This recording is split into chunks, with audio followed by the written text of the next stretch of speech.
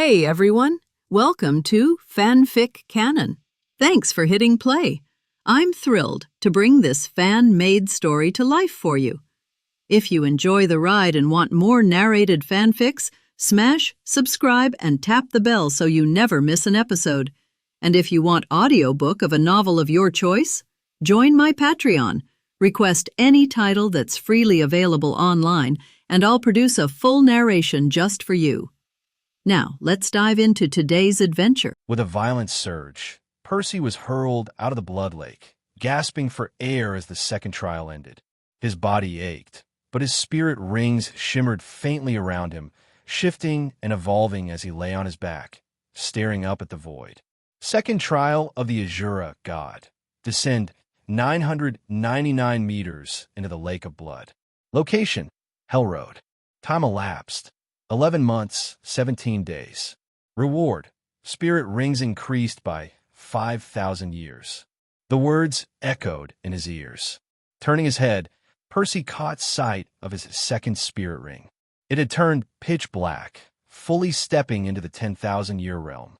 His first ring, while not yet at that threshold, had darkened considerably.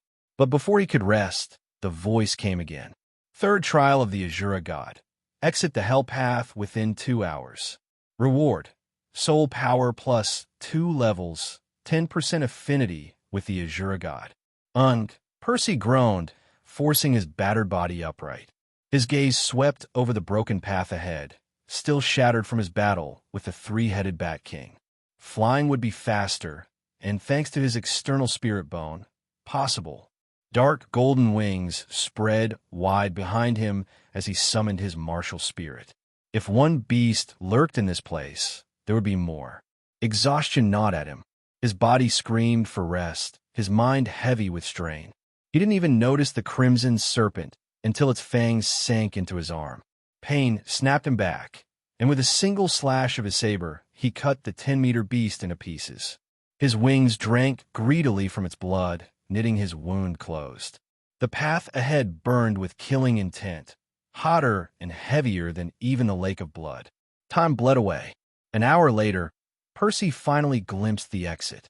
He staggered forward, and when the night sky greeted him with its countless stars, his legs buckled. He hit the grass, knees first, then face down, and darkness claimed him. Somewhere, somewhen, a melody drifted softly through the air. A child stirred, rubbing his eyes with tiny fists. A gentle smile bloomed on his face as his hand brushed against the warm fur of the creature curled behind him. The wolf's tongue licked his cheek, but the boy's gaze was fixed on the source of the music.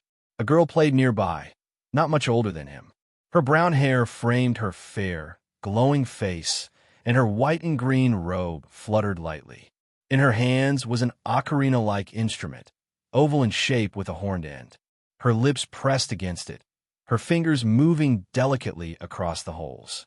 Animals gathered to listen, the wolf beneath the boy, a rabbit, an eagle, a small fawn. Flowers swayed in rhythm as if enchanted. The tune was beautiful yet tinged with sadness. When a melody ceased, the boy pouted. "Hey, can you play a little longer?" "It was amazing." The girl smiled faintly. But the melody doesn't continue. Only now did she notice how many creatures had drawn near, their eyes pleading for more. "Then teach me," the boy said brightly. "That way I can play it whenever I want and keep it going." Before she could answer, the world shattered. White cracks split the air like glass breaking under a hammer. A bitter wind howled through the gaps, drowning everything in killing intent. Percy's eyes snapped open under a cloudless sky. He raised a trembling hand to his cheek and found it wet with a tear. A crooked smile tugged at his lips. There's no way I could continue that melody. Not with this killing intent inside me. Not with revenge poisoning everything I touch. He pulled out his god-slaying saber. Strange white lines now etched anaclosmos. Third trial of the Azura god. Escape hell path within 2 hours. Time taken, 1 hour, 34 minutes. Reward: soul power plus 2 levels, 10% affinity with the Azura god. So these marks, proof of the god of death's domain, he muttered, relief flickering in his voice. He had cleared the first 3 trials, finally leaving the Slaughter City behind. The pain and bloodshed had hardened him, but also drained him. For the first time, he admitted he needed more than vengeance. Revenge alone couldn't fill the emptiness. Without family, love, or peace, even victory would be hollow. Still, why didn't you say anything back then? Were you afraid? Percy whispered. With a flick of his hand, a pale green ocarina appeared. Her ocarina. Or did you never think of me as a friend? His voice cracked with quiet sadness. The ocarina was ordinary, without divine powers or tricks. It was only as beautiful as the hands that played it. Percy lifted it to his lips, finger steady. The sound that came out was perfect in technique, but it was chilling, cold, and lifeless. Lowering the instrument, Percy's eyes dimmed. He put it away and turned toward the forest. It doesn't matter. I still have things to do. I still have promises to keep. His figure disappeared between the trees. His back looked broad and unyielding, but unbearably lonely. Percy ate slowly, eyes drifting toward the busy street below his window seat. The inn was perched on the 2nd floor of a building in a city not far from the Heaven Do Empire's capital. Merchants hawked their goods, children ran past, and travelers bustled about. Watching them filled him with mixed thoughts, some light, some tinged with melancholy. This city's liveliness reminded him faintly of New York. Yet unlike his old world, there was no choking smoke or towering smog here. The air was clean, the sky was blue, and the streets were lined with green trees. Percy found himself thinking, a city as large as New York, but with this purity, that would be paradise. But the thought only lingered for a moment before giving way to weightier reflections. He had left the city of slaughter. He had survived the Hell Road. He had cleared 3 of the Azura God's trials. Step by step, he was being forced closer to Godhood, something he had once turned down outright. Years ago, he had spat on the offer of divinity, and now, every trial brought him nearer to it. The irony wasn't lost on him. Looking at the crowds below, ordinary people destined to wither under time's current, his chest tightened. If he succeeded, if he truly became the Azura God, he could choose companions to ascend with him, perhaps even restore some of the dead. A small smile tugged at his lips. I've been sighing too much lately, he muttered. Finishing his meal, he left a coin on the table, rose, and headed out. The capital was still some distance away. As for his current trial, he had time, a full year left, and the goal was clear. Reach Title Douluo rank, obtain spirit bones. Simple words, impossible weight. Outside, Percy drew Anaklusmos. The saber elongated, gleaming with sharp intent. With one fluid motion, he mounted the blade and rose into the sky. Gasps followed him from the crowd below.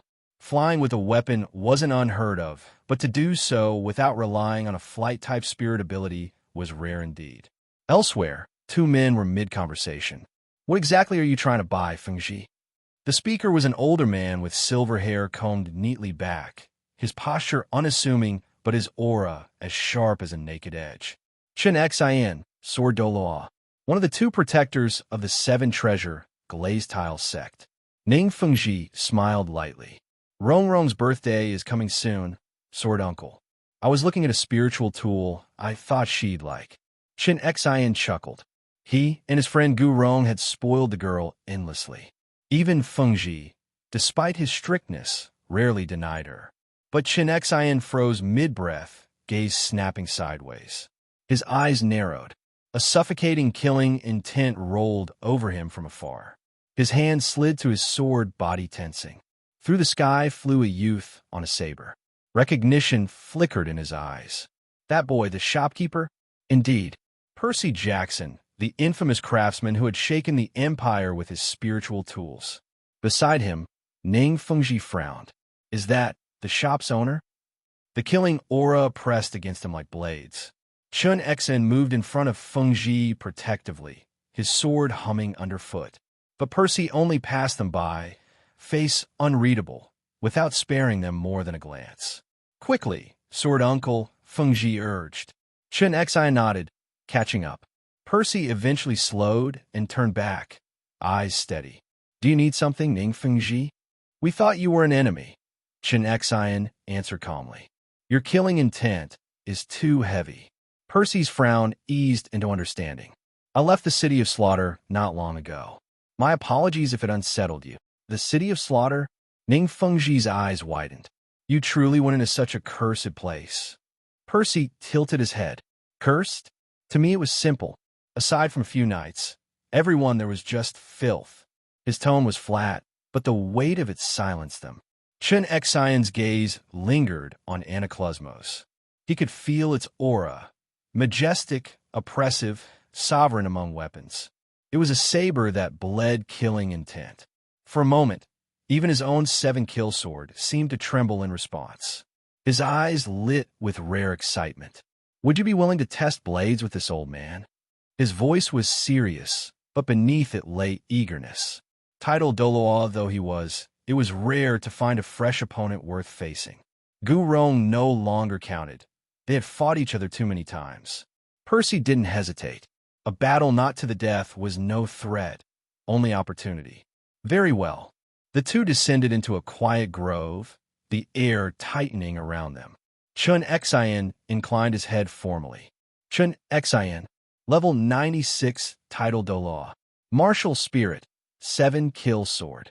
Percy returned the courtesy, Anaclosmos in hand.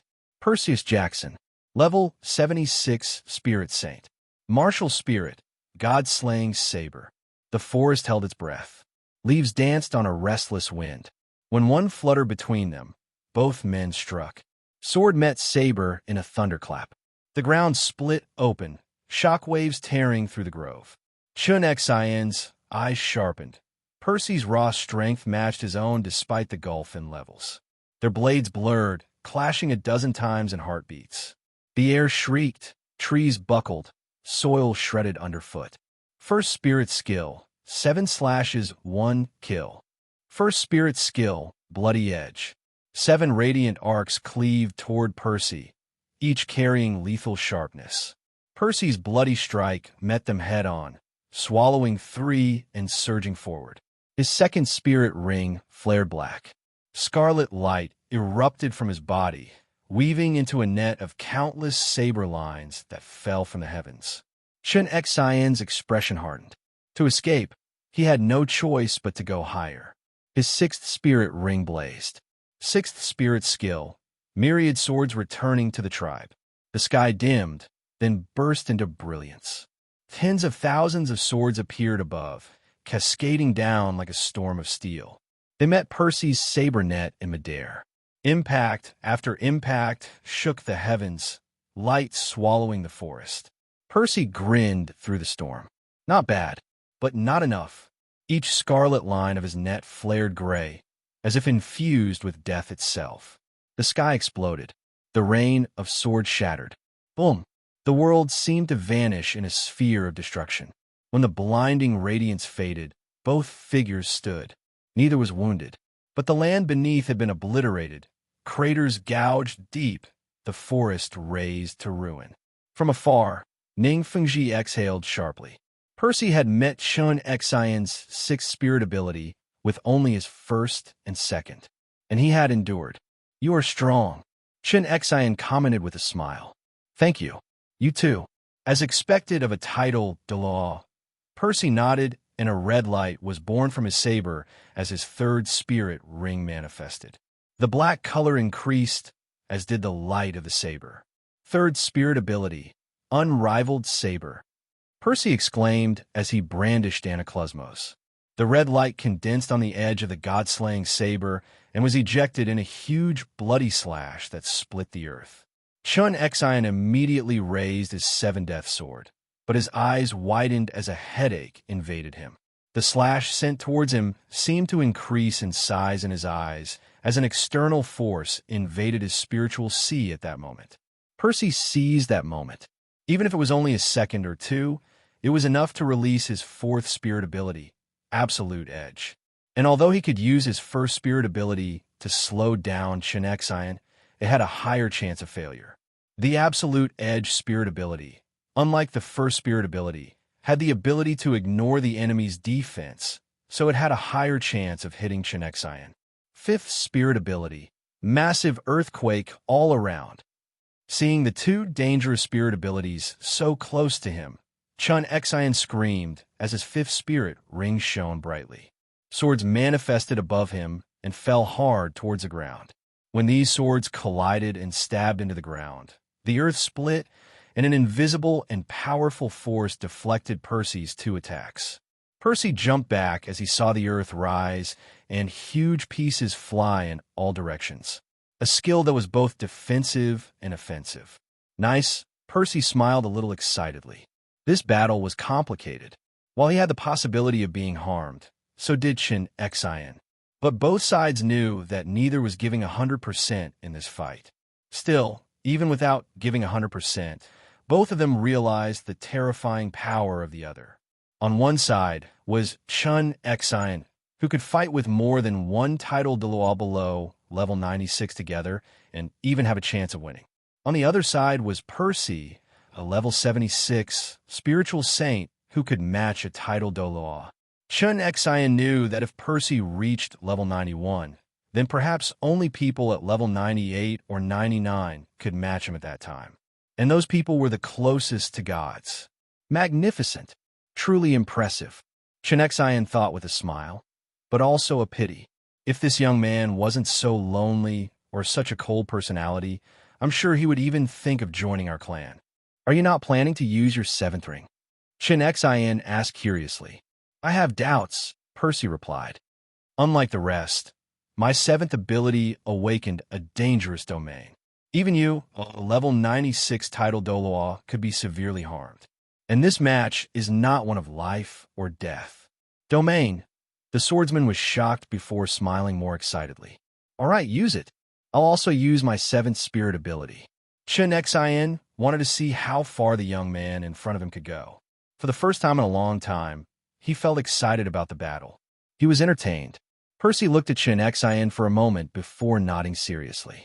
His seventh spirit ring appeared. A black ring glowed, and Percy's body glowed red. At the same time, Chen also activated his seventh spirit ability. Seventh spirit ability. 7 kill, sword avatar spirit. Seventh spirit ability. God-slaying saber avatar spirit. The two voices sounded at the same time, and the human figures disappeared. Instead of Chen, what was left behind was a massive 7-kill sword, 2 meters long and half a meter wide. The sword was just inserted into the ground, identical to the 7-kill sword in Chen hand before, only much larger. And where Percy was before, there was now a 2-meter-long and 1-meter-wide saber. The god-killing saber hovered above the destroyed ground, sending out faint shockwaves that cut through everything in its path. Killing intent manifested, and everything seemed to change color. The sky turned red like a sea of blood due to the saber mastery, divine annihilation. Percy's power increased by 30%, and Chen decreased by 20%. The latter immediately knew what happened and what Percy's mastery did.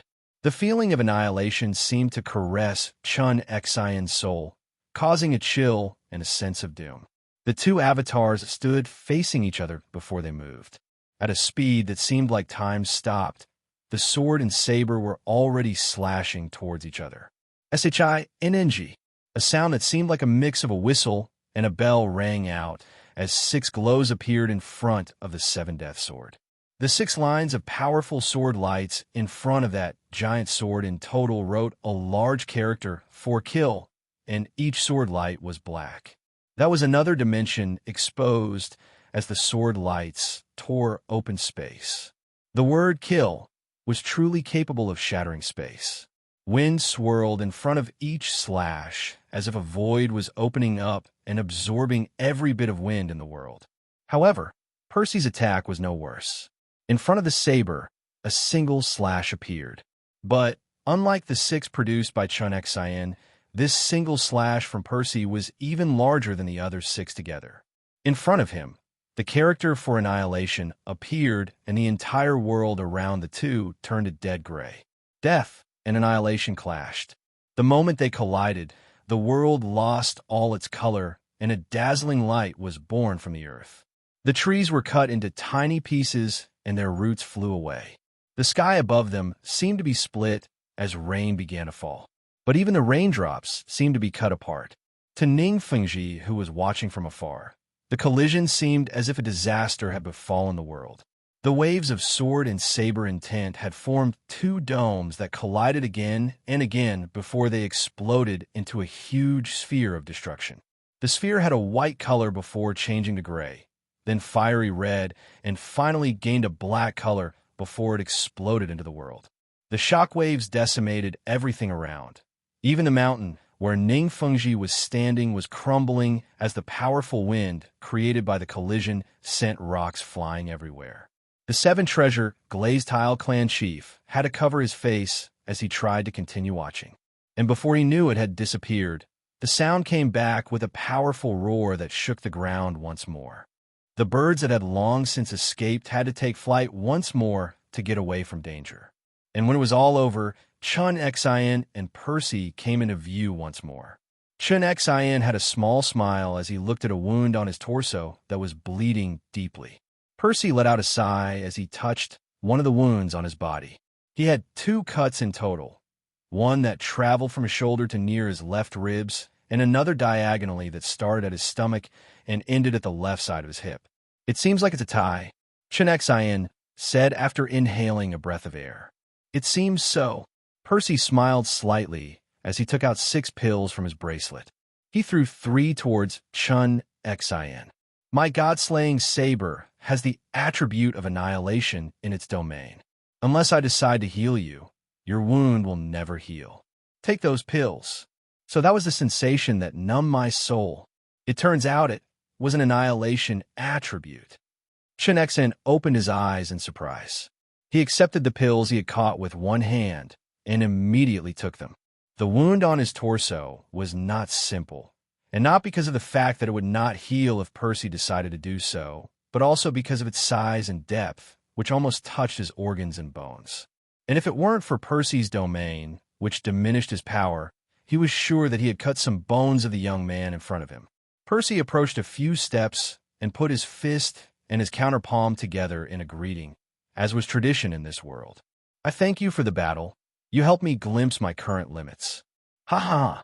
Hey, young man, there's no need for such things." Chun Xian laughed in satisfaction. "I'll be leaving now. I have to go to my tent. I've already left it unsupervised for too long." Percy said goodbye and stood on his saber before starting to fly. "Sir Uncle, are you all right?" Ning Fengji walked over and looked at Chun Xian's wound in surprise. "Yes, thanks to the pills you gave me, the wound is slowly closing up." "How do you see it?" Ning Fengji didn't know how to ask the question. After all, it was also about the pride of a level 96 person. Even if he tied in a fair fight, he would still feel a little upset, but Chun Xian didn't seem upset in the slightest. "If it was a level 91 Title Douluo, then I would have lost to Perseus. If my estimates are accurate, then his domain decreased my power by 20% and increased his power by about 30%. Although, I could tell that it wasn't his 100%. In the end, neither of us used all of our spirit abilities. Simply put, Ning Fengji opened his mouth, but Chun Xian finished for him. Even if we used all our power, we would still end up in a tie. Someone like Dugobo or the old men from the Blue Electric Tyrant Dragon sect would lose without a doubt. And sadly, if he had been a Title Douluo, he would have lost as well. The age of their spirit rings is also unheard of. Ning Fengji let out a slightly weak sigh. Chun Xian narrowed his eyes slightly at this moment, recalling a man. "Fengji, you can try recruiting the young man, even befriend him, but definitely not make him an enemy." Chun Xian began to soar on his sword as he said this. "A god's heir is no good as an enemy." "What?" Ning Fengji exclaimed in surprise and almost fell over as he soared with the flight-type spirit tool. Only someone like a god's heir could raise the age of their spirit rings. Just like that man. Chun Xian sighed, recalling the person who killed his father. He knew that his father had died seeking and improving his way of the sword. And at that moment, he met Title Douluo. If it were otherwise, then Chen Xian would definitely seek revenge against that man. There was no shame in his death at the hands of Title Douluo, because if there was one thing that everyone who knew of Title Douluo recognized, it was that the man had respect for the strong. Ning Fengji managed to react before following Chen Xian. While the existence of gods was a knowledge, however scarce, of some sects, especially the more powerful ones, he never thought that Perseus Jackson was the heir of one of them. It seems that, from now on, he would have to be a little more careful when dealing with the famous spiritual tool creator. Return. Lu Erlong moved her lips slightly, dissatisfied. She was sitting behind the reception desk of the huge spiritual tool store. It had been a long time since she had seen Percy, so she was worried about his safety. On top of this, the inheritance of the god of love was problematic. And while she managed to overcome several trials and increase her power, every time she interacted with the spiritual image that the goddess left behind, she felt a little upset. The goddess of love was a bit of an extreme woman due to the betrayal of her lover a long time ago. Maybe it wasn't like that now, but her spiritual image was annoying. And for some reason, Bibi Dong had decided to leave her in that place alone. Suddenly, the bell above the doors of the store rang, and Lu Erlong frowned. "It's closed. It's lunchtime," she shouted angrily. But when she looked up to see who it was, she was shocked. Her body froze as she saw Percy raise his eyebrows with a slightly relaxed expression. "Percy!" she shouted before jumping over the table in front of her and charging towards him. Percy, who saw this, smiled a little and let Erlong hug him tightly. He used his hand to gently pat the woman's back. "I'm back." Erlong muttered as he nodded with a smile. But he tilted his head slightly when he saw Percy's face. "What's wrong? You look different. You changed a bit." Percy blinked before nodding slowly. "I realized a few things, remembered others, and changed a few others. Despite the killing intent that I have yet to fully control, I feel much more relaxed." "That's good. Very good." Lu Erlong smiled as she held Percy's right hand in one of hers. "Me too.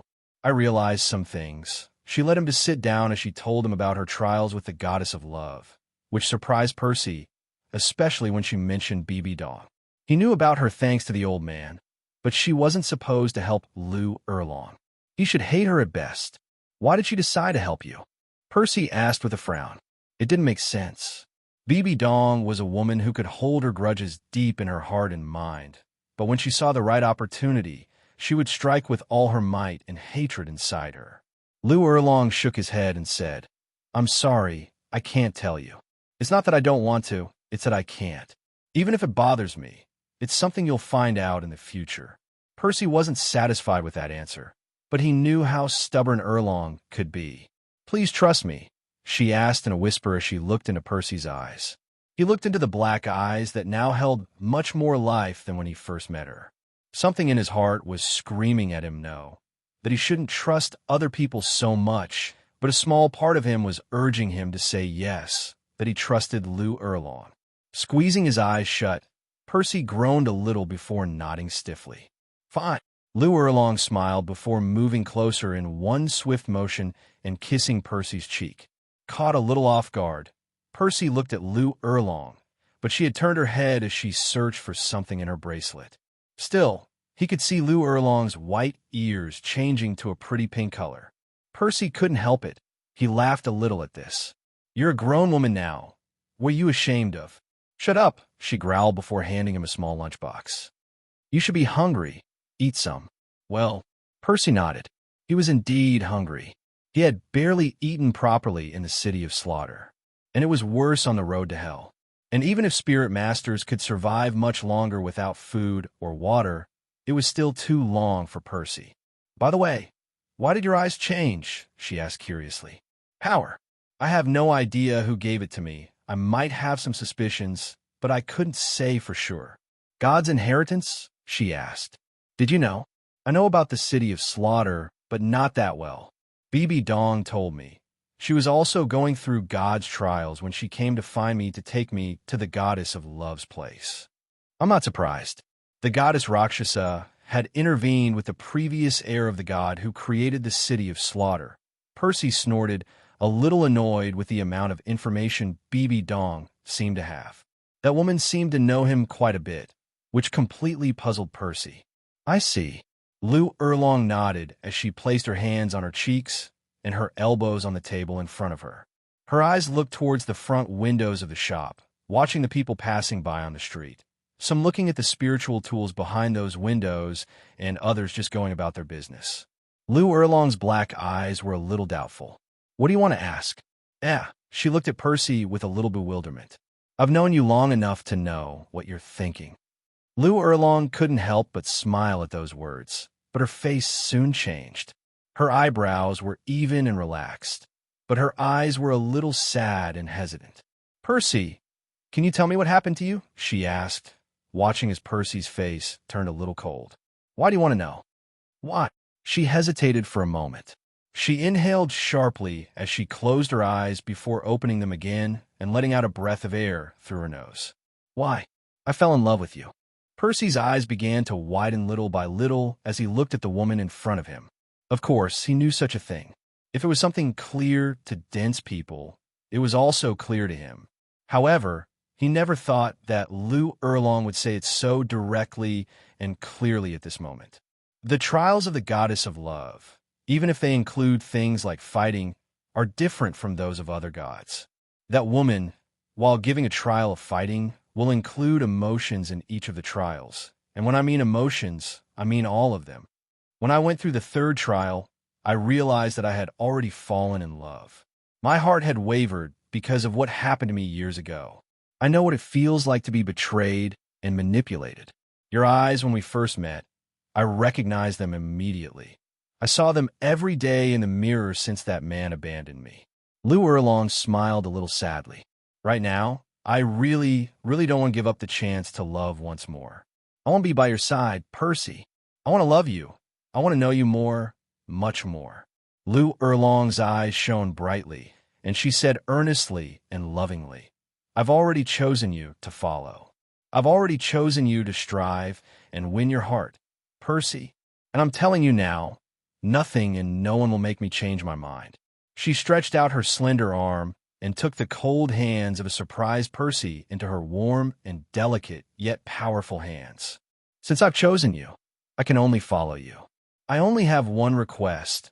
No matter what you do, wherever you are, you must take me with you. You must not let me go and take risks for yourself.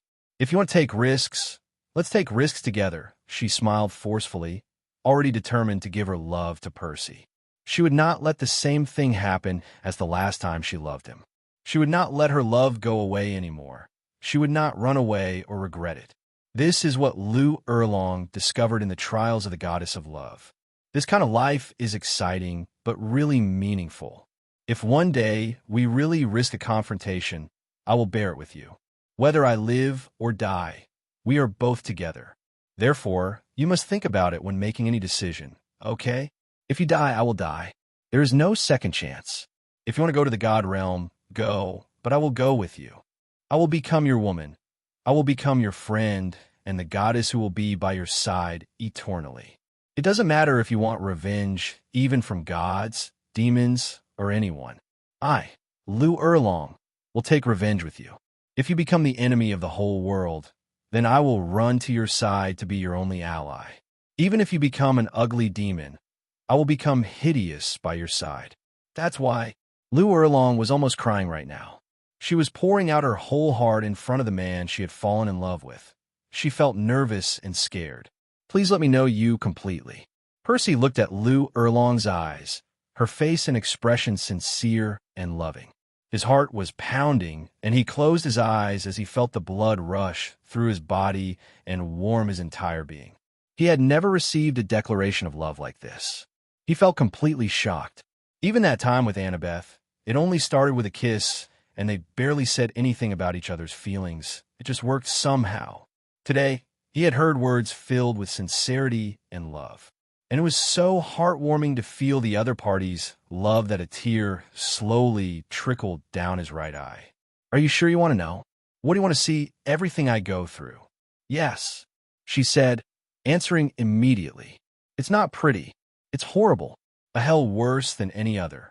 It doesn't matter. You could change, even affect your mind. Then we'd be the same.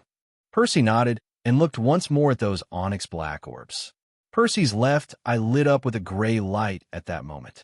The so-called Eye of Ruin affected the spiritual sea, degrading and withering the mind with horrible scenes, feelings, and sensations. But Percy could also transmit his thoughts and memories with it.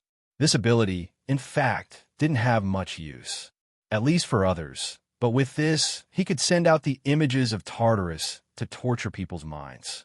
At that moment, Liu Erlong saw Percy's entire life. From when he learned of the gods and the camp, to the two wars, and when he was betrayed in Tartarus. She saw how Percy was tortured by the horrible environment and illusions sent by Tartarus itself. She saw how he had to survive by eating the flesh of beasts, how he had to suffer by drinking from one of the rivers there. Liu Erlong was crying as she saw so much hatred in Percy's eyes. Her heart ached as she watched him fall countless times to the painful ground and suffocate in the foul air of the place.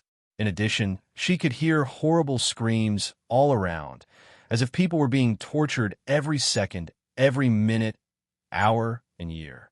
When it was all over, she threw herself into Percy's arms while crying hard. "It's not fair that you went through that," she shouted angrily. "The gods of my world are not fair. They are shameless, arrogant, hypocritical, and cruel." Liu Erlong wiped away the tears that fell down her face and glared at Percy angrily. "I'll tear them apart for what they did to you." A smile appeared on Percy's face as he raised his eyebrows slightly. "You already sound like an angry wife. I'm supposed to act like one, even if I still don't accept your statement?" "What?" Liu Erlong cried out in surprise, but then opened her eyes tightly as Percy attacked her lips. "Woo!" A sound came out of her mouth, covered by Percy's lips as she narrowed her eyes. Then, feeling Percy's strong arms holding her body, she felt weak. Blue Tyrant Academy. Walking through the streets of Heavendo City, a man with a very distinctive face was accompanied by several young men. He had a somewhat prominent chin, very wide cheekbones, and a slightly aquiline nose.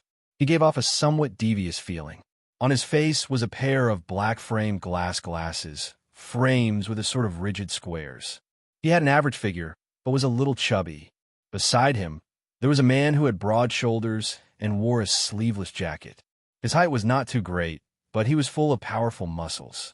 Although his expression was usually bitter, he was known to make kinder faces when he was around people close to him.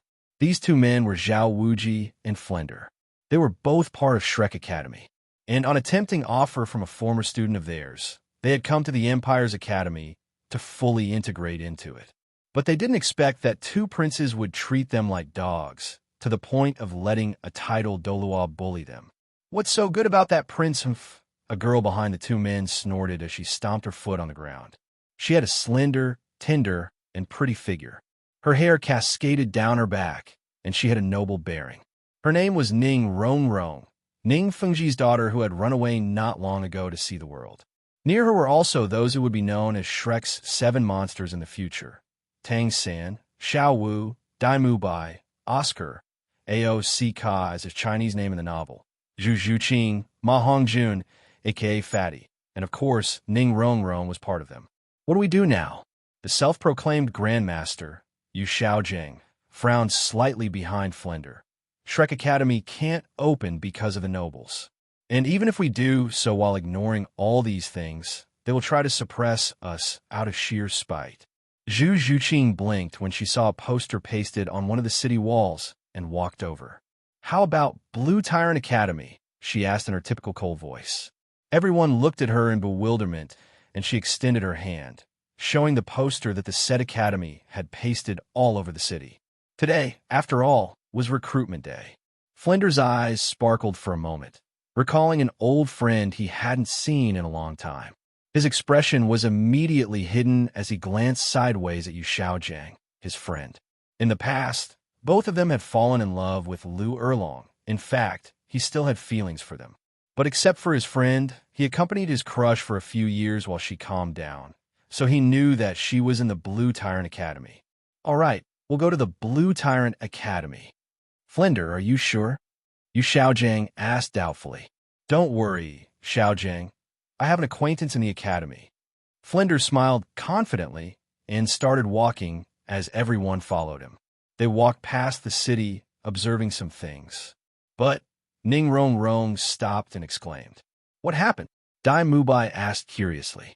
"It's the spiritual tool shop." Ning Rong Rong walked up to the display cases with a big smile.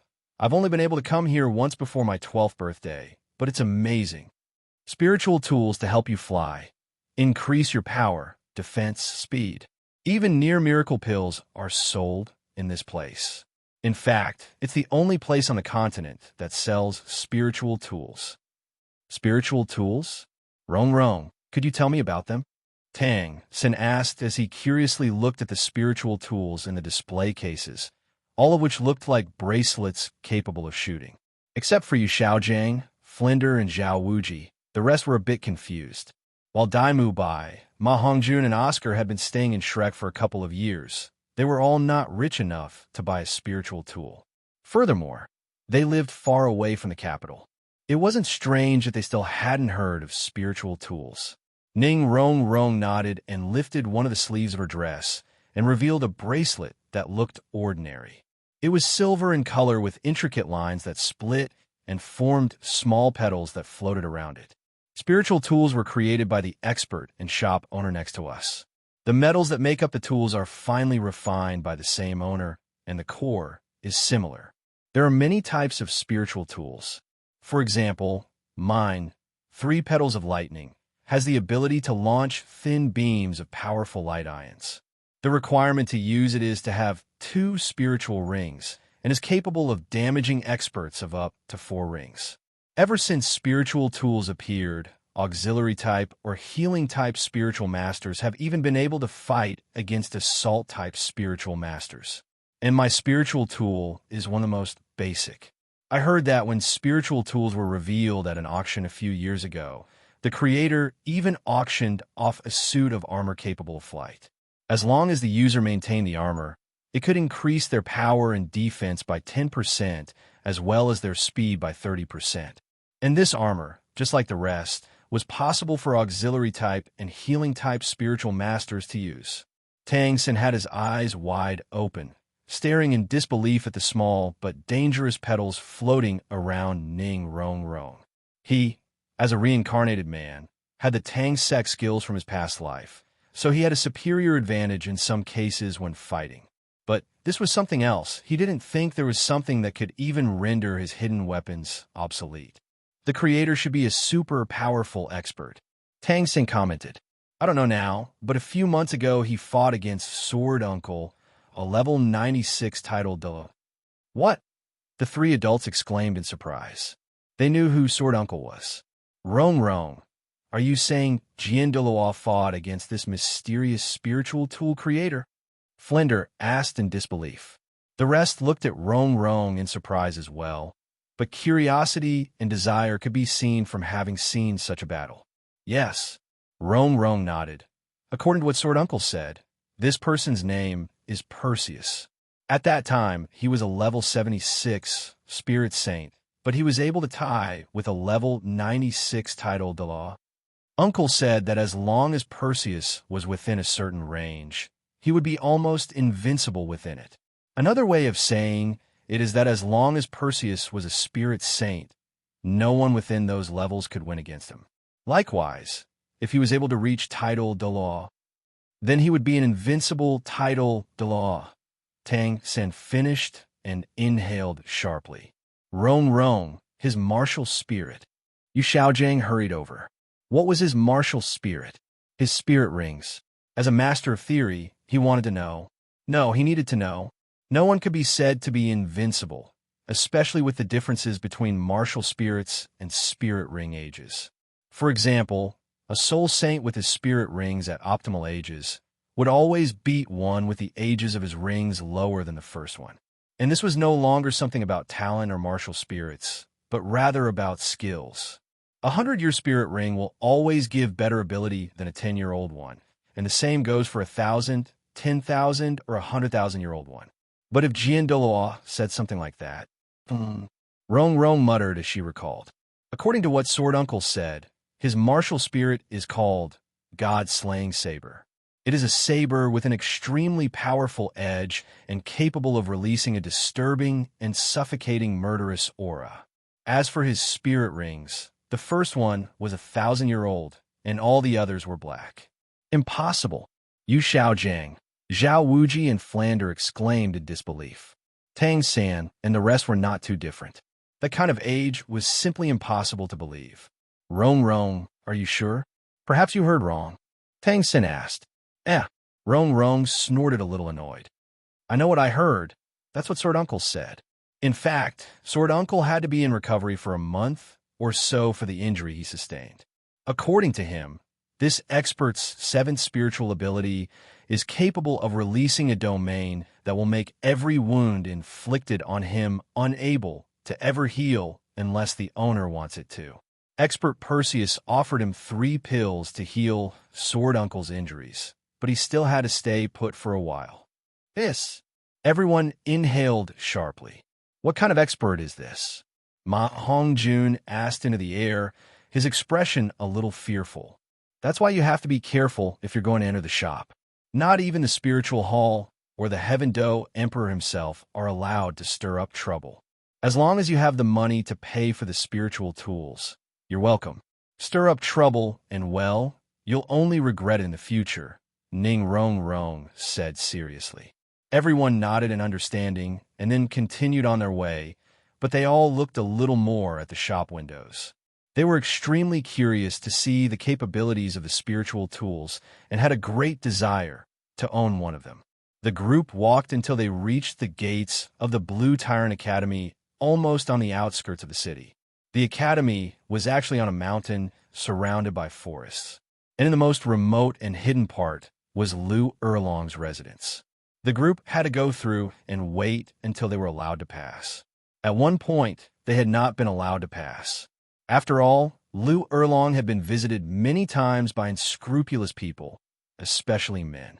However, since 2 of the adults, Flinder and Zhao Wuji, were spiritual saints as a rule, they had to let them pass to talk to Lu Erlong about the reasons for their visit. When they walked along a path full of trees, grass, and flowers, they came across a cabin that was not too big, but seemed to look very cozy. There were a bunch of flowers of different colors around, and on one side of the house, there was a man lying on a lazy chair. His long hair fell over his shoulders and a little to the sides, hanging off his body. He wore a black robe with blue bamboo prints. The robe was open in the middle, revealing his slightly tanned skin and muscles. Some cut scars could also be seen all over his abdomen and chest. He seemed to be reading as he had a book in his hands. A little further away, a beautiful woman was watering the flowers while humming with a beautiful smile. "Who are you?" the man asked. Everyone looked at him in amazement at his appearance and his 2 colored eyes, but also at the slightly oppressive feeling he gave them. Tang San activated his purple demon eyes. The worldview slowed down at that moment, and he could feel the man's power much better. However, at that moment he saw his entire world turn gray and black, as if it was withering away. Alarmed, he deactivated his eyes and put a hand over his right eye as blood came out of one of his nostrils. "Brat, be careful. You're spying on something you shouldn't," Percy exclaimed coldly. "Hey, you can't bully children." Lu Erlong's voice rang out, and he sighed a little. Percy pursed his lips before snorting. The kid has no courtesy. He was using his eyes and spiritual power to try to size me up. That's just spying. Lu Erlong just smiled before looking at the visitors, especially Flinder. "Hey, Brother Flinder, it's been a while." Erlong, "Yes, you're right. It really has been a while." Flinder greeted amicably, and while he felt sad that this beautiful woman could never love him, it didn't mean that she would just walk away. Some people say that life is an eternal letting go, and that only with empty hands could you grab something new. Likewise, a form of love is also letting go. Flinder might not have received the love of the woman he fell in love with, but for him, there was no point in trying to be with Lu Erlong if she could never love him back. Lu Erlong nodded with a smile, but he gradually became lost. His face changed from one moment to the next, showing a cold mask. His eyes lost their shine and darkened little by little as he saw Yu Xiaojiang slightly hidden behind everyone. "Why did you bring that trash into my home, Brother Flender?" Lu Erlong threw out that question, and the atmosphere immediately coagulated. "This?" Flender opened his eyes a little wider than normal. He never thought he would hear such words from Lu Erlong's mouth. Sure, Flender witnessed how Lu Erlong could be aggressive and even foul-mouthed, but he never did use Xiaojing. Now, however, he called him trash. "Erlong, perhaps it is better to speak calmly?" Xiaojing, even if he wanted to defend his friend, he had few words to do so. Leaving a woman more than 10 years old could really not be excused. Even if said woman was actually your cousin's sister, the least one could do in such cases was to try to speak up at the moment, or perhaps days after the shock had worn off a bit. But then again, Yu Xiaojing knew of their blood relation. Tang San, who was Yu Xiaojing's disciple, frowned.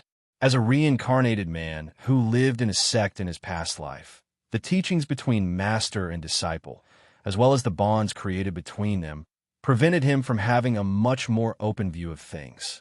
He was not the least bit satisfied with how his master was treated. And since he also didn't know what his master had done in his youth, then it seemed like an injustice how he was treated.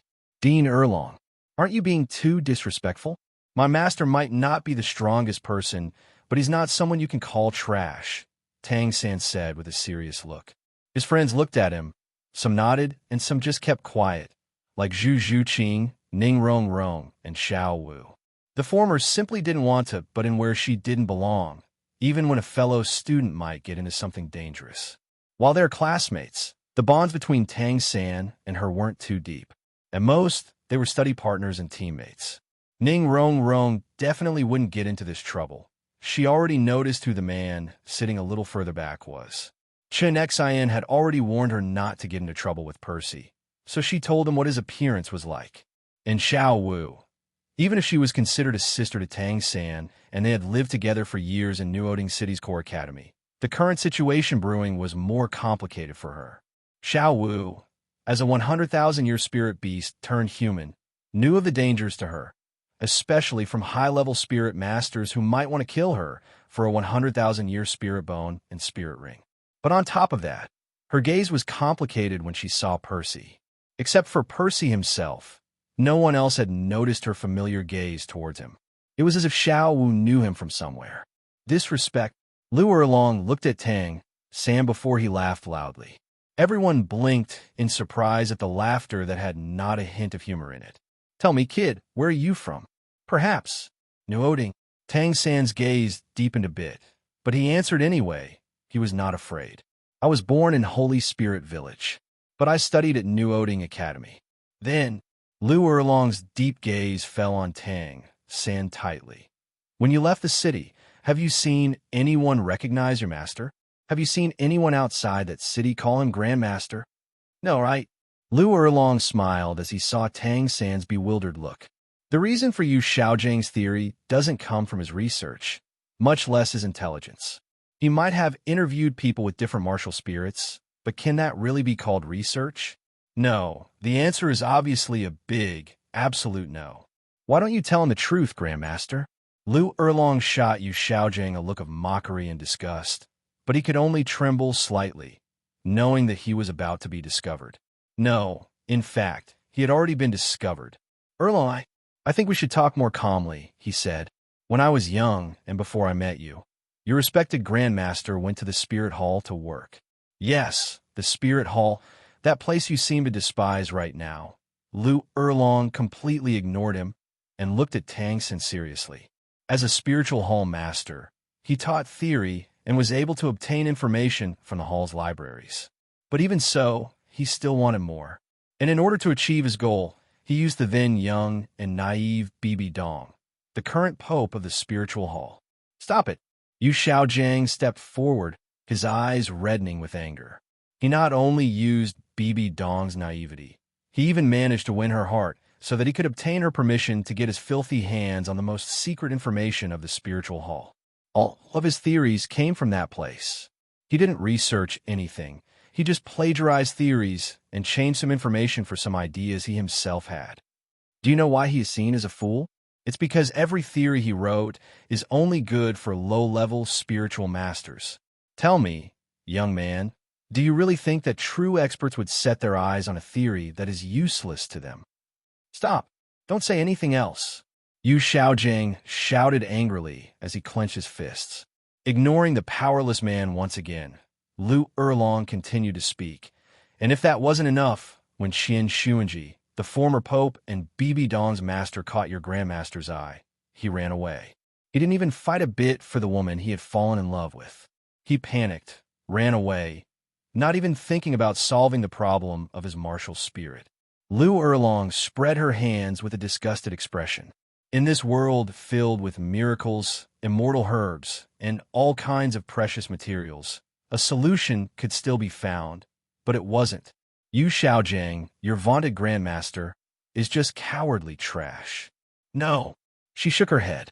Even some people might pick up trash and turn it into a treasure. He's nothing, he's scum. Something that no one wants, not even his own clan. And that's why he set his sights on me. Brother Flender, do you remember that time? When you were doing our marriage ceremony? Well, my father came to tell me that I was Yu Xiaojing's first cousin. Flender, who had been in a surprising silence listening, nodded seriously. Of course he remembered that moment. Not only because it was the moment he completely gave up and let go of his love, but because of his seemingly sad and desolate outcome. He knew it. He knew everything.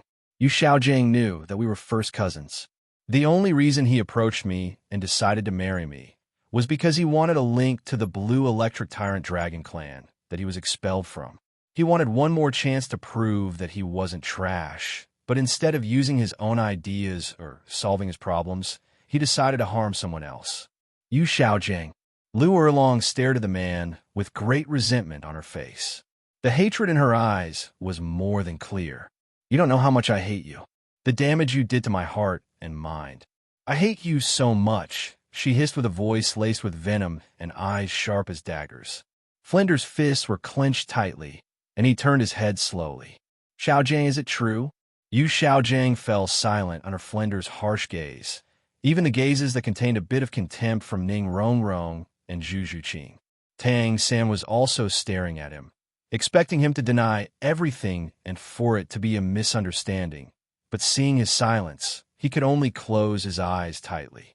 You came from my academy's recruitment, right? Lu Erlong took a step forward, and a purple spirit ring appeared beneath her feet. With a second step, a second spirit ring appeared, but this one was black. And with each step, his spirit rings manifested until they reached the 8th level. Level 86 Spirit Douluo. 8 spirit rings. Purple, black, black, black, black, black, black, and black. Thanks to the rewards from the goddess of love's tasks, the ages of his rings had increased by quite a bit.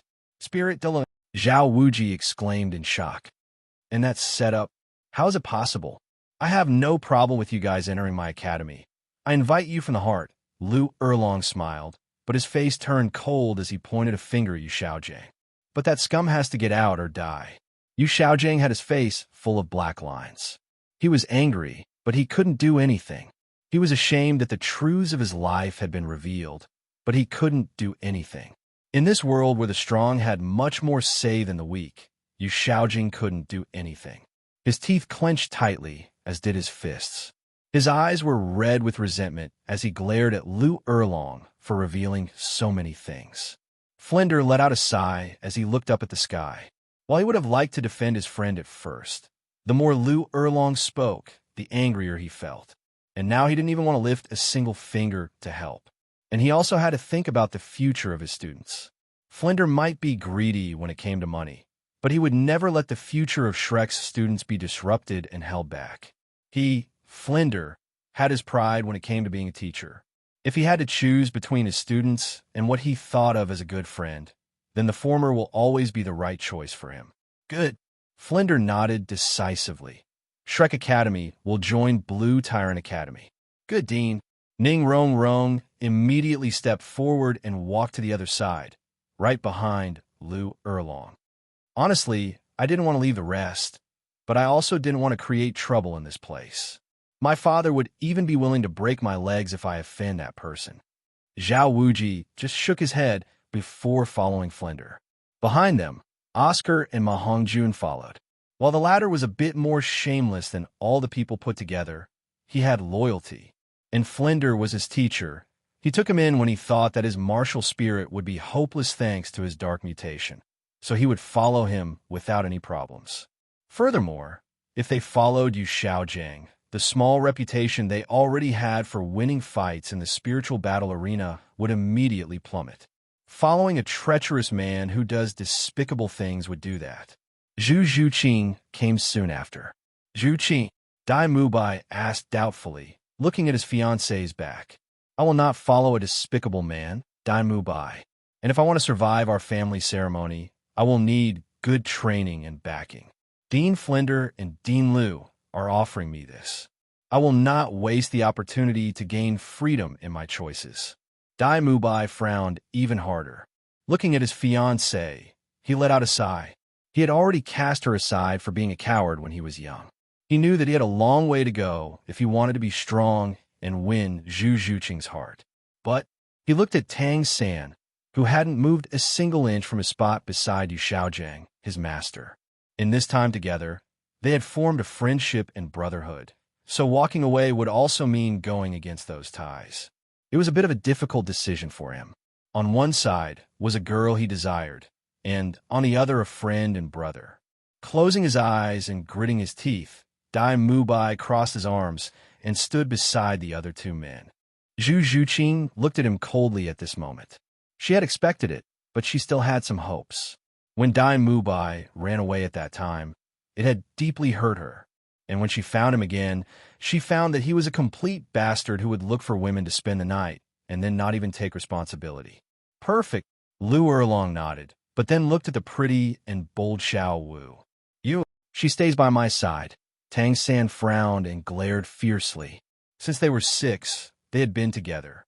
Tang San had promised to protect her, and even fell in love with her, even if he didn't know it himself. As in his past life, he was locked away in the Tang sect all his life. He didn't know the love between a woman and a man, so he didn't understand it. Tang San thought the feeling he felt was only that of a brother for his sister. Regretfully, I'm sorry, Brother San. Xiao Wu bowed with her head lowered, in a complete bow. Her eyes had a bit of tears, but she definitely couldn't follow Tang San. Xiao Wu. Tang San looked at Xiao Wu in shock, retreating 2 steps. No, you'll stay with me, right? He asked with a confused expression. I'm sorry, but I can't disobey my mother's orders. Xiao Wu stood up and looked at Tang San apologetically. Xiao Wu turned around, leaving Tang San heartbroken and confused. Why? He asked softly, but then shouted, Xiao Wu. Why Xiao Wu? The young lady in the pink dress stood in front of Percy under everyone's gaze. She looked at him for a few moments with sad eyes before they changed to determination. Finally, she bowed and spoke respectfully. This young lady, Xiao Wu, acknowledges and greets her family's benefactor. Percy, totally confused, could only manage a serious face and nod. There's no need for so many labels. Go with the rest of your friends. They will support you in this difficult time for you. Thank you. Xiao Wu smiled lightly before approaching Ning Rong and receiving a hug from her. Zhu Zhuqing also placed her hand on her shoulder. Both girls knew of the close relationship with Tang San, but who knew that the man sitting there would be a benefactor of her family.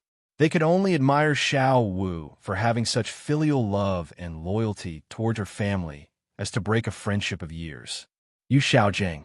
Suddenly, Liu Erlong leaped forward, reaching out with her delicate hand towards the head of the man she hated so much. Die! Yu Xiaojiang's eyes widened. He was afraid. Liu Erlong's delicate and soft hand was already inches away from his face and seemed to contain great power. You can't touch my master! Tang San shouted angrily as he leaped forward while summoning a hammer from his right hand. Bang! A powerful sound reverberated through the place at that moment. A loud sound reverberated throughout the place. But while Tang San had to forcefully retreat and push Yu Xiaojing away as a result, Liu Erlong only placed 1 foot behind her, barely retreating. Liu Erlong looked with a bit of surprise at Tang San's hammer. It might be a bit different from others, but it held the same essence and core. Power. This was the Clear Sky Hammer, a martial spirit only belonging to the Clear Sky clan. /N can also be called Clear Sky Clan or Clear Sky Hammer. Clear Sky Hammer. Squinting his eyes, Lu Erlong commented. Lu Erlong, you better not be fooling around. Yu Xiaojiang loudly exclaimed, remembering the person protecting Tang San. And of course, he can now use the Clear Sky Clan to stop him from being attacked. But he had forgotten one thing. Lu Erlong barely put him in her eyes. That was, she didn't care about Yu Xiaojiang, and neither did the Clear Sky Clan. You think I care? She sneered. In fact, I think you should regret it for once in your life, scum. As her words faded, an enormous pressure descended upon Yu Xiaojiang and Tang San. Behind Lu Erlong, an Eastern Fire Dragon manifested. Lu Erlong's right arm lit up, and her sleeve completely exploded, revealing an arm full of powerful red scales. Her delicate fingers had turned into extremely sharp, fiery-colored claws. And on her forehead, a small imprint of a flame manifested. As her transformation ended, the ground beneath her shattered, creating cracks before disappearing. Tang San's purple demon eyes had already activated, and he could see Lu Erlong's movement, but it was still difficult. Ah! A loud cry came from Tang San's mouth as he swung his Clear Sky Hammer. But even with all his power, he couldn't challenge the full strength of a Spirit Douluo. The Clear Sky Hammer flew out before disappearing, and the dragon fist collided with his sternum. Tang San was sent flying while spitting out a large amount of blood. But as Lu Erlong was about to strike Yu Xiaojiang, a cloaked figure appeared in front of her. A huge hammer swung from his right hand and struck towards her. But at the same time that figure had appeared, Percy had already moved. His killing intent flooded the place, causing everyone except Lu Erlong to feel like they were in a sea of blood.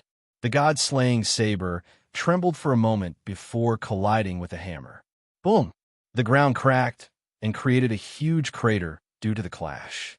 The air swirled between the two before a huge shockwave sent Yu Xiaojiang flying and Lu Erlong back. But look at who we have here. Percy smiled coldly as he saw the man's face as the hood flew off from the clash between the two. It was a slightly scruffy man with short hair and a beard. He had a bit of the smell of alcohol, but his eyes glared fiercely at Percy. Vast sky, Douluo Tang Hao. Ha ha ha. Percy laughed heartily, causing Tang Hao to frown. To think that a treacherous trash like you would appear at this time. If you want to fight, fine, let's do it. But you have to wait for your death. You're the kind of person I hate the most. We have no enmity between us. Why do you want to harm my son? I don't care about your son in the slightest. My wife decided to kill him for supporting that scumbag of a teacher. If she decides to kill, no one can stand in the way of her goals. Besides, I just told you, didn't I? You're the kind of person I hate the most. A treacherous man capable of even killing his own wife, Percy said coldly, but smiled as he watched Tang Hao turn a little pale. Yes, I know, Tang Hao. I know everything that happened in that year. I know how you sold your own wife for 100,000-year spirit ring and spirit bone. Shut up. Tang Hao roared angrily. Recalling those moments hurt his heart. His heart, already filled with regret for what he had done, seemed to be pierced by poisonous daggers every time he recalled those moments. The Clear Sky Hammer moved once again under Tang Hao's hand. The Title Douluo's powerful muscles bulged as his spirit rings manifested. Yellow, yellow, purple, purple, black, black, black, black, and red. To think that you still have the guts to manifest the 100,000-year ring that your wife transformed into. Oh, Tang Hao, you really are trash. I said, shut up. Tang Hao roared as his eyes turned red with fury. With the swing of the Clear Sky Hammer, Tang Hao was not holding back in the slightest. Even in a state of rage and madness, he kept in mind the survival of his son and the power of his enemy. Thus, he released his Death God domain. But the very instant he released his domain, everything stagnated. An even greater pressure surged out from Percy as he released his own Death God domain. From Tang Hao, a purple and black aura manifested around his body. But Percy looked even more terrifying. His aura was black and blood red. You are not the only one with a Death God domain. Tang San run, Tang Hao roared loudly. At the moment of the release of one of Percy's domains, he understood that he might not be able to leave this place. There were possibilities, but it would be complicated. The best option he had to save his son was for him to run away from this place himself. Tang San, who watched in disbelief at his father's strength and now renowned reputation, felt completely foolish. Not only had Xiao Wu decided to get away from him, but she also discovered secrets of her master.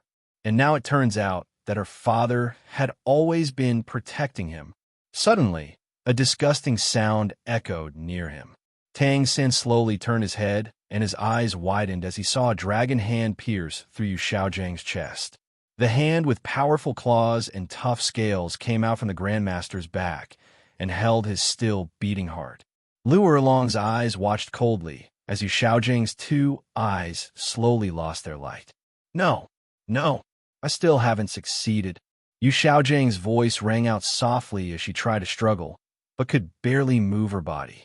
In your next life, remember, hell hath no fury like a woman scorned. Lu Erlong crushed the heart in her right hand. Blood and tissue exploded into a bloody mist before she slowly pulled her hand out of Yu Xiaojiang's body. No, Tang San shouted angrily, but he couldn't do anything. He was weak and could only run if he wanted to save his life. Go! Tang Hao shouted again as he swung his clear sky hammer, clashing against Percy's god-slaying saber. The powerful supreme weapons collided, carrying raging winds behind them. Tang San looked at his father's back as the auras of slaughter began to spread further and further around the place. Then, gritting his teeth, he stood up from his kneeling state and began to run out of the place. However, the pain from Lu Erlong's earlier blow made him fall to his knees. Dai Mubai helped him at that moment. He was frightened by the battle that was brewing, especially by the woman who seemed harmless when they first arrived. Only now did he realize that he may have made a bad choice. Lu Erlong looked at their backs. He could easily catch them, but there was no point. Even if the boy came for revenge in the future, she might not even be on this plane. And if it was for his academy or the new students who decided to distance themselves from him, they would all be much more powerful than him. That was the problem between human grudges or revenge. Even if one side became more powerful to enact their revenge, there was nothing stopping the other side from doing the same. Furthermore, he was still a child. Even as ruthless as she was, Lu Erlong could never kill a child. While she did beat him up a few minutes ago, she never intended to kill him. Looking at Percy, she couldn't help but smile. He called me his wife. Lu Erlong thought as she walked away from the fight and came to where everyone else was. The rest had, in fact, walked away upon seeing the start of the battle between Tang Hao and Percy. Erlong, what that man said, is it true? Flinder asked. Tang Hao, the Douluo of the vast sky. Did he really betray his wife? Yes. Everyone inhaled, and some even closed their eyes. It is said that Qian Xuanji attacked to kill Tang Hao. But if they had never gotten close enough to the Spirit Hall, or any of its expert headquarters, how could they have known that his wife was a 100,000-year-old spirit beast that turned into a human? Unless it's a Title Douluo, there's no way to see the true nature of a spirit beast that transformed into a human. Tang Hao wanted to obtain his wife's 100,000-year spirit ring and 100,000-year spirit bone through sacrifice. That way, no matter how much power those two things contained, through sacrifice he could obtain them without too much effort. But the fool felt remorse when he saw his son born at the last moment. That's why he isolated himself in the Holy Spirit village and became a trashy, alcoholic blacksmith. He felt too much remorse. To think that Tang Hao was such trash, Ning Rong wrinkled her cute little nose in disgust. But Erlong, are you sure he can win against Tang Hao? Hey, Lu Erlong snorted a little. My man is powerful. Not even Chun Xian, Jian Douluo could win against him. I knew it. Rong smiled. So he really is Perseus. Oh, did you hear about him? Lu Erlong glanced at the girl. I'm from the Seven Treasure Glazed Tile clan. Uncle Jian told me about his battle. Several meters away from them, Tang Hao and Perseus were engaged in a furious battle. The god-slaying saber had created huge ditches behind Tang Hao, slashes that the sturdy man had dodged, and the clear sky hammer caused the ground to crumble, leaving only huge craters with each strike. That's all. Percy looked disappointed as he looked at Tang Hao. You're less than I expected. It seems I greatly overestimated you, at least your power. Tang Hao's teeth were clenched so tightly that they could break. They even ground together with a low but annoying sound. Percy only smiled a little harder. Making the man in front of him angry wasn't difficult, and the crazier he became, the easier it would be to eliminate him. Percy had no enmity towards him, even if he hated him for what he had done years ago. But he had gotten between Lu Erlong and Yu Xiaojiang. Percy knew and understood that Lu Erlong would never kill Tang San, and while he did cause damage, it wasn't irreversible or too serious. As long as he left and healed properly, he would be able to heal in no time. However, Tang Hao intervened and saved Yu Xiaojiang once. Now, he didn't even have the desire to fight for too long anymore. Percy's seventh spirit ring manifested, and a bloody red light enveloped him. At that moment, his other domain was also released. The Saber domain, Divine Annihilation. With the two Death God domains, Tang Hao and Percy's power were still almost the same.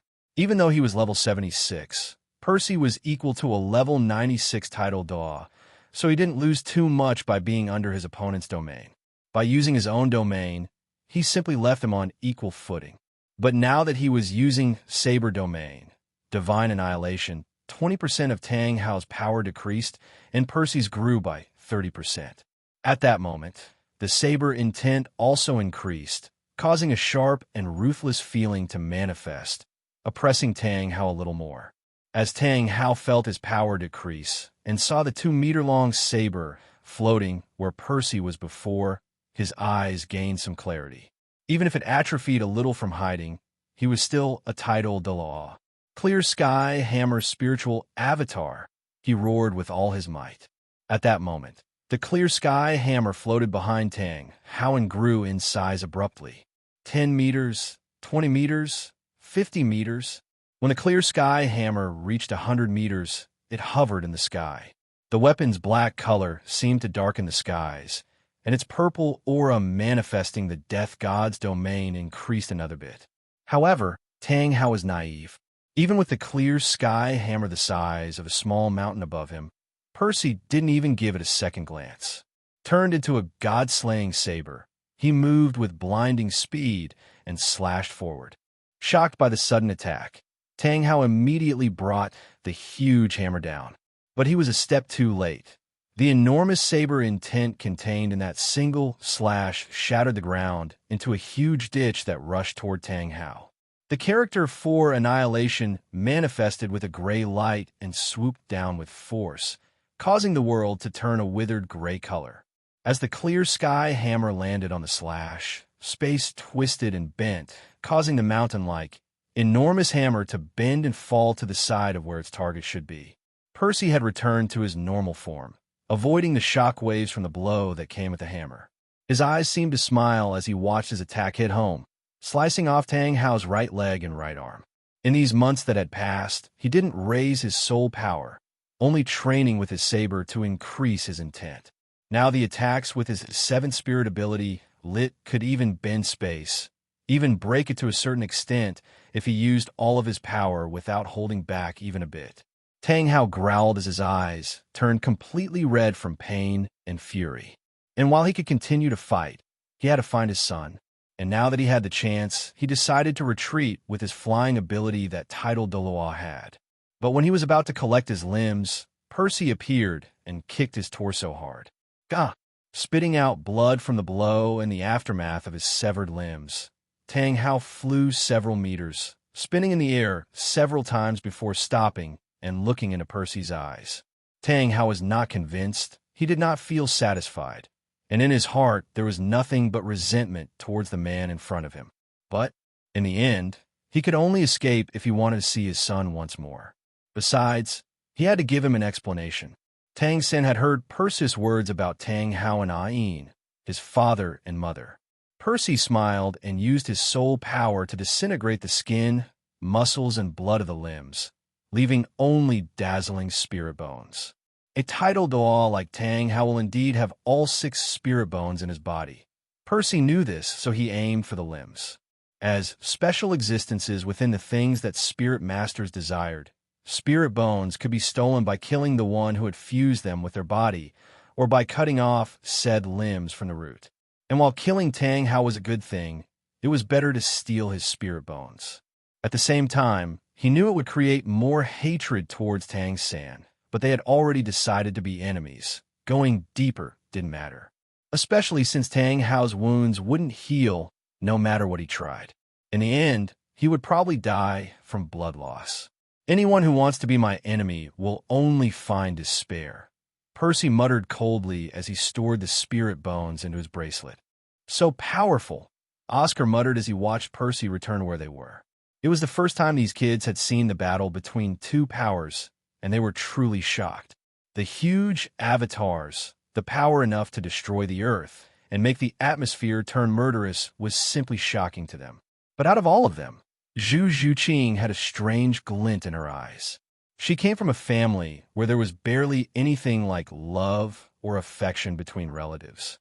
As the Zhu clan was directly affiliated with the throne of the Star Luo Empire, there were always battles for power.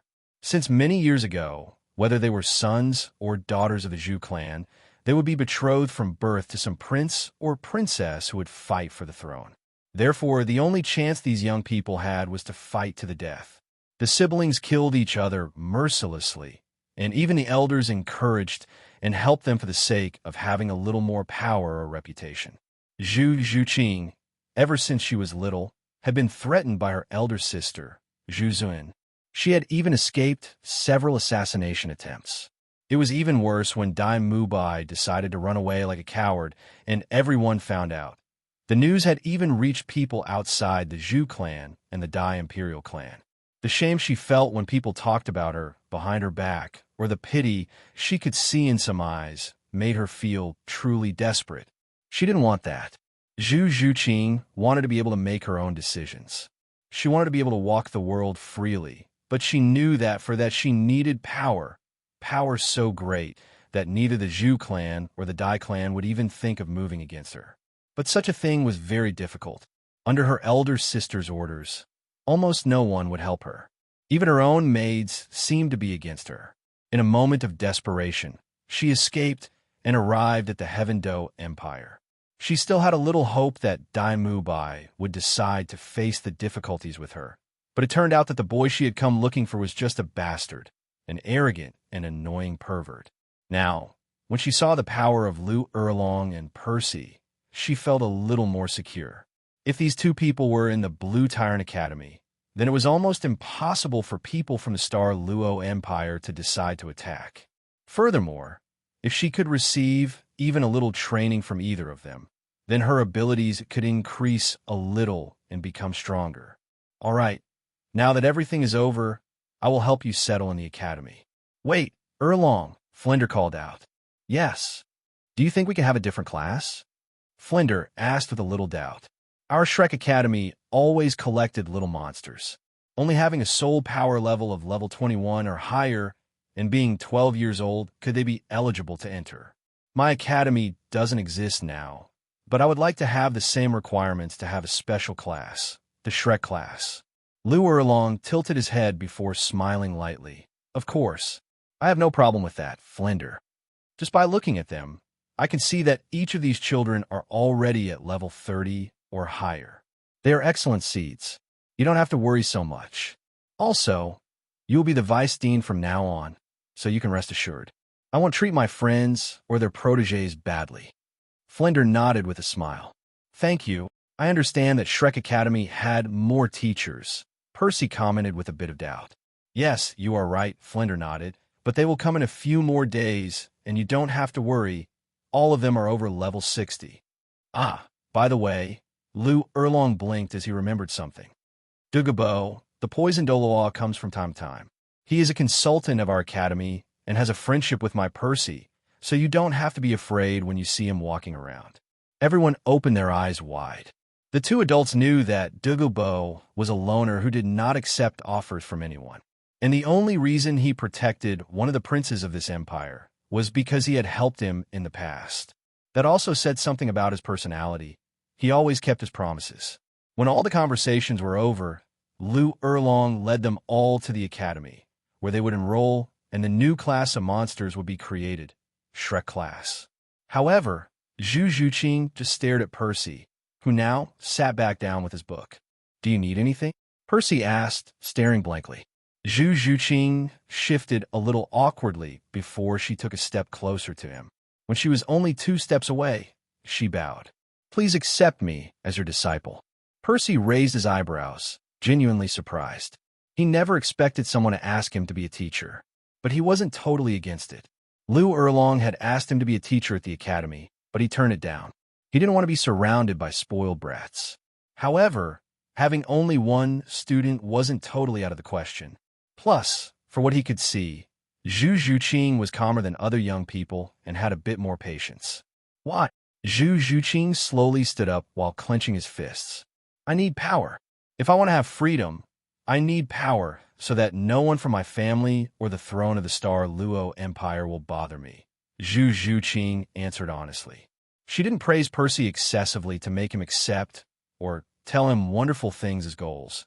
She simply talked about her life or how they were the most powerful and influential families in the Star Luo Empire.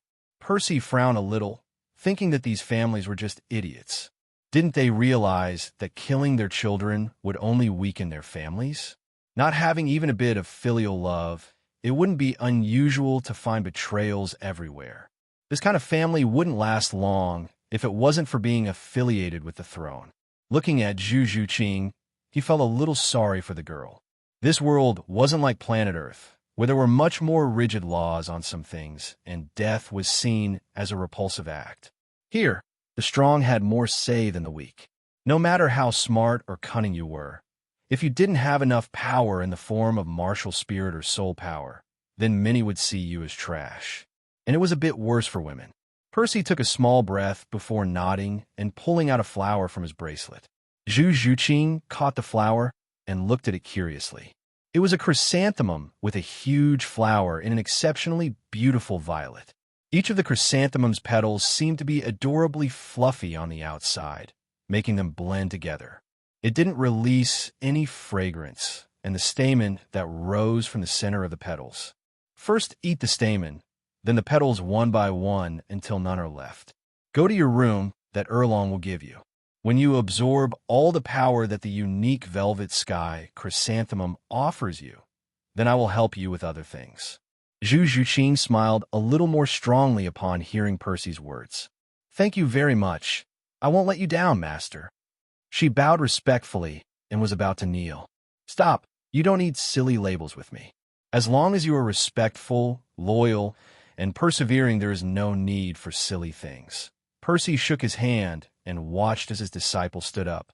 "But remember, while I tell you not to kneel to me out of respect, you must not do so to other people either. Kneeling also shows that you are giving in." "Yes, this disciple understands." Zhu Zhuqing nodded vigorously before bowing once more before leaving the place and going to find Lu Erlong and the rest of the group. Percy sighed a little. Soul power and the way of training really does make people grow faster. He had already realized this long before, but he was still a little surprised to see 12-year-olds with the appearance and height of a 16-year-old or older. Zhu Zhuqing in particular. Her front was quite swollen, as was her backside. When he was left completely alone, Percy took out the spirit bones he gained and smiled. This was another step towards his Azure God test. The first was a left arm bone, and the second, a left leg bone. The 2 spirit bones were intact, proving Percy's precision when attacking. The power fluctuations they emitted seemed explosive, as if it wanted to break out.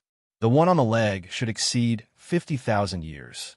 As for the one on the arm, Percy looked a little more closely, noticing that they didn't reach 20,000 years, but were above 10,000 years. Regardless, they were truly precious spirit bones. Percy only had 2 spirit bones. The outer spirit bone that didn't really count towards his test, and a right arm spirit bone that passively increased his strength by 50%. With these 2 bones, he would have 3 after absorbing them, leaving only the right arm and leg spirit bones to obtain in addition to the torso and head spirit bones. I should try to find a head spirit bone that has an ability that affects the spirit sea or can create some illusion. Percy muttered a bit before beginning to absorb the 2 spirit bones into his hands. How many levels of soul power did you advance with the immortal herb? Percy asked as he walked alongside Zhu Zhuqing through Ravendo City. It had already been several days since she took the herb and absorbed its properties. Since she was level 30, she wouldn't have been able to advance, and that was Percy's mistake. That was why he took her to hunt a spirit beast just now. And even if she couldn't make a level breakthrough, that power would be stored within her body. Therefore, she should have increased several levels by now. I'm level 37 master. Together with the energy of the immortal herb and the power of the spirit ring, I've gone up 7 levels in total. That's good. Percy nodded. Immortal herbs are rare things that won't harm a spiritual master's foundation. In fact, it's the opposite. Each immortal herb will strengthen the foundation and give an increase in soul power or spiritual power. The two continue to talk about training and how to best carry it out. When, after an hour of walking through the city, they arrived at Percy's shop, the two entered and were greeted by the guards inside and the rest of the employees. "Come, follow me," Percy said and walked forward. Zhu Zhuqing just nodded and followed her master as they climbed the stairs of the now large shop. The 3rd floor was where the most powerful and useful things were, of course. They were also the most expensive. Ever since Zhu Zhuqing became his disciple, she had thought of something that would keep her safe in tougher fights. So she decided to do something special. When they reached the 3rd floor, Percy opened a door that was guarded by 2 men who seemed to be soul saints over level 71. Zhu Zhuqing was a little surprised by this. She was much more curious to see what opened behind the door. But what she saw was just a hallway with a door at the end. When they reached the end and Percy opened the door, he let Zhu Zhuqing enter first and smiled at the slightly surprised expression. The room wasn't too big, but the walls seemed to be made of stones of a bluish-gray color. The floor and ceiling were similar, giving off a slightly drab and cold, but really sturdy atmosphere. In the center was a table with various instruments arranged. On each side of the room were some mannequins that had armor parts such as shoulder pads, legs, breastplates, belts, and much more. Each armor looked finely made. Some were blue, other parts looked abysmal black, and others white. Percy walked over to the table and picked up a belt before waving his hand, tacitly signaling his disciple to come closer. "This is a special belt that is needed in order to create battle armor," Percy said with a bit of seriousness. "Look carefully." Percy put on his belt, and as his soul power and spiritual power fluctuated, the god-slaying saber appeared, but also a beautiful and terrifying armor. On Percy's head, a crown that looked like it was made of red crystal appeared shining. The shoulder pads looked like a mix of sharp crystal bones. The chest was hard and black and red in color, and the legs, feet, arms, and hands followed the same kind of appearance. Now Percy looked like a king full of power and killing intent. Zhu Zhuqing gulped slightly as she felt her master's killing intent and the power he was exuding. Battle armor is somewhat special, Zhuqing. It's very different from a spiritual tool, because it requires the person wearing it to be part of the creation. It requires the refining of thousands of metals/alloys and the blood of the wearer. The minimum requirement to wear battle armor is 5 spiritual rings. Percy took off his battle armor. Battle armors are divided into several categories: 1 word, 2 words, 3 words, and 4 words. These words will also be the name of the battle armor. Zhu Zhuqing nodded in understanding. "Master, what is the name of your battle armor?" Percy looked at Zhuqing's face for a moment, noticing her curiosity. "The first word on my battle armor is melody. The second word is vengeful.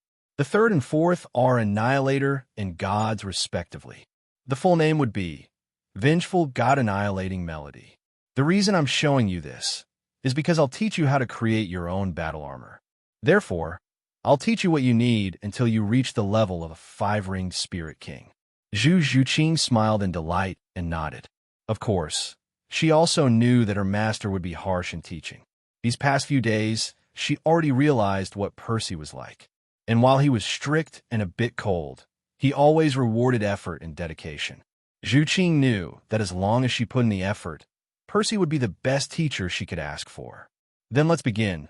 Percy showed a slightly devious smile as he pulled out a stack of books from his bracelet. Zhu Qing paled slightly as she watched the stack of thick books create a clattering sound as they fell onto the table. You'll first learn the theory behind everything. Just like that, as Percy taught everything he had learned inside the Temple of Nothingness, the days passed quickly. And before he could notice, more than 9 months had passed. Within those months, several important things happened. One of them was the Spirit Master competition where several powers appeared. The Spirit Hall, the Elemental Academies, the Elephant Sect, and even the Blue Electric Tyrant Dragon Clan participated. Liu Erlong's academy decided to participate with the monster class, and they achieved victory, obtaining 3 rather useful spirit bones. Zhu Qing had also reached level 44, and the rest of her friends followed closely behind her, reaching the rank of Spirit Ancestor. At the same time as this was happening, a huge piece of news was made public. Tan Hao, the Douluo of the vast sky, had passed away. No one knew how they found out about this, but in no time the news flew everywhere, even reaching the Star Luo Empire. But along with that, the reason for his death was known. A fight to the death left him so injured that he couldn't even recover. The enemy was Perseus, the owner of the most important shop in the Heaven-Do Empire. Percy didn't care too much about the news, nor was he even afraid of the possible repercussions from the Clear Sky clan. They expelled Tang Hao years ago for the battle he had with the previous pope, Qian Xuanji. But the clan head was still Tang Xiao, Tang Hao's younger brother. So many speculated of a possible revenge from him. What Percy cared about most right now was something else. In the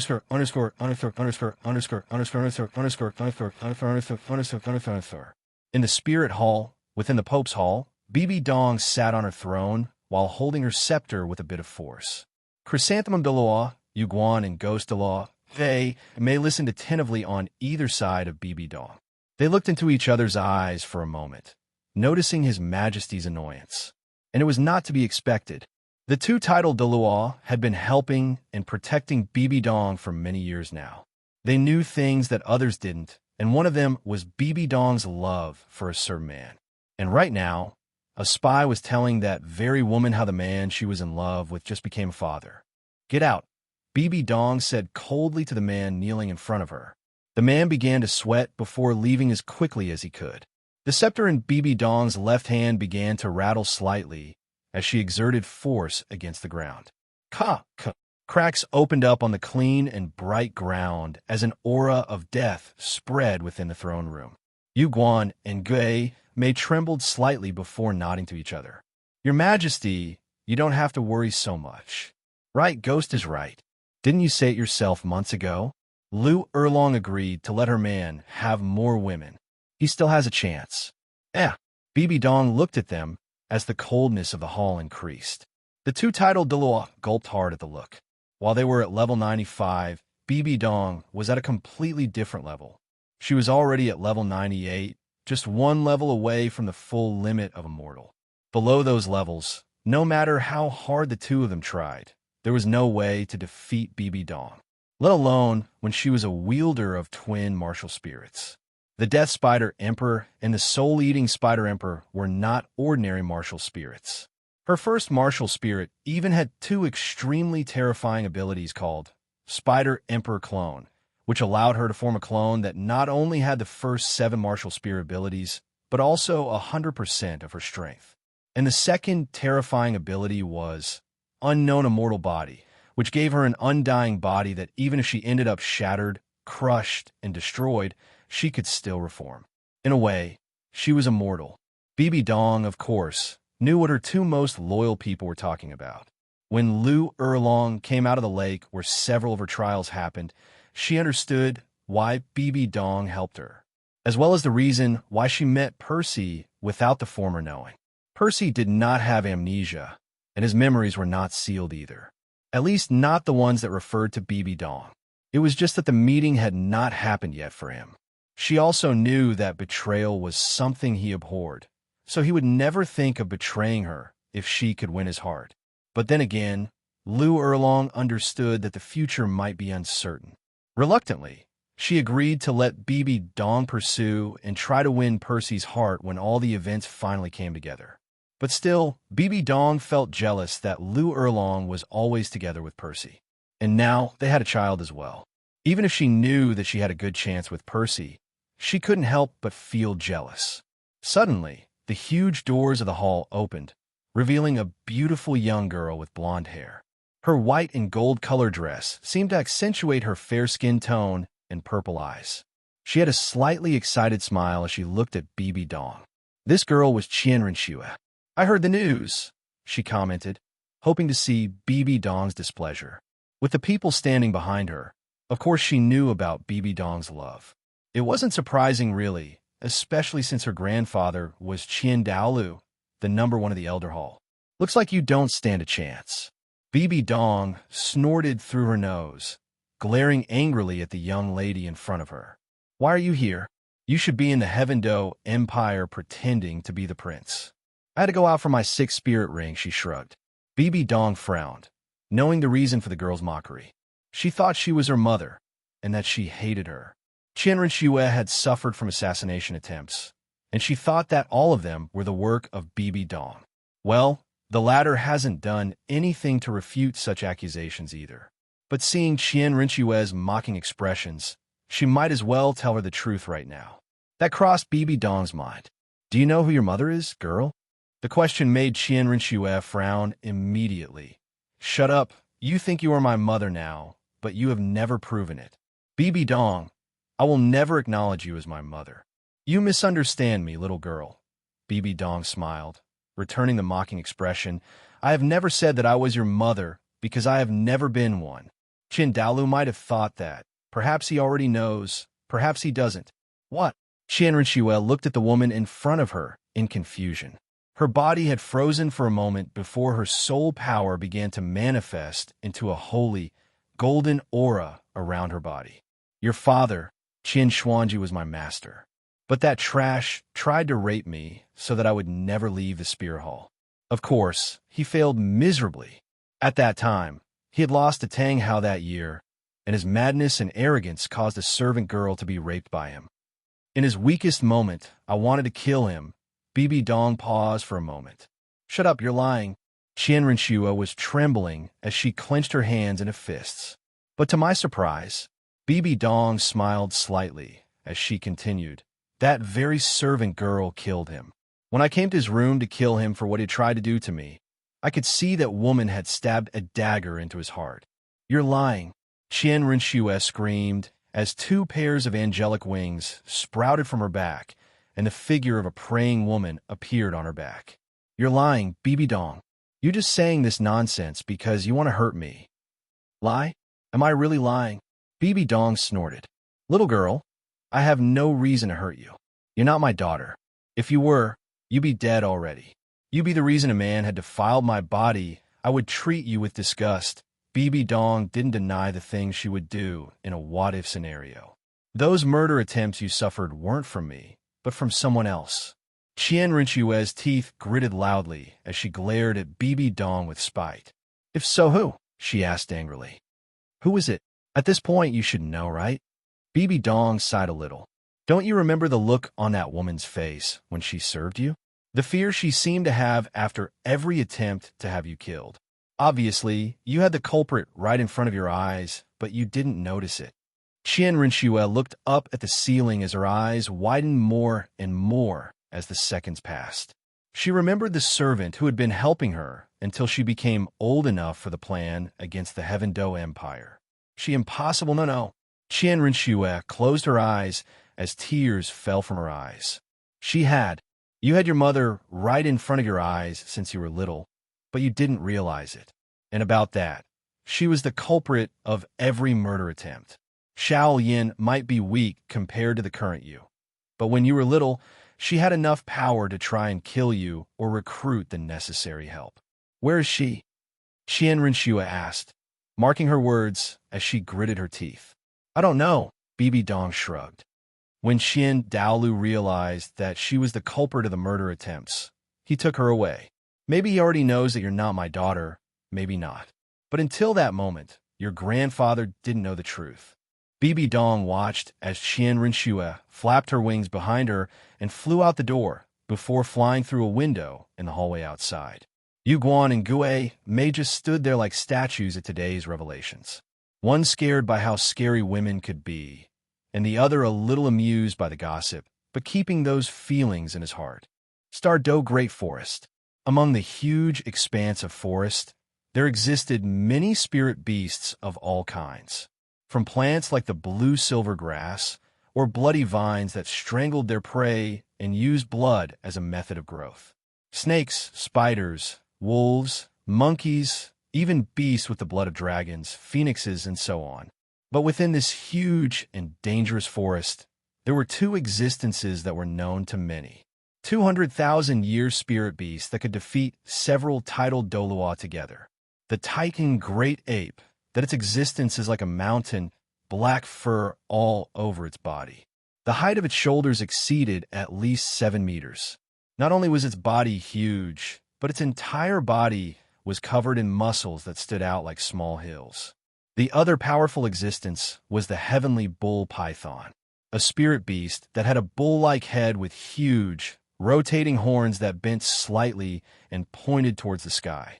Its eyes were like huge blue lanterns, and its body was so long that it could stand hundreds of meters above the ground level. These two spirit beasts were the most powerful existences in the central area of the Stardew Forest. Or at least, that was what most people knew. The reality was different. Although the Titan Great Ape and the Heavenly Bull Python were beasts that were over 100,000 years old, they were not up to being ferocious beasts. Ferocious beasts, or also called great beasts, were existences that surpassed 200,000 years old. And among the knowledge that Percy possessed, the most powerful was a golden-eyed black dragon that was 800,000 years old. Three-headed scarlet mastiff, twilight golden dreadclaw bear, abyss demon dragon, emerald swan, six-winged demon tiger. They were all beasts that surpassed 200,000 years old and possessed terrifying power. And all of them were located in the deepest and most central part of the Stardew Forest. These ferocious beasts seemed to have only one purpose: to be the central force of the Stardew Forest, and to protect a divine existence that was injured in a war in the God Realm. Percy's purpose for entering this dangerous area was to contact this divine existence. And in the area of the ferocious beasts, he seemed to be surrounded by a special atmosphere. There were no other spiritual beasts in this place, not even a single insect could be seen. The wind stopped the moment Percy entered. Percy's left eye lit up with what looked like a gray flame-shaped aura. And in front of him, a massive blood-red, three-headed dog stopped. Its powerful jaws were already open when it appeared out of nowhere in front of Percy. But when it felt the power of Percy's left eye, it stopped as its eyes widened. The impact of the attack, based on spiritual power and the annihilation attribute, began to corrode his mind as images of possibly the most terrifying things in the world flooded his head. If you don't want to waste a golden opportunity for your king, then you'll let me pass, Percy muttered as he walked past the three-headed demonic mastiff. This was a 270,000-year-old ferocious beast. But in the face of the power of the Eye of Annihilation, it didn't seem like much. Percy continued on his way, completely ignoring the three-headed mastiff. And when he finally reached the Lake of Life, he completely released his hold on the god of death. The killing intent of his domain appeared as a massive purple-black flame surrounding his body before the surroundings gradually darkened. The surface of the Lake of Life began to ripple and move erratically until a figure shot out. Then another figure jumped out of the lake, and then another and another. For figures appeared in front of Percy with strange, angry, and confused looks. "Who are you, human?" said a handsome middle-aged man in a black robe with golden lines. He has black hair with a golden lock hanging down, sharp and deep eyes with golden pupils, with a body of at least 2 meters tall and broad shoulders. Beside him were two incredibly beautiful women. The first was a woman with jade-green hair that fell behind her back, and her eyes were also jade-green. Her figure was slender, and her light green dress outlined her perfectly. Her slender, snow-white arms were exposed. The strangest thing was that she had a pair of wings behind her, which seemed to be sculpted with gems. This pair of wings was jade green, and each feather looked extremely dazzling. The bright green wings were filled with a captivating aura of life and made her look like a natural goddess. It was by G, an emerald swan. The other woman had her body covered in purple-black scales. She had a slender figure with perfect, round breasts and long legs. The top of her chest was exposed to reveal her snow-white skin and a deep cleavage between her breasts.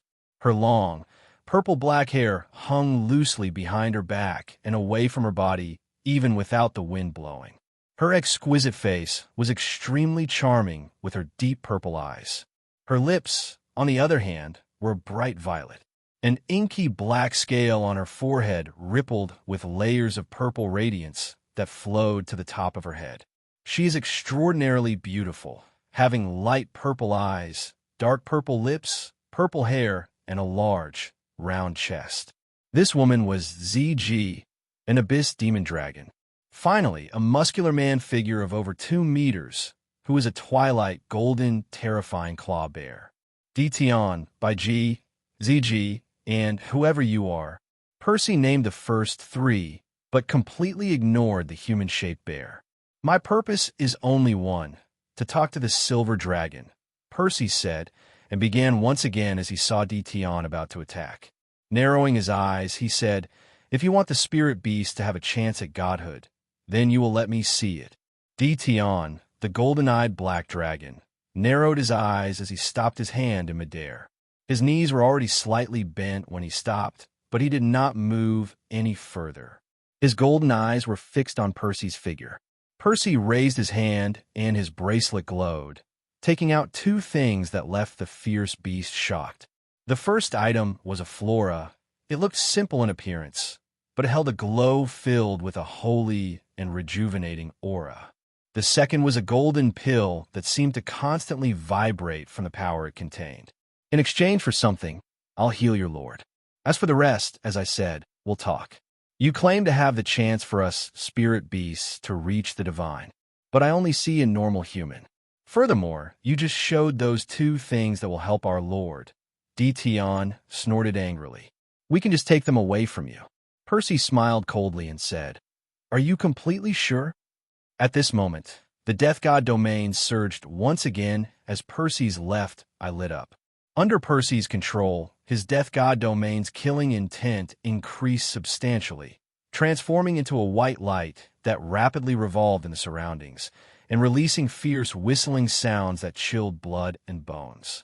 The grass was completely flattened as the trees surrounding the Lake of Life trembled and seemed to be on the verge of being uprooted.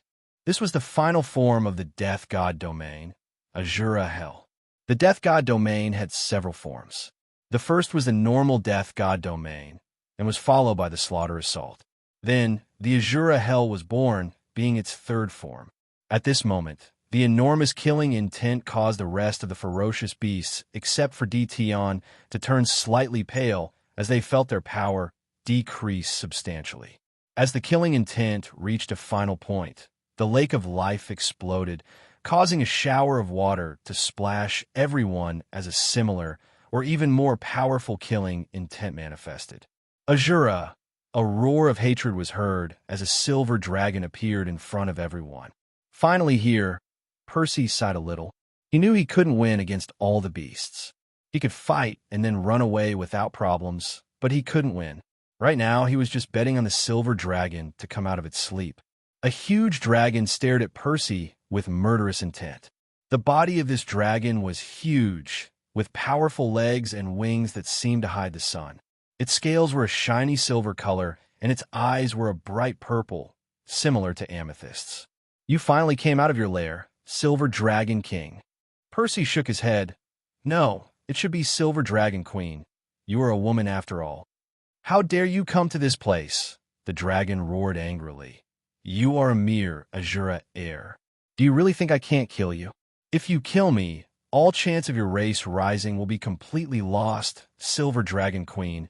Percy narrowed his eyes, slightly raising his hand with the flower and the pill in it.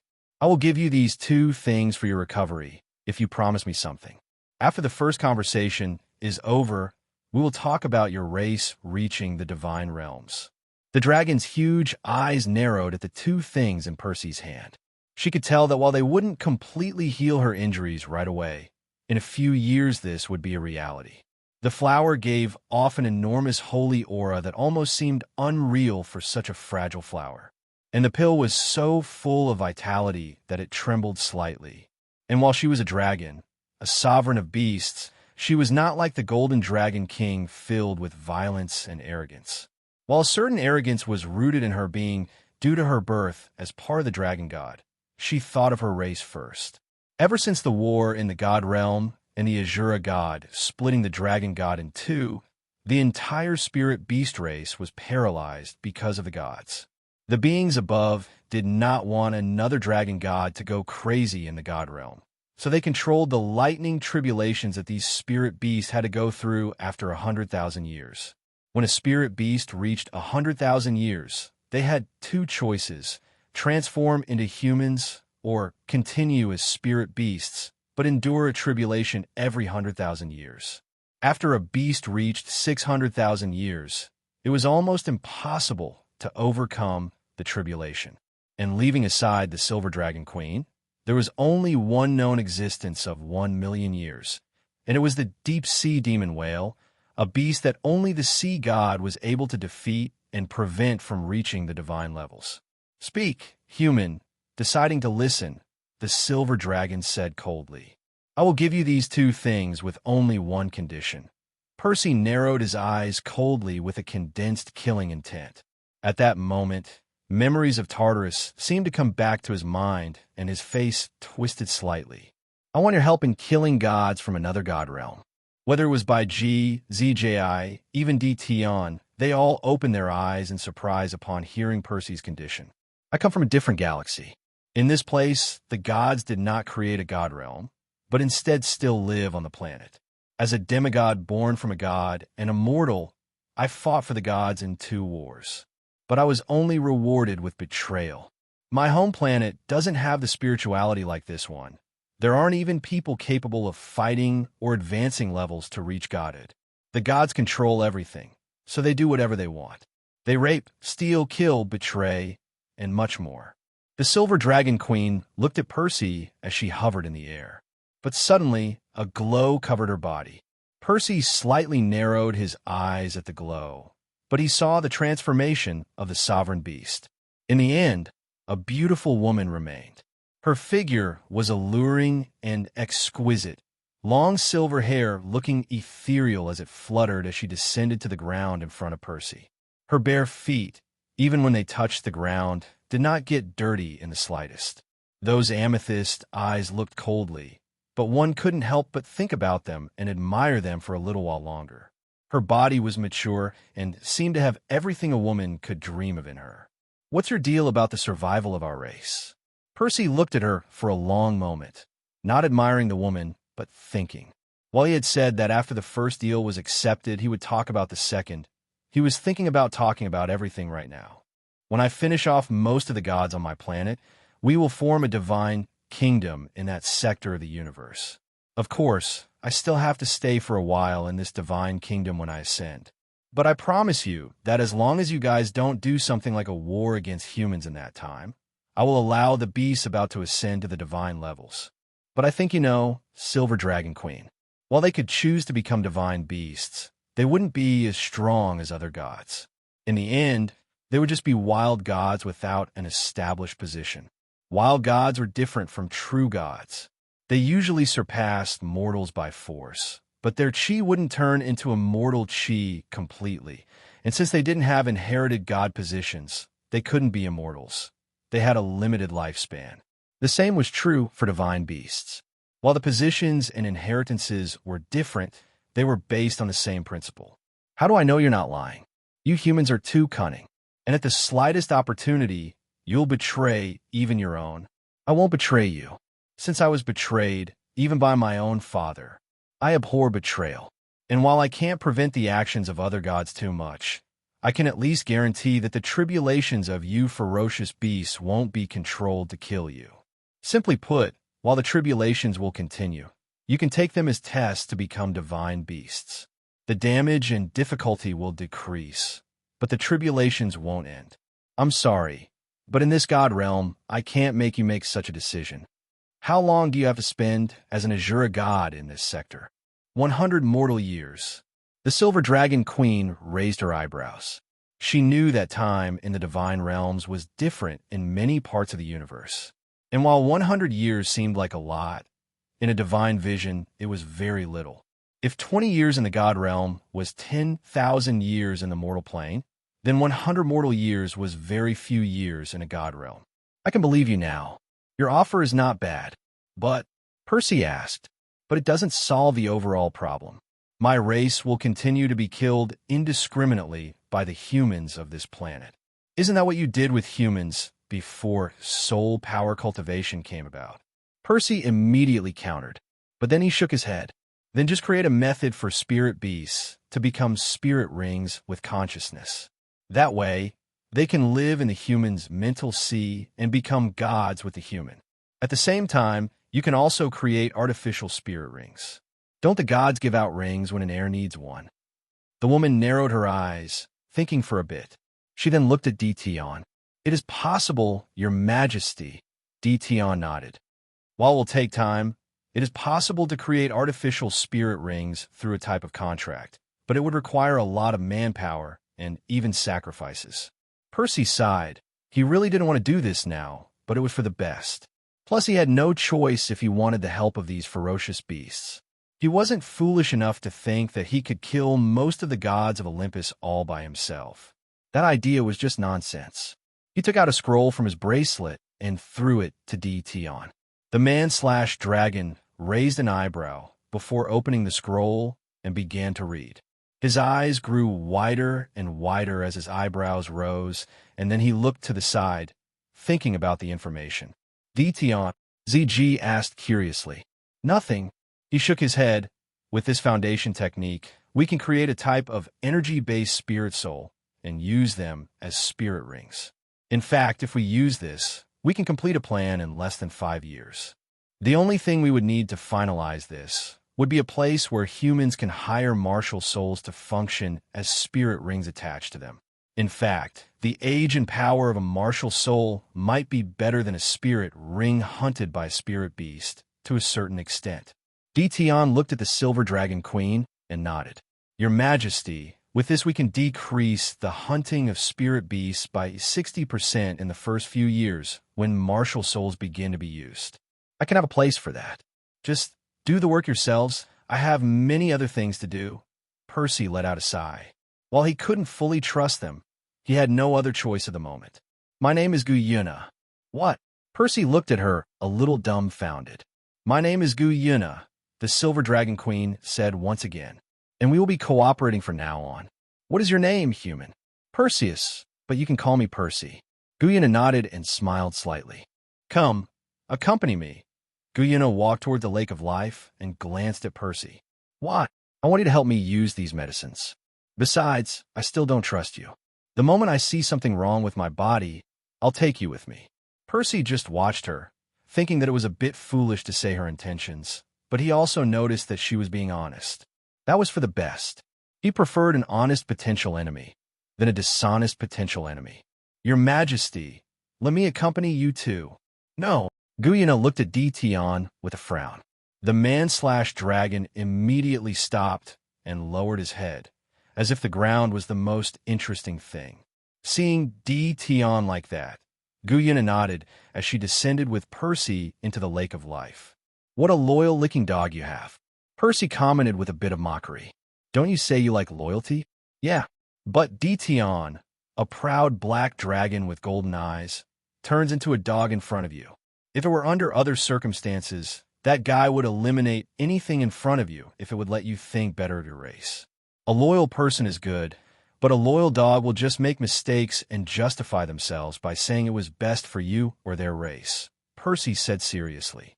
Guyuna frowned, because she knew that Dition was exactly as Percy described him. He was a proud dragon in front of everyone, even in front of Bai Ji and Ziji, the two women who pursued him for love. But in front of her, he was like a lapdog who did nothing but lick. Oomph. Gu Yuna snorted a bit annoyed. Percy just looked at the bottom of the lake, ignoring Gu Yuna's annoyance. At this moment, the bottom looked completely normal, but Percy knew differently. Even with how huge the lake was, it wasn't enough to accommodate Gu Yuna in her dragon form. Plus, it wouldn't be safe. Just as he was thinking this, countless ripples appeared at the bottom, and when they arrived, they passed right through as if it was a portal. What Percy saw left him a little disappointed. It was a space completely devoid of life. No, that wasn't right. Percy could feel the enormous life energy coursing through this separated space. But there were no colors, flowers, grasses, soil, water, or anything else.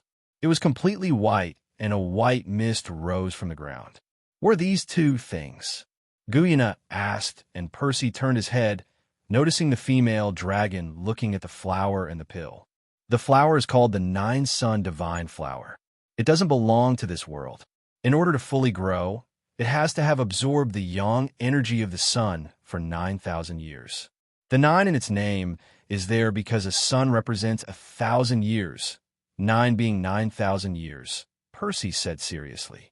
The yang and holy energy from it will help recover the flesh, bones, and blood in your body. The pill will take care of your spiritual power and immortal chi. These two things were among the most valuable things Chaos gave him. Honestly, Percy already knew that the old man could have foreseen many of his encounters in the future, which was why he taught and gifted him so many things. Percy, however, didn't quite understand the old man's reasons for helping him. After all, he could have gotten him out of Tartarus before he was 300 years old. That was why he didn't quite trust him. What is the pill made of? Gu Yuna asked, but her eyes were fixed on the Nine-Sun Divine Flower and the pill. Immortal origin energy grass, spiritual fruits, the energy of a full piece of life gold, and many, many other things. Life gold? Where did you get this in the mortal plane? Gu Yuna had a piece of it in the life lake to nourish her body and heal over time. I bought it. You bought it? She blinked stupidly. Yes, for 2 golden soul coins.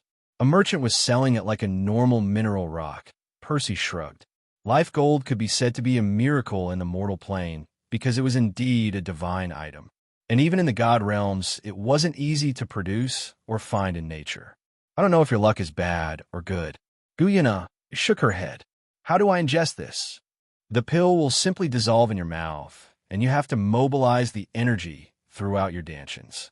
As for the flower, you have to consume its petals first, then the core, and finally the rhizome. Okay. Gu Yuna nodded and began to take each part of the flower into her soft, red lips. Percy just watched her and saw how the pill entered her mouth before he sat down to meditate and control the energies that had entered his body. He knew that while these two things could not heal Gu Yuna immediately, the amount of energy contained in the flower and the pill would allow her to return to her peak in a few years. After all, the vitality and power in the Silver Dragon Queen's body was immense. The dragon god was a special god. Not only did he belong to the beast race, but he had a number of laws at his disposal. That was also why, when Azura split his god tablet/stand, it split into 2. Gu Yuna possessed the talent of the elements, and the Golden Dragon King inherited the power of destruction and great strength and endurance. In the entire universe, there was only one dragon god. There might be a multitude of dragon kings or beast gods, but there was only one existence called the dragon god. Thanks to this, he was the only one in the universe. Percy sat watching as Gu Yuna absorbed all the power, but he frowned slightly. And as he waited, time passed. 1 day, 2 days, 1 week, 2 weeks. Percy felt a little bored, so he decided to cultivate quietly. Despite how lonely and monotonous this place was, thanks to the gold of life, it wasn't a bad place to cultivate. As the months passed, and he entered Zhu Zhuqing and took care of Lu Erlong, Percy also managed to advance to level 79. He was only 1 level away from being able to reach the top of the realm and search for a spirit ring to break through to the level 81 spirit Douluo rank. Time continued to move on, but when a month passed, Percy grew impatient. He still wanted to see his son. Frowning, he opened his eyes and felt a chill run down his spine. He slowly narrowed his eyes, looking around. He had a bad feeling right now. Boom! A thunderous sound was heard in the independent space. It was at this moment that Gu Yuna stood up with a big smile. "My power has recovered," she said happily and looked at Percy gratefully. "My power has fully recovered, but my wounds are still healing. At this rate, in 3 years, I will be completely healed." "Idiot!" Percy roared as he stood up. Gu Yuna recoiled in surprise, but soon realized. The space was twisting with countless ripples, almost as if it was a mass that was being stretched and molded. The space retracted and contracted several times as cracks began to form. "Not good. Let's get out." "Are you crazy?" Percy shouted his question. "Your power to the divine realm caused this space to begin to break apart. You should have controlled yourself. But now, even if we want to get out, we can't." Percy had a pale look on his face right now. Even Gu Yuna, who possessed the power of space, couldn't control this. At least not as it was. Her current power could allow her to fight against first-rate gods and resist god-kings, but not defeat them. Furthermore, she didn't have a godly position currently. The Silver Dragon Queen was a divine existence, but not a god. That merit was for the dragon god. If Gu Yuna tried to manipulate this space again with her current power, they might kill each other. Space wasn't a game. It was one of the most complicated laws of the universe. And in fact, there were few who could become gods of space. Gu Yuna waved her hands, and a translucent sphere surrounded them completely, protecting them from the space that was breaking apart. "Quickly, inform Di Tian and the others. If you don't, I can't imagine what that fool would think. And also tell Bai Ji to please tell my wife, Lu Erlong, that I will be back." Gu Yuna nodded and used her spiritual power to send a mental message to Di Tian. "Gu Yuna, can you use the surrounding space to create passage? I can guide space, but with this turbulence." Gu Yuna watched as space shattered like a mirror, revealing a dark, purple abyss that sent cold winds blowing in all directions. The wind seemed more like a suction of space than a true wind. "I'm hearing a dam, but..." Percy growled in annoyance. "But I don't know where we might end up." "Just do it." Percy shook his head. "I refuse to die in this damn place." Gu Yuna waved her hands, causing the protective sphere surrounding them to move, passing through one of the ruptures in space. Percy watched with a bit of horrendous fascination as everything was so dark and the sphere seemed to distort a bit. "Tell me again why you created a space that wouldn't support your power?" Gu Yuna looked at the ground like a child being scolded, but still replied, "I didn't have much power at the time, and my injuries were severe. I also didn't correctly calculate my power output just moments ago." Percy closed his eyes as he began to think of how to get out of this situation. Despite having learned a lot about the universe from Chaos himself, he didn't teach him any understanding of the laws. He simply skimmed the surface, explaining what they could accomplish, nothing more. For example, while Gu Yuna had the ability to control the elements and space was one of them, her control wasn't absolute. For example, as the Silver Dragon Queen, Gu Yuna was able to create an independent space when she was injured, but that space didn't have a sense of time. Time passed just like in the world, but it wasn't felt. Percy could only tell how much time passed by only roughly. She could also create a space block where enemies would be paralyzed, but that didn't mean she could stop a space storm due to a space breaking. In one of the novels, I think it was Double 3.5, neither Tang San nor the rest of the gods combined could stop the god realm from being sucked into a black hole and going through a space storm. And the god kings are fifth-dimensional beings. Percy opened his eyes tightly, showing a stupid expression. "What's wrong?" Gu Yuna asked, seeing Percy's expression. "I know space is a strange thing, and I don't understand it too much. Is there a chance we'll fall into the past?" he asked, remembering Bibi Dong's strange actions, as if he had known him for years. Also, Lu Erlong's strange words when he asked about Bibi Dong. "Oh." Gu Yuna just let out a sigh. "Answer it, damn it." "The possibility is low, but not impossible." Percy raised his head, but he still saw only darkness and an annoying sucking feeling. Right now, he just wanted to scream and cry, but he barely had any tears. I blame you for this. Shut up. Guyena wanted to say something else, but she saw a bright spot up ahead. Get ready. We're leaving now. Percy looked ahead, noticing a light that looked like a mirror showing something on the other side. In this place filled with darkness, turbulence, and suction from different directions, there seemed to be a piece of space that led to another place. Guyena increased her soul power output and guided the sphere towards that place. When they passed through that part of space, the sphere exploded with a pop like a bubble. Almost immediately, they felt the suction from behind them. The two of them used all their power to jump forward, causing the ground to break and pieces of dirt to be sucked into the spatial gap within seconds. What are you doing? Guyena growled and screamed a little as Percy began to cover her with clean clothes that he had in his storage bracelet. Oh, shut up, Percy growled and said, we don't even know if we ended up in the past or the future. It would be bad if someone recognized you, because in either case, there are now 2 silver dragon queens. Guyena moved her lips, annoyed and displeased, but she knew that Percy was right. If by chance one of the few existences that knew her saw her right now, only annoying moments awaited them. Who are you guys? How dare you enter this king's palace? Hey! The 2 space travelers looked to the side at the same time. But expecting to see someone annoying, they saw a blonde man and a naked woman chained to a bed. Guyena's eyes coldly looked at the man, and Percy's eyes were red as he saw such a scene. To think that we actually ended up in the past, Percy raised the corner of his mouth in a cruel smile. Even more, it seems that the Pope really is an ugly and disgusting man. You, shut your mouth. Guyena growled coldly as she released immense pressure towards the man, causing the room that seemed more like a prison to become much colder. And as the man froze due to the pressure, Percy walked over to the woman and covered her with some new clothes. He already knew who this woman was who was trembling with tears running down her eyes. She was young, younger than the last time he saw her. Percy took the chains and forcefully broke them, causing the woman to immediately back away and cover herself with the offered clothes. You? Who are you? Qian Xuanji asked as he clenched his fists.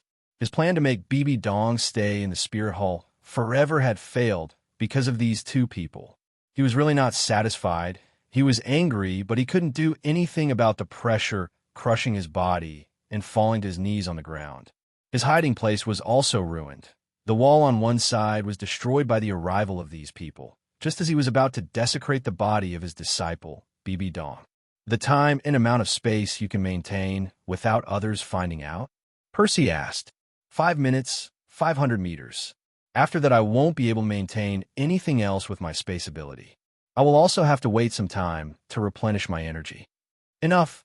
Percy smiled cruelly and looked at Qian Xuanji, who felt terror run through his body. Using his spiritual power, Percy already knew that this place was far away from the main palace of the Spirit Hall.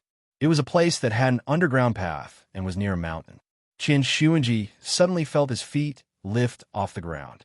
His eyes widened as he saw that he was being pulled away with a hand on his face. Another wall was destroyed before his body collided with a rock wall that immediately exploded. Seconds later, he noticed that he was in the sky, but before he could move, a blow to his face sent him spinning through the air. The Pope's body looked like a meteorite falling from the sky, and when it embedded itself in the ground, it created a huge crater that made the ground tremble. I will kill you. I will destroy your body. Qian Xuanji roared as he stood up with 3 pairs of wings on his back. I don't know how you have the nerve to get in the way of the Spirit Hall's plans, but you won't achieve anything. Percy raised his head slightly and looked down with a mocking smile. This space was sealed by an existence with power over level 100.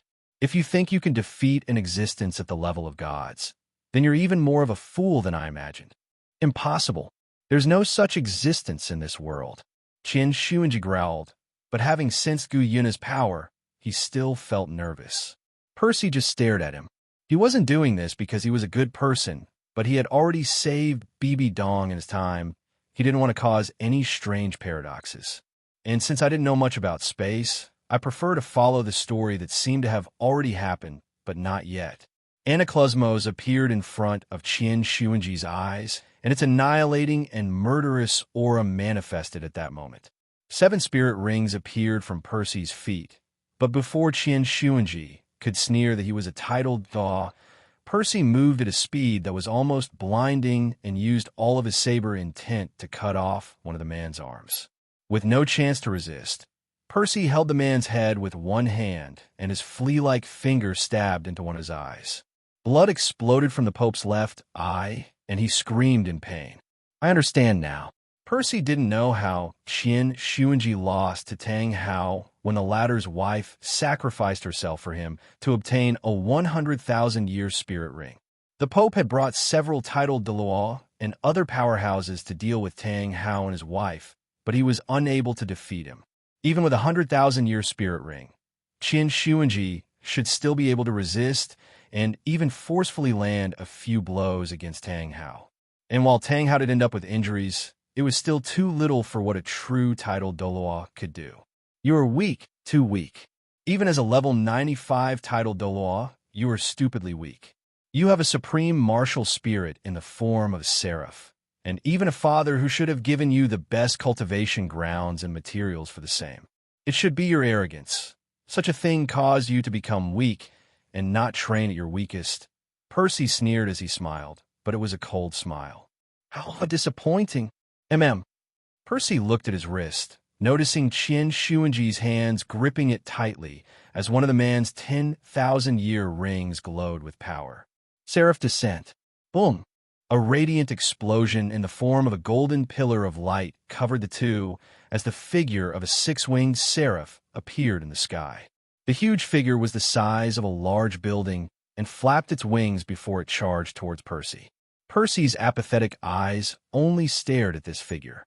In his eyes, even if the holy and powerful aura of the seraph descended upon him, he felt no fear at all. He only raised his god-slaying saber and slashed forward, splitting the huge figure into two. The glow turned into tiny specks, as if they were fireflies about to die. Impossible. No, that shouldn't be possible. If it was a 100,000-year-old skill, it could hurt me, but not this. Percy let out a sigh before he looked Qian Xuanji in the eyes. And in that instant, horrible images appeared in the Pope's mind. A horrible scream came from Qian Xuanji's throat as his body began to sweat. His feet moved and kicked at Percy, but Percy didn't move. The eye of annihilation was slowly withering away at his mind as he suffered the worst. Qian Xuanji's bright eyes seemed to lose their color little by little as he tried to break free from Percy's grip. Stop! A sudden shout made Percy shift his gaze to the side. Down on the ground, Bibi Dong screamed. Why? I want him to suffer more, Bibi Dong replied. A filthy beast like him doesn't deserve to die so easily. Let him live. I want revenge myself. I will make his life a mockery, and only then will I kill him. Percy just stared at her for a long moment, thinking that Bibi Dong really was a decisive and cruel woman when wronged. Both she and Liu Erlong were a demonstration of the saying, "Hell hath no fury like a woman scorned." Bibi Dong's beautiful eyes right now held nothing but a cold and horrible determination to make her enemy suffer. Percy smiled and looked back at Qian Xuanji, beginning to erase his memories of this encounter and make him think that he had succeeded in his plans. That way, he wouldn't suspect anything for the time being. In the end, he dropped him to the ground from the great height. He wouldn't die, but perhaps some bones would break. As for his crushed left eye and severed arm, well, that would be left to a battle against a powerful spirit beast. What shall we do now? Percy asked curiously as he watched from the top of a building as Bibi Dong ran with Qian Xuanji on her back. Guards and spirit masters were horrified to see the Pope with such injuries and listened intently as Bibi Dong narrated the story of the battle with a spirit beast. We have to wait, Guyena replied. My power is already recovering once again. Perhaps in a couple of months, we can return. Ow! Percy asked as he frowned. There are no space rifts that allow us to travel like we did not long ago.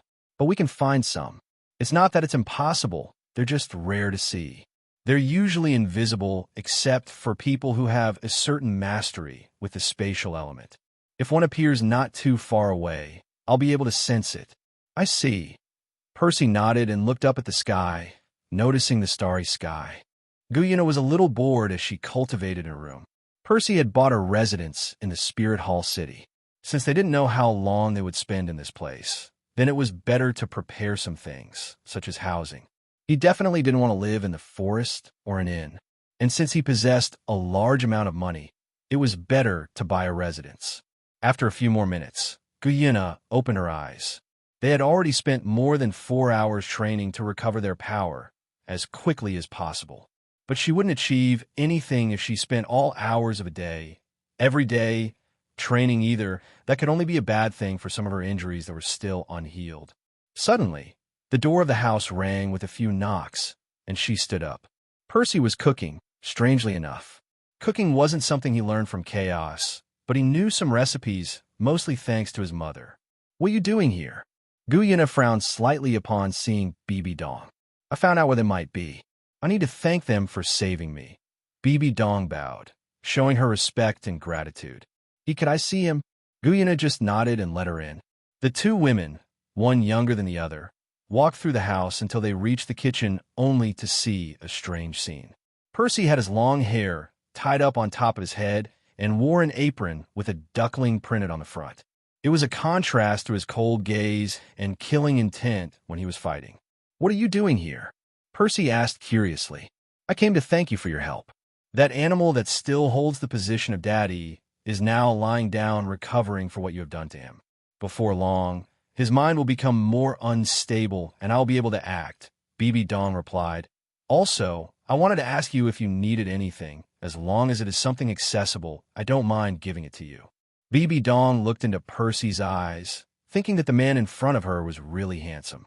It wasn't that she fell in love with Percy directly or because of appearances. Yu Xiaojiang, in fact, wasn't the most handsome of men. Bibi Dong was attracted by his apparent intelligence and wisdom. Furthermore, after what just happened a little while ago, it was impossible for her to fall in love at first sight. She found that people were more difficult than she thought. You might know his face and know about his mind, but even with that, the heart could still be hidden from the rest. Bibi Dong knew about her former master Qian Xuanji's posture. She knew how he carried himself. She even understood some of his plans for the future. But the black heart he possessed had slipped through his fingers. Percy looked at her with his slightly cold eyes for a moment, trying to see how she was doing. He knew what could happen to a person who was betrayed. "Did you cry?" "What?" Bibi Dong looked at him with a strange expression. "You were betrayed by one of the people you trusted the most. I know what that can do. The conflicting feelings inside you, the horror, sadness, and rage that explode in your heart as your mind tries to stay calm and rational, but tells you to scream and cry, to roar to the heavens, and vent your heart out until there's nothing left. It's okay. You can do it." Percy softened his expression with a slightly wry and sad smile. "In this house, there are no guards or anyone else to watch you, besides us. And if you don't do that, your heart will end up bearing that within you. Over time, those feelings will turn dark and your rationality deteriorates as your core twists until it can't return to normal." If it weren't for Liu Erlong, Percy wouldn't realize these things. Within the road of hell, he remembered that he still had a life to live. And while he would do many things to achieve his revenge, doing so at the cost of his life was pointless. He still had to apologize to his mother for choosing not to visit her before traveling to the Douluo planet, and hug her saying that he had missed her, even if she had believed in the words of the gods. He still had to raise his son, teach him many things, and take care of him as he grew up. Although he didn't quite know the reason behind saying these words to Bibi Dong. Perhaps it was the fact that she was betrayed by someone who trained her, took care of her, and gave her most of the things she had ever possessed. Almost the same way he was betrayed. He was betrayed out of fear of her power, the things she had achieved, and the jealousy of the gods. She, on the other hand, was betrayed so that she would never think of leaving the Spirit Hall. Qian Xuanji had studied his disciple thoroughly. He knew that if he did such a thing, Bibi Dong would feel dirty and would not leave the Spirit Hall to go with Yu Xiaojiang. She understood that the desire for revenge and the grudge in his heart would keep her close to him so that, in the future, she could take revenge. Qin Xuanji was a man who could not be part of the challenges to become the angel god, and his father, Title Douluo, had gone through the missions, but he could not become a god, either because of his talent or because he had simply decided to be a sacrifice in order to open the doors to a higher plane. Qin Xuanji did not mind dying as long as the spiritual hall remained powerful, but he hated being underestimated and passed over. That was something he did not take into account in Bibi Dong's revenge. Even if she stayed, her life would be a complete hell with Bibi Dong's mind in turmoil. Now, looking into Percy's eyes, Bibi Dong saw her vision go blurry before tears began to fall from her eyes. She didn't cry out, nor did she make any murmurs or sounds. She simply let her tears fall at last. When she saw this, Percy let out a small sigh. Gu Yina just watched from the side with her arms crossed beneath her prominent chest. But in her mind, some memories of the past slowly emerged. Especially at that time, when she was besieged by the gods, right at the moment when the dragon god was divided and she was born from it.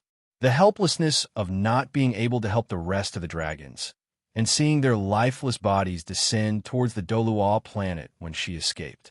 The roars of anger, sadness, and helplessness of the few who were still alive as they fell, she would never forget. This is also one of the reasons why she accepted Percy's deal. When he finishes his time as the god of this sector of the universe, then they could create a new kingdom of gods in the sector of his home planet. Perhaps the beast race and humans can live together if things are fairer, and there's a new system of power and promotion. Plus, she wouldn't be living with the gods who fought against her and her race. She looked up, seeing Percy helping Bibi Dong as they sat down. The two of them were talking in low voices, one crying and the other just listening intently. Gu Yina moved her lips slightly. It bothered her a little that Percy cared so much for the girl they had just met, and she was forgotten even when they had lived a moment of life and death together. Gu Yina snorted in her heart as she thought. It doesn't even make sense for me to feel this way. It's not like we have any friends. Gu Yina's thoughts stopped as an idea passed through her head, and she narrowed her eyes before she smiled slightly and looked at Percy as if she was waiting for something that would amuse her quite a bit. Percy felt the gaze but decided to ignore the dragon woman. He stood up and went to the kitchen once again, taking a tray out of the oven, causing a sweet aroma to spread throughout the house. What is that? Gu Yina twitched her nose at the smell. Cookies. She walked over and looked at the cookies before looking at Percy. They're blue. Yeah, blue, what's wrong? Percy raised an eyebrow and tried one before his eyes sparkled like a little kid and he smiled genuinely.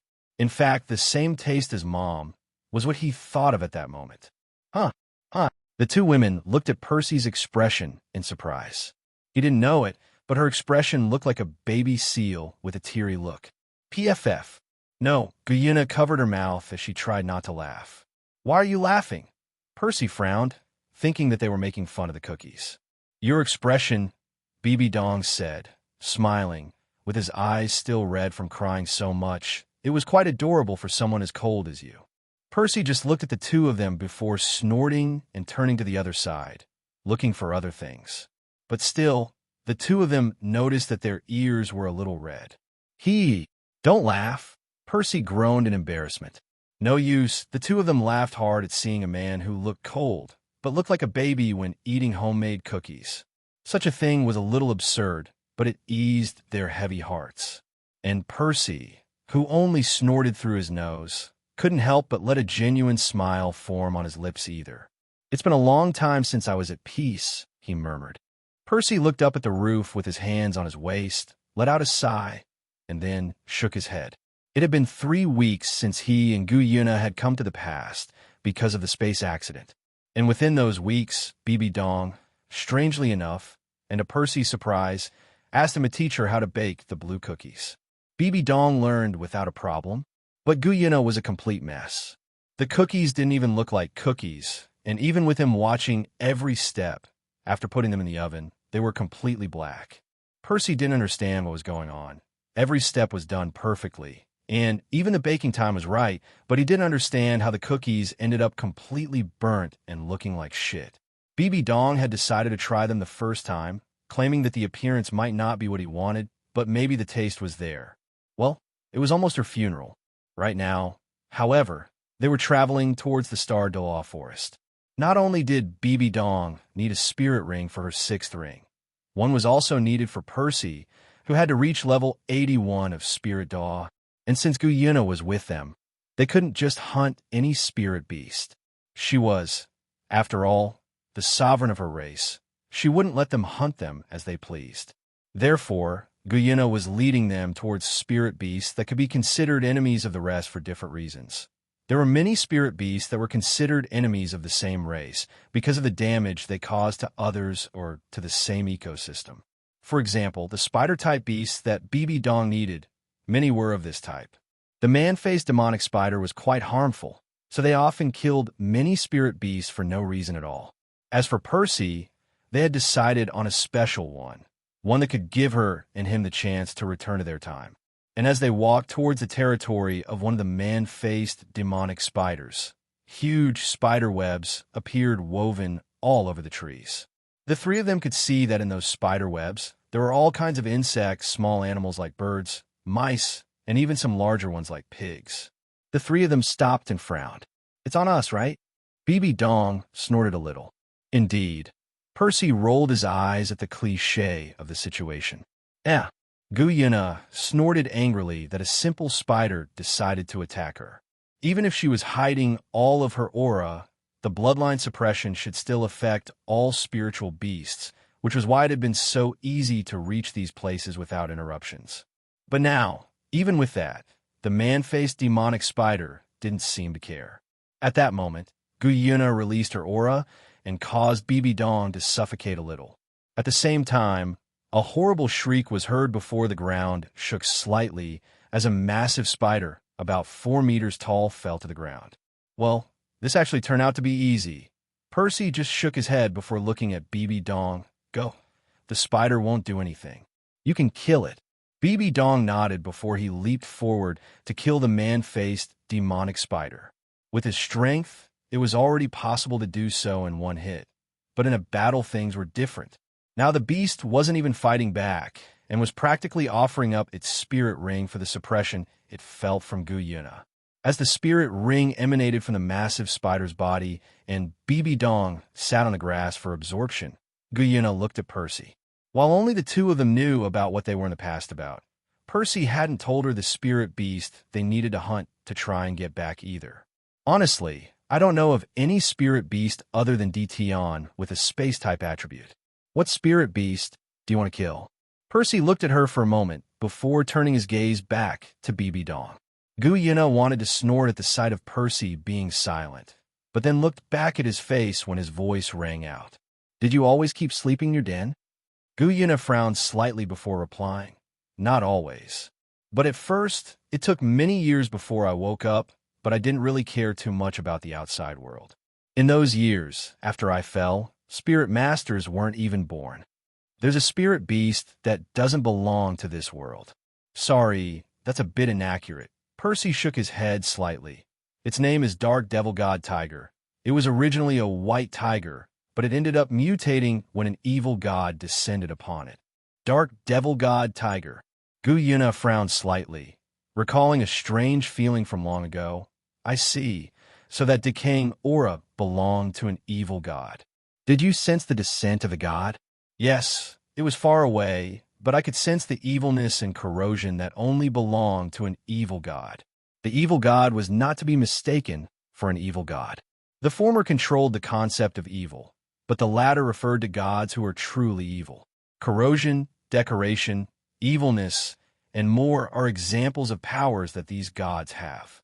But unlike many who controlled their concepts that were inherited, evil gods were actually creatures to be feared and generally corrupted, which is why the white tiger ended up mutating into such a cruel and evil beast. In fact, all spirit beasts can awaken in humans as martial spirits, but this tiger cannot. The evil attribute would corrupt a human's soul and body if this were the case. But if it were martial spirit, it would be on par with the seraph or even higher. The dark devil god tiger possesses an extremely overbearing talent. However, it does not mature through cultivation, and its cultivation is extremely difficult. It can increase its strength rapidly only by devouring spirit beasts or the spiritual power of human spirit masters. Consequently, no matter what environment it appears in, it immediately becomes the focus of the indiscriminate hatred of the local spirit beasts who would exterminate it before it grows strong enough to threaten their lives. But what does it have to do with anything? Gu Yuna asked. Did the tiger mutate into a god outside the domain of this god realm? Percy muttered with a nod. The tiger also possesses a core that is capable of separating and even traveling through space to try to find another place to be born again. If we are able to kill the tiger, then perhaps the core will give us a window to use your powers. Then we will destroy it. Gu Yuna smiled confidently, but Percy gave her an exasperated look. You have no conscience. What do you mean? The damn tiger is still a spirit beast. It should obey me. Plus, I have enough power to fight anyone. You don't know anything, Gu Yuna. Percy sighed a little. Dark Devil God Tiger is a special beast. I just told you. Depending on its current age, it might be too dangerous. If it surpasses 50,000 years, then it should be as strong as a spirit beast over 100,000 years old. At 60,000 years old, I'm afraid it could even fight a level 99 Title Douluo. Also, we don't want the past you to notice you, much less Tion and the rest. And you need to keep up your strength if we can get its core to transport through space. Therefore, I need you to just be a support. Gu Yuna crossed her arms before snorting, displeased that Percy was right in this case. On the other side of the forest, a woman was running at high speed with a small rabbit in her arms. Her speed was such that she seemed to teleport with each step, leaving afterimages behind her. But when she looked behind her, her face was sweating and her eyes were shaking in fear as she watched the trees, flowers, and grass wither away as a black, decaying mist spread all over the place. In front of this mist, a powerful and large figure spread two black wings as it ran, chasing after the woman. The two eyes it possessed were brimming with cruelty and a killing intent that could drive many mad. It was no more than 8 meters long, but every part of its body was marked with powerful muscles. Its tail looks very much like a scorpion's tail, made up of countless bone joints with a giant hook attached that faces upwards, and it shines with a cold light. And on its forehead, the mark of the king was also black, but a different shade than its fur or the mist it released. What bad luck! The woman closed her eyes as she muttered, I never thought that thing would appear in this place. Suddenly, the woman's instincts kicked in and she ducked, dodging a paw with extremely sharp claws. Dark mist was released from the claws, and several nearby trees were cut down and began to wither. Seeing this, the woman's mind was filled with fear and her back was covered in sweat, causing her clothes to stick to her body a little. Her strength skyrocketed at that moment, rushing forward and running once more. The little rabbit in the woman's arms trembled as it kept its eyes closed. She was very afraid. It's okay, Xiaowu. We'll get through this, the woman muttered as she felt the rabbit trembling. The woman sighed a little as she saw the trees open up into a small path, but was surprised to see a man with 2 bat wings flying at the end. In his hand was a golden spear that released small rays, and when he raised it, they grew larger, creating a powerful rumble and light that illuminated the afternoon. Boom! An explosion reverberated through the place as the spear was released from the man's hand and traveled towards the beast behind her. If you want to live, stay behind me, little rabbit, the man exclaimed before a killing intent was released from his body. A white light was released and formed a circle around him as he felt his power decrease considerably. At the same time, he felt his heart stop as a saber was shown in the man's right hand. Gu Yuna. The woman watched with wide eyes as a beautiful woman suddenly appeared and raised her hand, causing huge pillars of earth to rise up and strike the tiger that was chasing her. The black tiger roared loudly at them, fearless. The only thing his eyes showed was unparalleled fury and no less hunger. The beast didn't even care about the suppression it felt from the woman, It only knew that if it ate these two, its cultivation would increase by leaps and bounds. The woman watched in obvious amazement as the man fought the evil tiger with his saber, and the woman, who caused a feeling of reverence in her heart, supported him from behind. When the tiger got too close or dodged the saber blows, she used elements to restrict its movements: earth to raise pillars and corner it, lightning to make it move in the direction she wanted, fire to protect the man from the dark fog, etc. "Are you okay?" A voice startled her, and she looked behind her, noticing a beautiful young woman looking at her curiously. "Yes, thank you. Thank you very much for helping me." Bibi Dong shook her head as she closed her eyes slightly. "It's them you have to thank, not me," Bibi Dong said, but then looked at the rabbit in the woman's arms. It was clearly approaching 100,000 years old, but if Percy was defending her, then he wouldn't do anything. Furthermore, that tiger was much more dangerous. At that moment, a scarlet glow made her look ahead, noticing that a huge net formed by the god-slaying saber was unfolding. The net looked like a myriad of red, killer stars combined into an inescapable net. But the tiger roared loudly. Its roar made the trees tremble as a pale gray sphere formed in front of its mouth.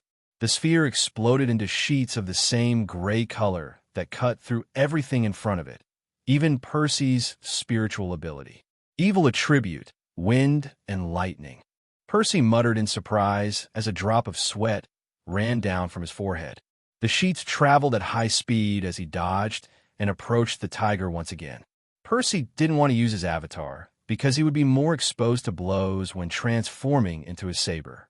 While the power was enormous along with the mastery of the seventh spiritual ability, this tiger was too vicious. Death God Domain, second release. Azura Assault. Percy's domain underwent a change as his eyes turned red and killing intent condensed into a single point as he rushed forward. This was the second form of his Death God domain and was formed by condensing the domain in a straight line towards the target, increasing speed by 100% and attack power by 30%. Percy knew that his Eye of Annihilation wouldn't work on this beast, not when it was so vicious, evil, and dark. Even more so when it surpassed it in mental power. Powerful flames rose up around the two of them as the mist from the dark devil god tiger's domain came too close. Percy swung his saber, and the tiger raised its paws. The crisp sound reverberated around the vicinity as Percy gritted his teeth and lifted the tiger up on its two hind legs. The tiger roared in rage, and Percy grew alarmed when he felt the mental power. He activated his Eye of Annihilation, and an oppressive aura shot out from where they were. It was like a battle of wills that made the air coagulate in the entire place. "Raph!" With a roar, Percy threw the tiger to the side before slicing its side. Blood splattered, and the dark golden wings behind Percy emitted a small glow that absorbed the blood and recovered Percy a little. But he didn't stop. He immediately moved behind the tiger, ignoring the chains made of metal that appeared from the ground that forced the beast's legs to stay still. Percy grabbed the tiger by its wings and pulled with all his strength. "Reorf!" The tiger roared at the same time as Percy as he moved, trying uselessly to remove the human from his back. The wings, as black as night, creaked as they twisted in a bad way and then bent to the side. Blood exploded as his skin tore, and two roars silenced any other sound in the forest. Cry-ay, croc. The sound of bones breaking could be heard beneath the roars, and the pair of wings were completely torn apart. Blood and fur flew out to the sides, staining Percy's face as the enormous pain caused the tiger to roar louder and exert all the strength he could use, breaking the chains on his legs. Percy fell back, but moved his fingers using his fifth spirit ability, Saber Above the Sky. Anaklusmos moved under Percy's command, floating and spinning in the air before stabbing into the dark tiger's neck. Gu Yuna saw this and released a bolt of lightning at the tiger, causing burns to burn its flesh where its wings once were. Smoke and a burning smell rose from the tiger as it staggered from the horrible pain, but its red eyes still glared evilly at Percy behind it. Gu Yuna, hold him back for a few seconds. She didn't wait. Raising pillars of earth, which shot up from the ground and wrapped around the tiger's torso. Metal turned into chains and entangled its legs. Water turned into ice and froze its tail and part of its back. Gu Yuna was special with the elements. Not only could she use them in their basic forms, but she could also mix them together to form others. Percy raised 2 fingers, and the god-slaying saber twisted around the tiger's neck before being ejected and returned to Percy's hands. 6th spiritual ability. Percy exclaimed as he held his saber in both hands. A murderous red light flashed and enveloped the blade of the saber before a strong wind enveloped Percy like a vortex that drew everything towards him. "Arr!" The tiger roared as it shook and tried to get out of its restraints, but it seemed completely useless. Saber light. Boom! A thunderous sound was heard as the light surrounding the blade of the god-slaying saber rose like a huge pillar into the sky. The evening clouds split apart before they moved around the red pillar of light. The sight of the light piercing through the skies was breathtaking and could be seen from afar. As the pillar descended, the tiger's eyes turned angry as it sensed its death. The descent of the attack was fast, but the tiger could feel every hair on its fur being cut into several pieces. It could feel its flesh splitting, as well as its bones. In the end, it was swallowed whole as a huge ditch opened up behind it. Bibi Dong and the woman with the rabbit had already moved away from the attack, but they still felt goosebumps, and it was as if a sharp blade was grazing their skin. When the skill faded away, only a huge ravine remained on the ground. The trees had disappeared, as had the tiger, leaving only a black spirit ring floating above the ravine. But at that moment, a pearl-like sphere hovered above the spirit ring. The pearl couldn't be bigger than a baby's fist, but it was as dark as an abyss, not even possessing any luster. And at that moment, as if it were a black hole, space shattered, leaving cracks behind the dark pearl. Gu Yuna and Percy opened their eyes in glee. Bibi Dong appeared at that moment and helped Percy a little. "Thank you so much for saving me." The woman with the rabbit bowed respectfully. "Don't worry." Percy shook his hand, but his eyes fixed on the little rabbit in his arms, and he laughed a little, understanding a few things. "What's your name?" "Aro," the woman replied. "Well, Aro, it seems that fate decided to bring us together, but now I have to go.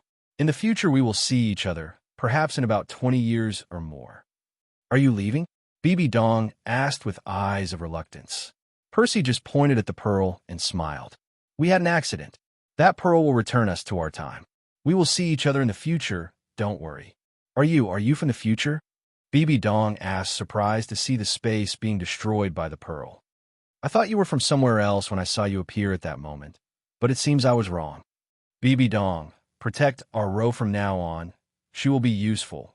Even if she's a spiritual beast, I don't think anyone will notice because of her cultivation. Aro was a little alarmed to be discovered. When we meet again, I'll take you back to my hometown as a reward." "You too." Percy stroked the little rabbit, but then frowned slightly. "If you become a human, don't fall in love with a boy who has a blue silver grass as a martial spirit. You'll end up suffering." Xiao Wu just blinked. Even if she could speak, she was slightly struck dumb by Percy's smile. Especially since he was kind, but she was full of blood. "Percy!" Gu Yuna exclaimed as the space completely shattered, forming a dark portal. "I'm going," he shouted, and walked away nodding with a smile towards the 2 women. When he entered with Gu Yuna, the space immediately recomposed itself, as if it was something controlled, but it left Bibi Dong a little heartbroken. This month had been much more fun than her entire life. Plus, she met someone special. It's the first time I've met a human who can be so cold and kind at the same time. Bibi Dong frowned and looked at Aro. "I'll help you, but don't even think about coveting Percy. I have a daughter." Aro looked at her with raised eyebrows. "Hey," Bibi Dong just snorted a little. "He has a son from what I know. Wouldn't they be a good couple?" "Oh," Aro just blinked. "And you still want to pursue him? 3 wives and 4 concubines. Isn't that said about a lot of men?" "What's a concubine?" Bibi Dong just rolled her eyes. But she was also a little jealous towards the unknown woman to her who gave Percy a son. "Hey, Gu Yuna." "Yeah." Both people spoke, but they felt a bit of sweat running down their cheeks. And of course, The two of them knew that it wasn't because of the battle against the dark devil god tiger. They were currently traveling through the same space as before, but now the black pearl that was the core of the tiger was traveling in front of them.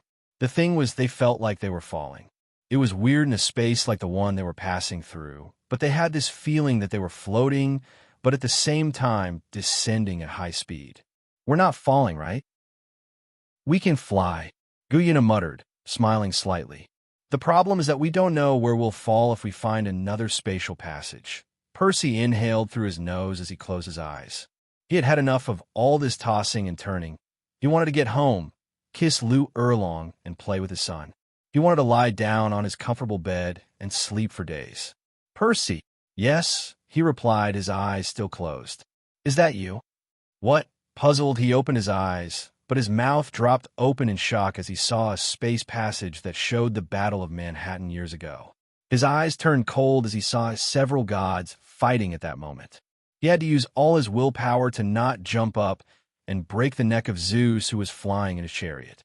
"What is that?" Guyuna exclaimed in fear. Percy looked at her before turning his gaze to another space passage, noticing a huge creature. The creature seemed to have only one eye that looked at them, but huge tentacles were coiling around an entire star before it began to slowly disintegrate. "Oh, you have to be fucking joking." Percy trembled slightly as he felt the power of the said creature.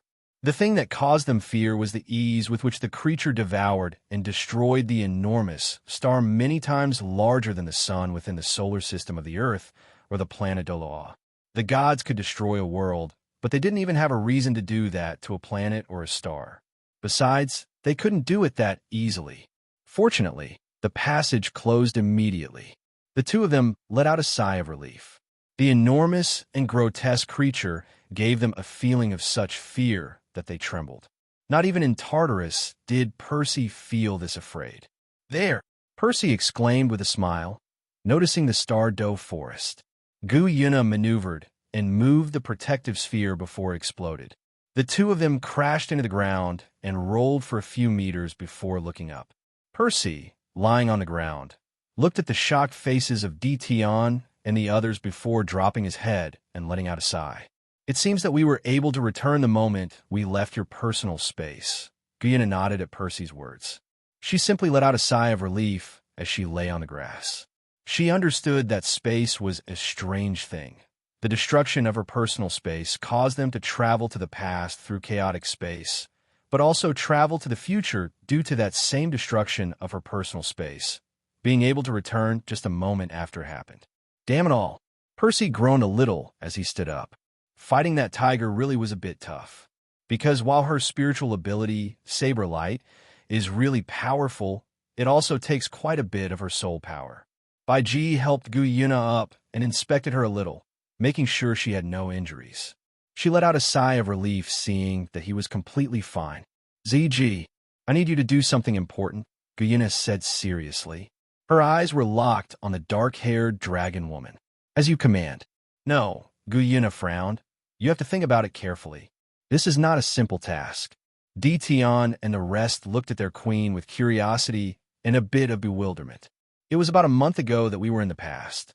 I got to know Perseus much better than I thought. We can trust him, and it is almost certain what he offered us. If we work together, then we can take our race to new heights." Percy looked on with a bit of curiosity, looking at Guyuna and what she was about to ask of the Abyss Demon Dragon Woman. ZG just listened attentively. She, like the rest of the ferocious beasts, would do whatever they could to save their race, which was why they accompanied and cared for Guyuna. She, like several others, had lived a long time watching their comrades die for the sake of humanity, and they were tired. They were fed up with seeing friends, comrades, and family die. "ZG, I want you to use sacrifice on Perseus." Percy's eyes widened, and he stared at Guyuna as if she was crazy. Sacrifice was something special about spirit beasts of 100,000 years and above. It allows her to sacrifice her years of cultivation to grant a spirit ring and spirit bone with 100% absorption rate and no side effects. At the same time, a spirit beast would end up reverting to a baby state. Some would even die completely. 100,000-year spirit ring also grants not one, but two spirit abilities, which is why they are so precious to spirit masters. But when it comes to a 200,000-year spirit ring and above, it even offers 3 spirit abilities, as well as developing the spirit master as a whole. You're crazy. Percy vocalized his thoughts. Do you realize that she would put herself in danger by doing that? Besides, I could get a 100,000-year spirit ring if it's some enemy beast of yours or one that causes damage to the environment. There's no need for sacrifice. Frowning, he stood up and looked at Gu Yuna. You're right, but the sacrifice will grant you greater opportunities. Besides, we can still take care of ZG in her state after the sacrifice. When you become a god and create the god realm in your home planet sector, you can help her recover in an instant, even granting her the power of a divine beast. You can do that, right? Of course I could, but still. It's fine. ZG interrupted him with a serious look. Percy looked at her for a moment without saying anything. Our queen is right. Even if I don't like her very much, she's right, human. Besides, it's not like I'm gonna die. Tion and by G, plus the rest, can take care of me in my weakened state. Percy sighed as his shoulders drooped a little. Ever since he left the city of slaughter and the road to hell, one of the things he wanted to do the least was to make innocents suffer because of his revenge. Well, at least the innocents not related to the gods of his planet. Someone sacrificing themselves to gain more power didn't sit very well with him. But he also knew that Gu Yuna was right.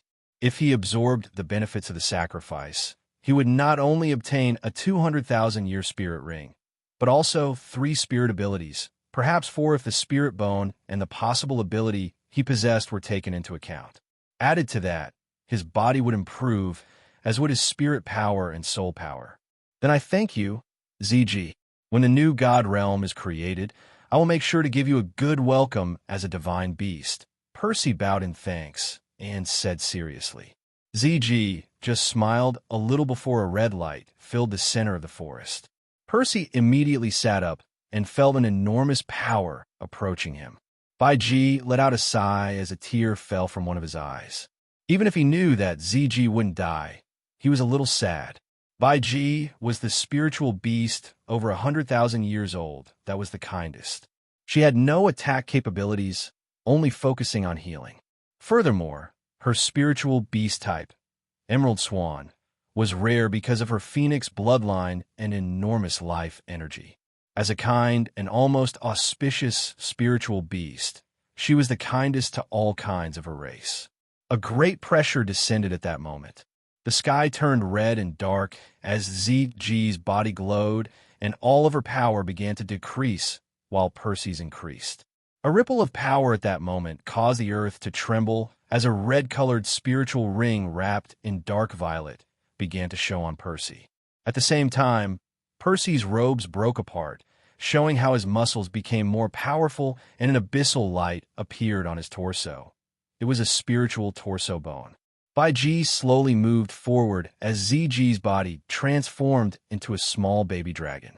There was no longer any of the superior intelligence in her eyes, let alone the ability to speak. She was just a small beast without power or capabilities once again. In the end, little ZG fell into Bai Ji's arms and closed her eyes, tired and wanting to sleep. Percy slowly opened his eyes as the spirit ring descended down his body before the rest of the rings appeared.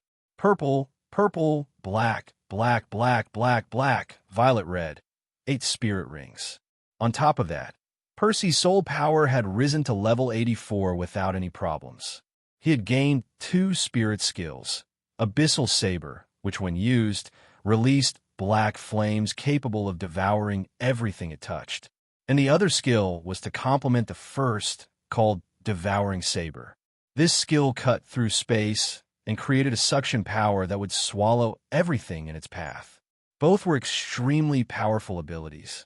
When he opened his eyes, he didn't smile or feel joy at the new power he had been granted. He just stood up and bowed respectfully towards ZG, thanking her for her sacrifice to help him.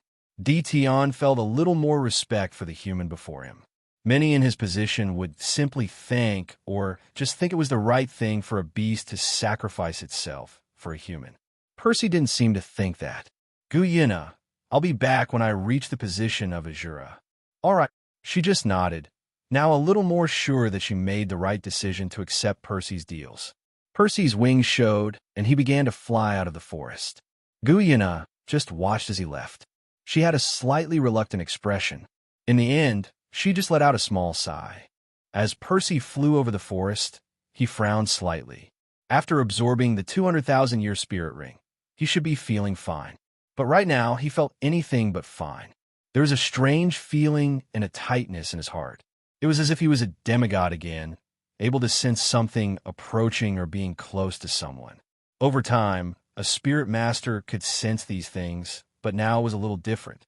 His spiritual power kicked in, and he used it to check the forest below him, sensing two presciences of life walking in the same direction as him, but neither knew of their precedence. Percy, deciding to descend to check, found a woman walking alongside a wolf. This, in the first place, was already something rare. Seeing a spirit beast walking alongside a human was something simply unheard of. But seeing the woman's appearance, Percy's eyes shook in disbelief as his expression filled with confusion, then betrayal, love, friendship, and then fury. The woman had brown hair that reached just above her shoulders, slightly pointed ears, and slightly silvery gray eyes. Her skin was white, but pretty and shiny. She wore a white dress that showed off a bit of her curves, and white shoes that seemed to have ribbons of the same color wrapping around her legs. Beside her, there was a red-eyed white wolf of a cultivation over 5,000 years old.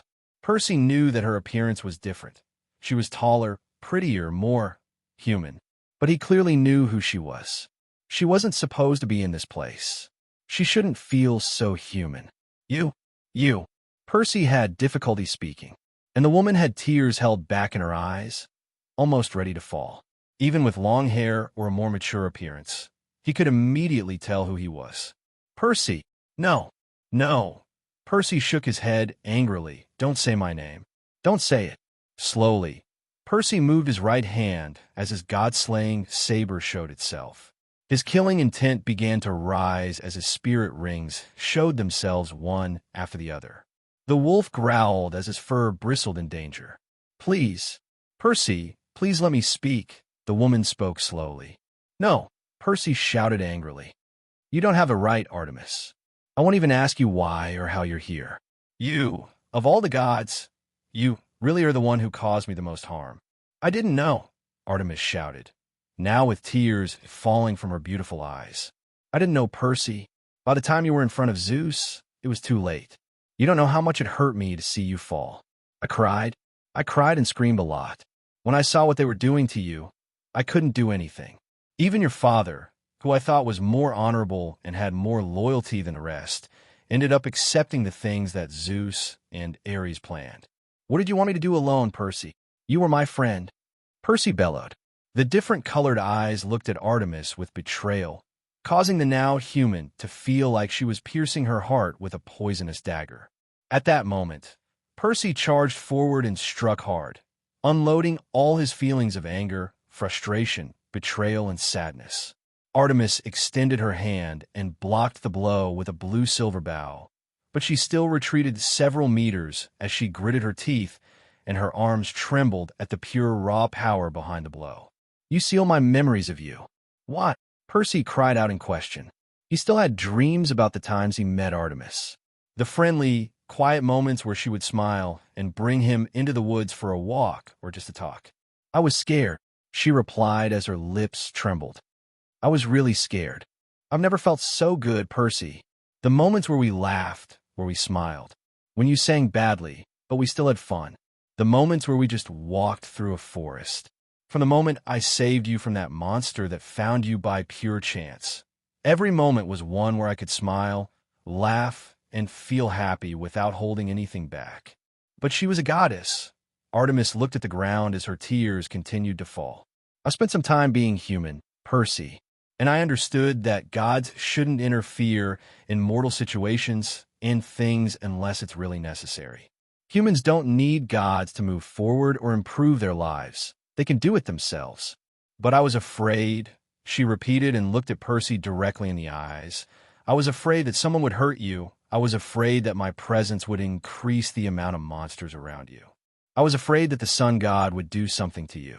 I was afraid that Zeus would do something to you for being near me. Percy, when you went to Mount Othries and appeared in front of me to help me, I was happy, very happy. I knew you didn't remember me, but just the fact that you were in front of me to save me made me happy. I'm not here to ask you to stop your revenge. I didn't come to this planet to try to save you from your feelings, much less to ask for help for what is happening to you. I'm not going to be born on Earth. Artemis smiled sadly as she stood up with her back straighter.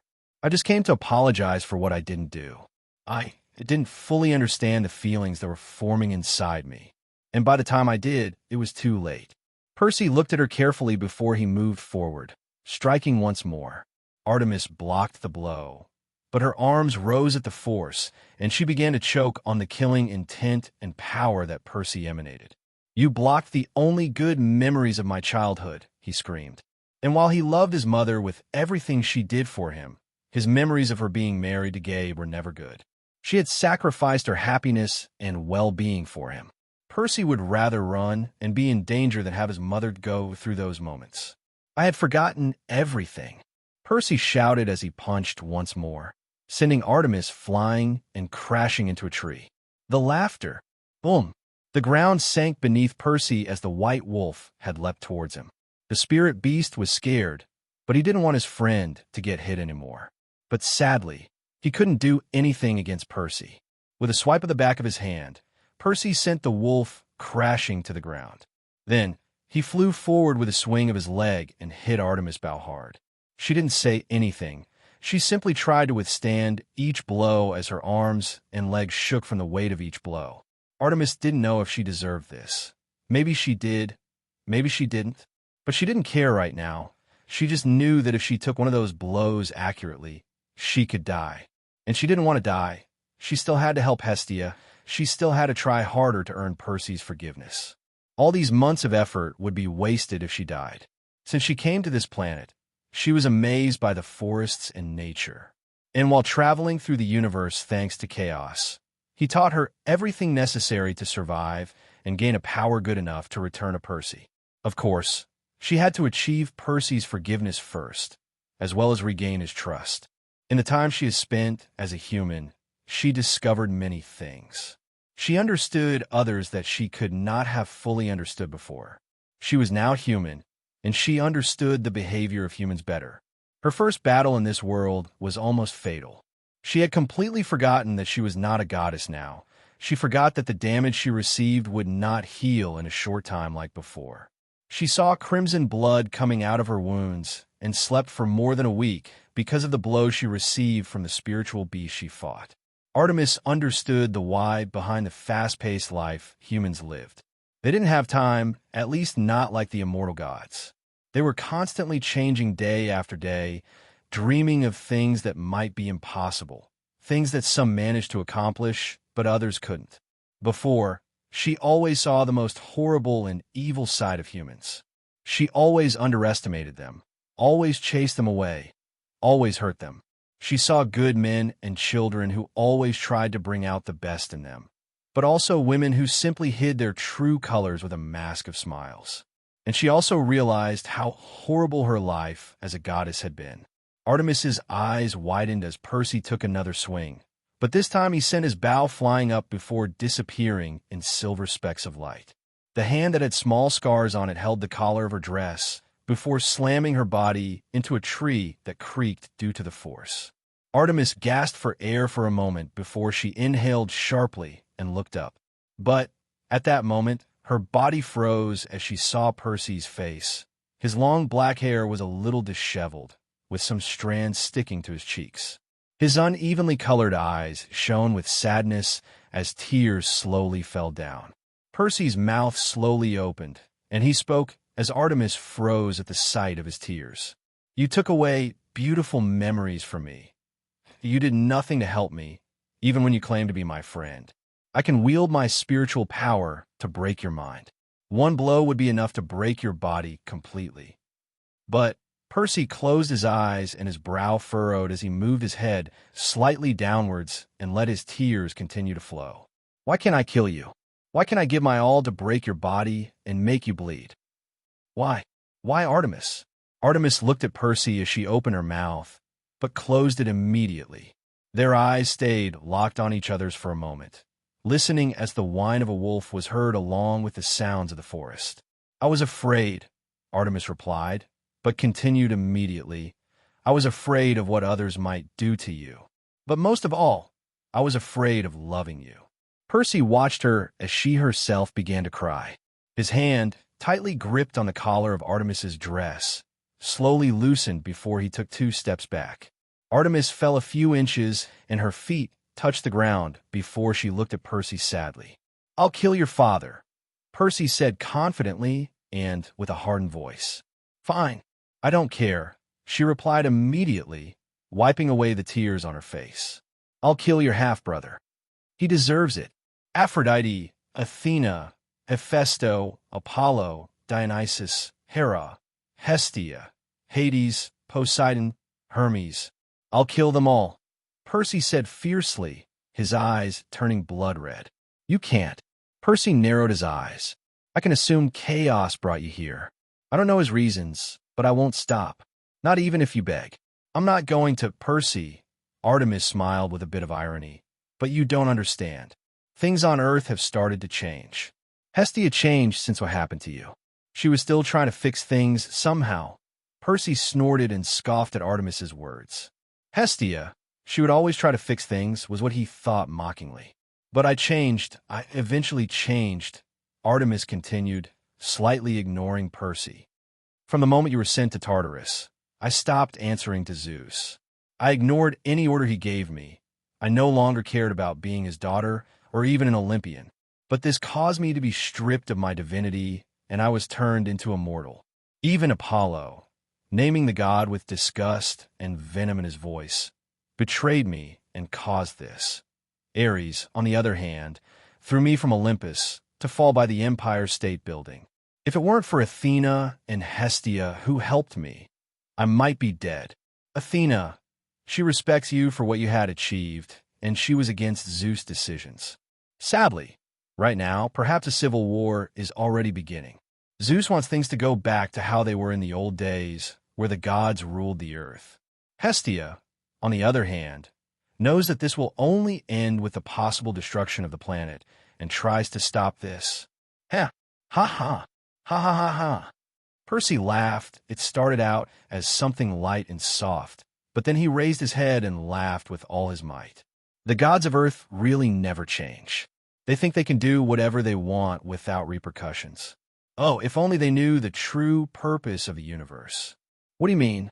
Artemis asked, bewildered. Percy smiled while showing his teeth. Did you really think Earth was just another planet in the universe? There's no way a simple planet like the rest could support first-class gods. Percy exclaimed with a bit of joy at the nonsense the gods did and their senseless thoughts. Look at this planet, Artemis.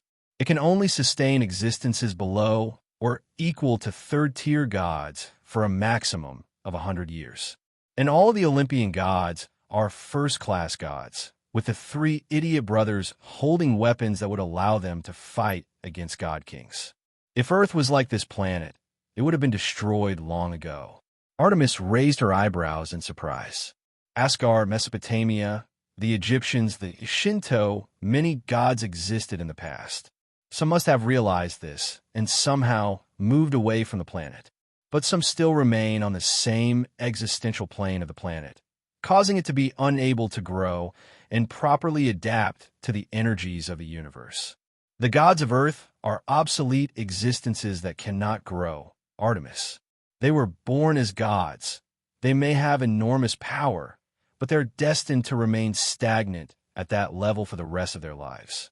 Each of them are destined to remain existences that cannot surpass their respective dimensions. Percy narrowed his eyes for a moment as he looked up at the sky. And the universe hates stagnation. Then, why has no one been able to surpass the existence of a god king? Artemis asked. She did not know the information Percy had said, but she did know about the God Kings and the power levels of the universe. And, amongst all of them, she hadn't heard of anyone who had surpassed that level. There is balance, idiot. Artemis groaned a little at being called an idiot. While the universe hates stagnation, the sheer amount of energy a god above the God King class would need would be enormous. That would no longer be a five-dimensional existence, but something higher. A divine realm is not on the same plane as mortals. They are universes in their own right within a multidimensional universe. And a God King cannot be harmed or planned by beings below the fifth dimension, unless they have a matching divine tool. And if fifth-dimensional beings cannot be harmed or planned by beings below them, what do you think would happen to beings above the God King class? Artemis opened her eyes in realization. If there are God King class beings in a divine realm, it means that universe is fifth-dimensional. Therefore, this divine realm could not support a higher-level being. If that is the case, then it does not help the expansion of the universe either. Percy laughed, but there was not a single bit of humor in it. Right, but then how? How can the Earth withstand so much? Percy asked Artemis, and she nodded. Primordials. They are existences that are separate from the gods. They are not gods, but they are not mortals either. And among them, there is only one of each. And, coincidentally, they have all been on Earth at least once. Primordials are a concept given a form. Generally, when they appear, they have a form that some being can give some meaning to. For Earthlings, or any human, they will have a more human form, perhaps depending a little on what they are, but they would have a more human appearance. Their constant presence on Earth, especially G, has caused the planet to stay alive, but with so many gods, the planet is in a constant loss and gain of energy. There cannot be humans capable of awakening powers or constantly growing in a form of power like on this Douluo planet. But some have had the opportunity to grow. This also explains a bit of the people capable of seeing the monsters that demigods see with ease. In short, Artemis frowned a little. Percy snorted in annoyance. Simply put, Earth would be called a divine star thanks to the constant presence of primordials. But with so many gods, the power it should gain from the universe for the spiritual awakening of humans is completely drained by the gods to maintain their existences on the mortal plane. The primordials don't do any harm? Not necessarily. As I said before, they are existences apart from the gods and are concepts given a form. Erebus is darkness with a consciousness and form. The same goes for Nyx and the night. Of course, this doesn't mean that if they leave the planet, there will no longer be night, darkness, sky, air, and everything else. The primordials, as I said before, are concepts. They are part of the universe and therefore will exist until the end of the universe. Why are you telling me all this? Artemis asked, now a little bewildered. But Percy just stared at her for a long moment before he showed his wings. You can see it as an exchange for what you did in my childhood. You'll see what you do with the information. I don't need it. I want you, Percy. I don't have to doubt my feelings anymore. She shouted, a little upset and sad. Do whatever you want. Percy huffed and flew away. Artemis snorted through her nose before a pair of silver wings appeared on her back and reached to surprise Percy. What are you doing? He asked, narrowing his eyes. I'm doing what I want. And what I want now is to be by your side. As I said before, I will gain your trust once again. Percy just remained silent before increasing his flying speed. Artemis was staring at Percy's back as they flew. He had changed was what was happening. He had definitely changed a lot since she last saw him, and she couldn't blame him in the slightest. But, for what they expected, she had thought of someone much more aggressive and cold. But, contrary to her expectations, Perseus was cold, but calm, and she also realized that he could kill her with one blow if he wanted to. She knew that what Percy said a little while ago was true, but only to a certain extent. While it seemed that his heart and his memories of her stopped him from hitting harder and killing her, Artemis believed that Percy stopped because of something else. There was something else, but he wasn't willing to tell her. She had seen it before. A person who had that much grudge towards someone or something wouldn't stop so easily. Plus, there was also the information she obtained later that was a bit unnecessary if Percy didn't consider her trustworthy. So much important information related to the universe and the gods, but he just told it to her in a calm and easy way. As for Percy, he glanced at Artemis before turning his eyes back to the front.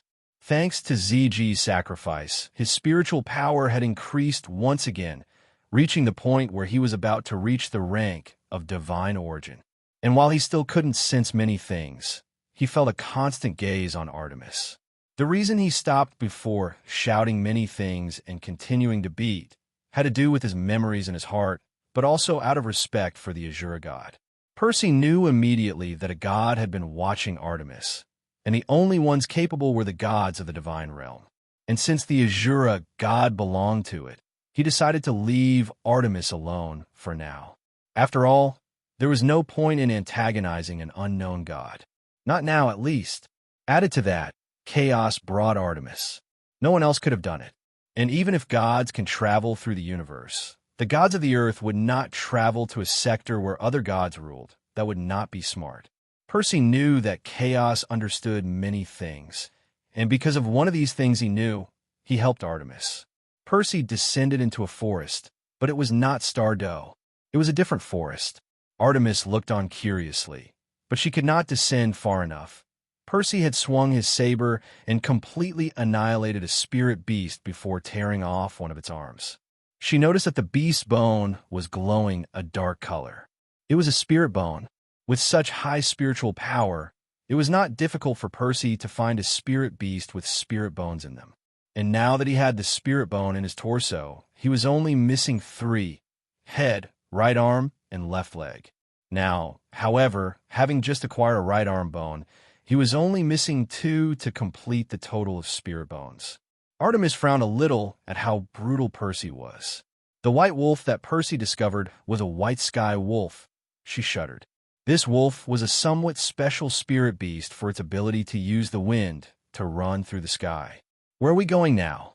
Percy raised an eyebrow, but still replied, I'll head towards the Spirit Hall City. You, on the other hand, I don't care about in the slightest. I told you that you could do whatever you want. Artemis was heartbroken at the way Percy treated her, but she couldn't do much. This was practically her fault as well. Flying at high speed, Percy advanced towards his destination. Artemis breathed heavily. She was tired from flying so much and at such high speed. Compared to Percy, her flying speed wasn't that much, so she had to work hard to keep track of him. The white wolf in the sky helped her hold on a little, but she suddenly frowned. Stay outside the city. If you go in, you might be hunted. The wolf nodded before running further away from the city and hiding. It took Percy a little while, but he arrived at the papal hall and stood in front of the guards who moved their spears to cross each other. Who are you and what do you want? The two asked at the same time. Tell the Pope that I'm here for a conversation. My name is Perseus. I'm the owner of the spiritual tool shop. The guards had frowned, but then raised their eyebrows and looked into each other's eyes. Many knew the owner of the spiritual tool shop. Furthermore, a little while ago, rumors of his battle against Chun Exine spread, so the two guards knew of this man's importance. Wait here. One of them entered through the huge doors before he left in no time. Percy looked at him as the guard nodded. You may come in. I will guide you. Thank you. Percy nodded and walked forward, leaving Artemis with a frown. She snorted, knowing that she would not be able to pass. So, she simply sat down on one of the steps of the grand staircase leading to the door. Inside the Pope's hall, Bibi Dong smiled as she saw Percy enter before she dismissed the guard. Behind her, Ghost Douluo and Chrysanthemum Douluo looked at each other for a moment before taking a closer look at the famous spiritual tool creator. They both admitted in their minds that he was more handsome than the two of them. Plus, it could be seen at a glance how strong he was. It's been a while. Well, at least for you. Percy smiled calmly as he placed his hands behind him. It has. It was many years since you came out. Bibi Dong nodded. Why did you come? Bibi Dong asked curiously. While she was glad to see and talk to Percy, she knew he wouldn't make such a simple visit. Therefore, she was curious about the real reason for Percy visiting her. I need 2 spirit bones. If you have a head spirit bone and a left leg spirit bone, then I would like to trade them for something you need. Spirit bone. Bibi Dong frowned slightly. While she did have spirit bones, or rather the spirit hall had them in a special vault, They were all valuable, and in fact, some were kept for their disciple. Percy had come to this place because it would be easier to obtain the remaining spirit bones. While he could hunt spirit beasts and know which one of them had a spirit bone, he didn't want to do that. Firstly, this method was faster. And secondly, he couldn't kill too many spirit beasts because of his dealings with Guyena. Gue Mei, go get Hulaina. Gue Mei nodded before she disappeared into a shadow, as if she were a ghost. You've reached level 98, Percy commented with a slightly bigger smile. But he remembered something from a while ago. By the way, I didn't know who it was, but now I thank you for the gift you left at the foot of my front door. Bibi Dong smiled even harder, happy that Percy had liked the cookies. Ever since she learned how to bake them thanks to Percy, she always made a few from time to time. And when she saw him at the auction, she just happened to have a pack in her storage tool. By the way, I can feel a certain power coming from you. Who chose you? One of the 5? Ah, I see. Percy nodded, understanding immediately. When she said, one of the 5, she was referring to the 5 god kings and part of the Divine Realm Committee. They were the god of evil, the goddess of goodness, the god of destruction, the goddess of life, and the Azura god. Master! Hulaina suddenly walked in and saluted respectfully as Gue Mei positioned herself behind the throne on Bibi Dong's right side. Laina, come. This is Perseus Jackson, the creator of the spirit tools and the head of the shop in the capital of the Heavendo Empire. Hulaina was slightly surprised and bowed, cupping one of her hands in her other fist. Hulaina greets the expert. Percy just nodded, still unused to the ways of greeting and showing respect on this planet. Do you want me to give him spirit tools for the spirit bones? Yes, Bibi Dong replied and nodded. I can give you a 40,000-year-old left leg bone and a 50,000-year-old head bone, but I want you to craft 1 or 2 spiritual tools that are roughly equivalent. Percy nodded and withdrew a platinum-colored belt from his storage bracelet. This was the core of an incomplete 2-word battle armor. Percy had already intended to come trade with Bibi Dong, so he had created this. The only thing missing was for Hulaina to attach herself to it. Use your blood to attach yourself to the belt. Hulaina caught the belt and looked at it for a moment. It was completely platinum, but had slight golden marks around the center, where there was a small sphere of the same golden color. You'll need quite a bit, so hold on. What is it? Bibi Dong asked. A 2-word battle armor. Percy replied and began to explain what a battle armor was with all its advantages. Hulaina, who heard, immediately became excited before cutting off her hand and beginning the binding. It took a while, but after less than an hour, she was already standing, a little pale from the blood loss, but now wearing a silver-colored skirt and breastplate. The armor looked streamlined with golden lines running from the shoulders to the abdomen. This is amazing. Bibi Dong just laughed a little, knowing that the 2 words that made up the battle armor were Fox Charm, the same name as Hulaina's martial spirit. You already had it prepared, she commented towards Percy. Percy nodded with a small smile. Thank you very much. Hulaina bowed with a big smile. No problem. After all, it is an exchange. Fine, then wait a bit so I can hand over the spirit bones. Bibi Dong stood up and nodded towards Gue Mei. For now, join me for a moment and have some tea. Artemis was gritting her teeth as she sat on the stairs outside the door. She had been there for over 3 hours. She had stood, paced back and forth before sitting back down. Even though she knew that her current relationship with Percy could barely be called a relationship of any kind, she still felt annoyed. At the very least, he could have communicated to her that he would be late by sending a message with spiritual power directly to her mind. But no, she had to wait all this time. And while she could have walked around the city of the Spirit Hall, since she didn't know when Percy would come out, she couldn't move from the spot or he would definitely leave without her. After 4 hours had passed, the doors finally opened, revealing a happy Percy. While drinking tea with Bibi Dong, the spirit bones had arrived, and as she absorbed them into her body, Bibi Dong decided to keep an eye out for anything. The left leg bone increased his speed by 10% and was 40,000 years old. As for the head bone, it was a bone over 50,000 years old that increased wisdom and brain activity, as well as an attack that caused the enemy to have a false sense of direction. Now, he finally had all the spirit bones to be able to pass the current Azura God test. In fact, the reward was not an increase in the ages of his spirit rings, but rather his soul power increased to level 86, 2 levels in total.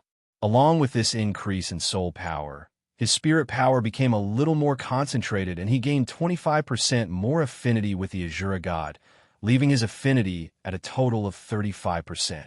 The next mission he had to accomplish was to reach rank 91 of Title Douluo within a year's time. As a reward, his affinity would increase to 50% while the age of all his spirit rings increased by 10,000 years. Percy stopped at the entrance and looked at Artemis in confusion. "You're still here? I thought you'd be tired of waiting." She just glared at him before huffing. "Where are we going now?" "I'm going home, Artemis. I don't know about you, but I want to see my wife and son." Artemis's eyes slowly widened at Percy's words. Wife? Son? Of course she had thought about the possibility, but hearing it straight from Percy's mouth was different. "You got married? Just a few months ago." Percy nodded before unfolding his dark golden wings and rising off the ground. I see," Artemis nodded, but she felt tears in the corners of her eyes. She shook her head as she squeezed her eyes shut a little to keep from crying. His silver wings sprouted from his back, and he followed Percy, but this time he didn't try to strike up a conversation. The two of them flew away from the city and passed through several smaller forests. The white wolf of the sky appeared shortly after they left the city and followed Artemis. But when at least an hour had passed and the sun was setting while the moon in the sky was brightening even more, Percy took out the god-slaying saber and slammed it down hard. Boom! Anaclosmos collided with a large hammer, and a large shockwave sent Artemis flying towards the ground. Clear sky hammer. Percy narrowed his eyes, noticing a man similar to Tang Hao, but much more orderly and serious. Percy's spiritual power spread out everywhere, noticing 2 more people. There was a Title Douluo hiding among the trees, and someone at level 50 a little further to his right where Artemis had fallen. TCH. Percy clicked his tongue as the power of his skull spirit bone kicked in. He moved to the side as the man punched, but his powerful punch went out the other way as Percy descended like a raging meteor. "Seventh Elder, watch out!" Seeing and understanding that his orientation was affected, the man immediately roared. Sadly, it was too late. The thin, old man's eyes looked into Percy's, feeling and seeing horrors as he felt despair flooding his body. The 7th Elder's eyes bled, as did his nose and ears. His mouth opened as he raised his head and fell to his knees, spitting blood and screaming hoarsely. His wrinkled hands held his head on both sides, trying to pull out whatever was in his head. The man almost seemed to scratch at his skin, trying to remove his own skull and brain. Percy appeared in front of him and cut off his head in one blow. The other person watched in shock as the 7th Elder's head slipped from his neck and fell back as blood fell like a waterfall from the horrible wound that caused his death. Percy jumped back, avoiding the blow from the first man as he helped Artemis to the ground. She frowned, annoyed at being beaten. She knew Percy was strong, just like the man in front of the 2 of them, but she was still annoyed. She also saw a young man with a frown and his jaws moving as if he was chewing his own teeth. Tang-san, Tang-san. Percy shook his head. It seems you've forgotten something really easy to understand. While you grew in power, what was stopping me from doing the same? And you must be Tang Xiao, Tang Hao's brother and head of the Clear Sky clan. By the way, how is Tang Hao? Tang Xiao had a dark look on his face as he looked at his enemy. Clearly, he knew that Percy knew from the start that Tang Hao would not be able to heal his wounds and would die due to blood loss. Though I wonder, did Tang Hao tell you too how Ian was discovered by the Spirit Hall? Percy asked and smiled coldly upon seeing Tang San's angry and dark expression. Oh, it seems he told you, Tang San, but you didn't tell your uncle. TCH, that's to be expected, like father, like son. I mean, Tang Xiao was also in love with your mother, so it's no wonder you wouldn't tell him that Tang Hao informed the Spirit Hall so he could get a Yin's 100,000-year spirit bone and ring. Shut up, Tang San roared angrily. Tang Xiao had an expression of surprise, doubt, and a bit of betrayal, but he never took his eyes off Percy. Even if that was true, he still had to kill the man in front of him. To him, blood ties were more important than a spirit beast turned human that didn't love him. Love didn't matter right now, at least not to him. Artemis. What? The boy has two martial spirits, Clear Sky Hammer and Blue Silver Emperor. On top of that, he might have spirit bones. He also uses hidden weapons with strong poisons. Do you want me to kill him? She asked, raising an eyebrow. He's an enemy, one that won't stop to kill me. Artemis looked at Percy, who didn't turn his eyes towards her, watching the two in front of them. But he nodded anyway and took 2 steps as his bow appeared while his wolf companion growled as he walked beside her. Percy took a step forward that sank into the ground before he began to clash weapons with Tang Xiao in the sky. His dark golden wings immediately appeared as he condensed all his killing intent. Artemis narrowed her eyes as Tang San raised his hand, and the silver-blue emperor appeared like vines above his hand. Grass immediately spread out as Tang San's first yellow spirit ring lit up. However, Artemis was only still as she held her bow. The yellow spirit ring appeared beneath her as she began to aim. The white sky wolf was the one who roared, sending wind blades towards Tang San's first spirit ability, Entanglement. Frowning, Tang San activated his third spirit ability, causing his third, purple, spirit ring to light up. His hand lifted and a spider web-like web formed before being shot forward. Artemis sprang into action at that moment. First spirit ability, Accurate Arrow. An energy arrow formed and shot out, evading the net from the side and heading towards Tang San's head. He, however, tilted his head as his eyes lit up purple. But he immediately had to jump to the side, dodging the arrow that had bent behind him. Tang San spun in the air before landing hand over hand and doing several flips, using the Phantom Shadow's bewildering track to jump through the trees and try to make the arrow crash into them.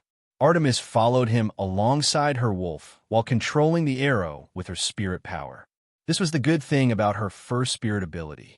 Casting it used little of her soul power, and for the arrow to follow the enemy, she only needed a small amount of spirit power. If Artemis's soul power was considered 100, then she would only use 5 to cast her first spirit ability. The arrow did not have great explosive power, but it did have penetrative power. At the same time, if her spirit power was another 100, then she needed only 1 spirit power every minute to control the arrow. Tang San grunted, annoyed at not being able to lose the arrow. Then, he jumped and turned his body as he took out blades from his storage belt and threw them, bouncing off each other before they all hit the arrowhead. The arrow shattered into specks of light, and he stopped before leaping towards Artemis while taking out a crossbow. This was the Zhuge Divine crossbow. Tang San fired 3 bursts of 16 arrows at once.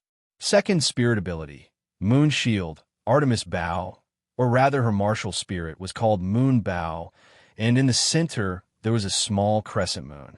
When her second spirit ability activated, this crescent moon lit up, forming a shield that surrounded her like a sphere. All the arrows stopped and bounced off the shield as she continued running, jumping from tree to tree, getting closer with each step to Tang San. Tang San growled angrily.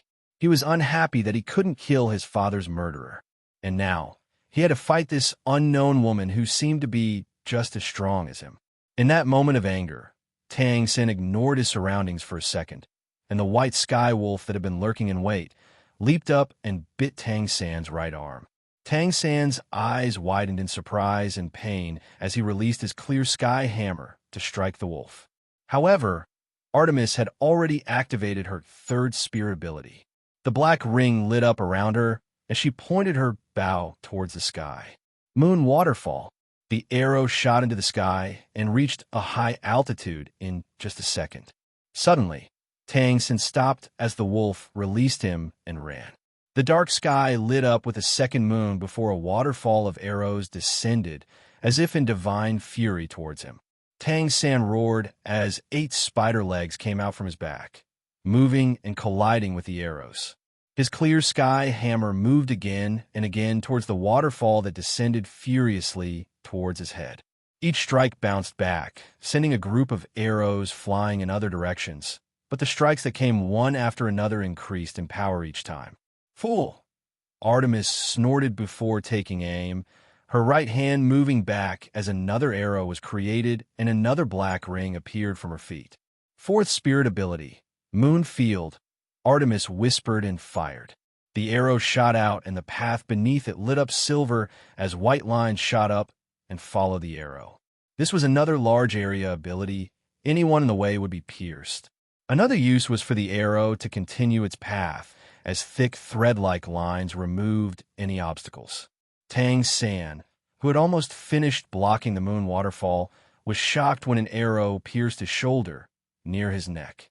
And almost immediately, several thick threads created from soul power stabbed into his body.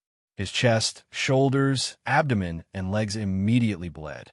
"No, Tang San muttered as he looked at his wounds in shock. His fury had prevented him from thinking and fighting clearly. His eyes locked onto Artemis, who was aiming another arrow at him. "Oh no!" The arrow shot out, and Tang San could see it almost in slow motion before it stuck in the center of his forehead. Tang San's head was forcibly moved back as his eyes went completely unfocused as he looked at the moon. "No, I'm sorry, Dad." Tang San's last words came out slowly before the thick white threads dissipated and he fell back to the ground. Dust rose as his body impacted. Blood began to stain the ground as Tang San's wide-open eyes continued to stare at the moon. But this time, there was not a shred of life in them. Those were good skills. Artemis turned around and saw Percy with several spirit bones in his arms. The other man, he no longer exists. Artemis just nodded before petting the wolf and thanking him for the help. "Hey, yeah." She looked up, looking into Percy's eyes. "I could have handled this all by myself. But still, thanks." The bright gray eyes widened a little more than normal before returning to normal. A smile spread across Artemis' lips before she nodded. "You're welcome." Zhu Zhuqing collapsed onto a sofa where Ning Rongrong was resting. Inside the room was also Xiao Wu, Oscar, and Ma Hongjun. Ever since Percy had left, she had been training and practicing to be able to complete her battle armor, which was not easy. She had to be precise with every alloy or part of the armor, especially its core. The battle armor was not attached to the body per se, but rather to the martial spirit. That way, every time it was deactivated, it would be stored together with the martial spirit within the body. That was why it was so difficult to make and why it needed the owner's blood and soul and spiritual power to create it. The battle armor Percy gave Laina had the name, but it was a bit more bastardly. It could be attached to her, but it would be stored in the belt, not together with the martial spirit. In this case, it was more like a more complex spiritual tool than an original battle armor. "You're completely exhausted, Zhu Qing." Ning Rong smiled a little. "Master Perseus really has no mercy." "My master is good." Rong. Zhu Zhuqing frowned a little. "Even if he is harsh with the training, it has had very good effects on me. Soul power and spiritual power have increased by leaps and bounds. Zhu Zhuqing is lucky to have a master like him." Ma Hongjun sighed a little before smiling. "By the way, did you see the woman who followed him when he arrived a month ago?" Be careful that Flinder hears you, fatty." Ning Rong smiled forcefully this time, imagining the punishment they would give Fatty if they heard him. Flinder, after all, had his pride, and he really didn't like being compared to other people. "I think she was a spiritual king," Oscar commented, referring to the woman, Artemis. "Although, I think she is in love with Master Perseus. I heard from Master that she has known him since he was little."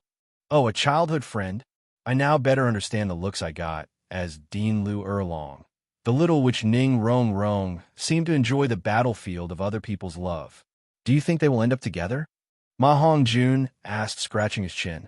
"Master has a wife and a son." Zhu Zhuqing frowned and glared at the fat man. "Does that matter?" Rong asked, raising her eyebrows and looking at her friend. "I remember that an elder of my clan has 3 wives. Furthermore, the emperor has wives and concubines. Master Perseus is strong and handsome, as well as having a great reputation for spiritual tools. My master is not a bastard." Zhu's Qing snorted, defending Percy. As I said, it doesn't matter. Ning Rong smiled mischievously.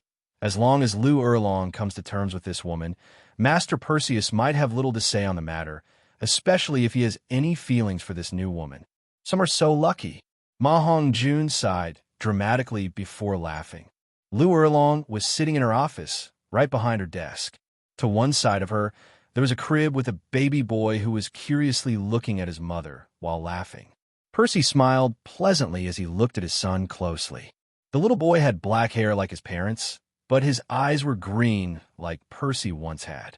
Since he left the Spirit Hall, a few more months had passed, and his son was about to turn 1 year old. Percy, when will you leave? Lu Erlong asked, and Percy looked at her for a minute before frowning. While he wanted to stay longer with his new family, he had things to do. He had already reached level 90 and was about to cross over into the rank of Title Douluo. For some reason, the time it took him to level up was not as long as he had originally expected. In fact, even if he had information and training methods superior to the spirit masters of this era, his cultivation speed should not be as abnormal as what he possessed. I'd rather leave tomorrow. It's better to finish this as quickly as possible. Lu Erlong nodded. She had already reached the rank of level 91 Title Douluo. But unlike Percy, she had gone up many levels due to her trials of the goddess of love. She knew that her husband had to complete the trials of the Azura god if he wanted to become a god. And right now, he had already completed the trial of obtaining all of his spirit bones. And when he reached the level of Title Douluo, he would complete another trial. She had already gone through that same trial short while ago, and in fact, she only needed 2 trials to complete the trials of the goddess of love. And while many had to do with the level of power, several others had to do with the concept of love and emotions. These trials were not just about understanding the concept, but also having gone through the 7 emotions and also the desires of the human being. What about Artemis? Lu Erlong asked, without much expression on her face. She had already met the former goddess of the moon. To be honest, she didn't feel intimidated or offended by his presence. Just by looking at her, he could understand how regretful she was and how much she wanted to be closer to Percy. Bibi Dong also existed, and if what Percy said was true, then so did Gu Yuna, an ancient spirit beast. While Lu Erlong wanted to have Percy's whole heart for herself, and he himself wasn't a man who would ignore his wife's feelings, women could be very intimidating and compelling when they wanted something. Furthermore, she lived on a planet where things like polygamy were actually not a rare thing. But that didn't mean she would just accept it easily. Lu Erlong could accept these women being with her man and husband, but only if they themselves won a part of his heart and were worthy of him.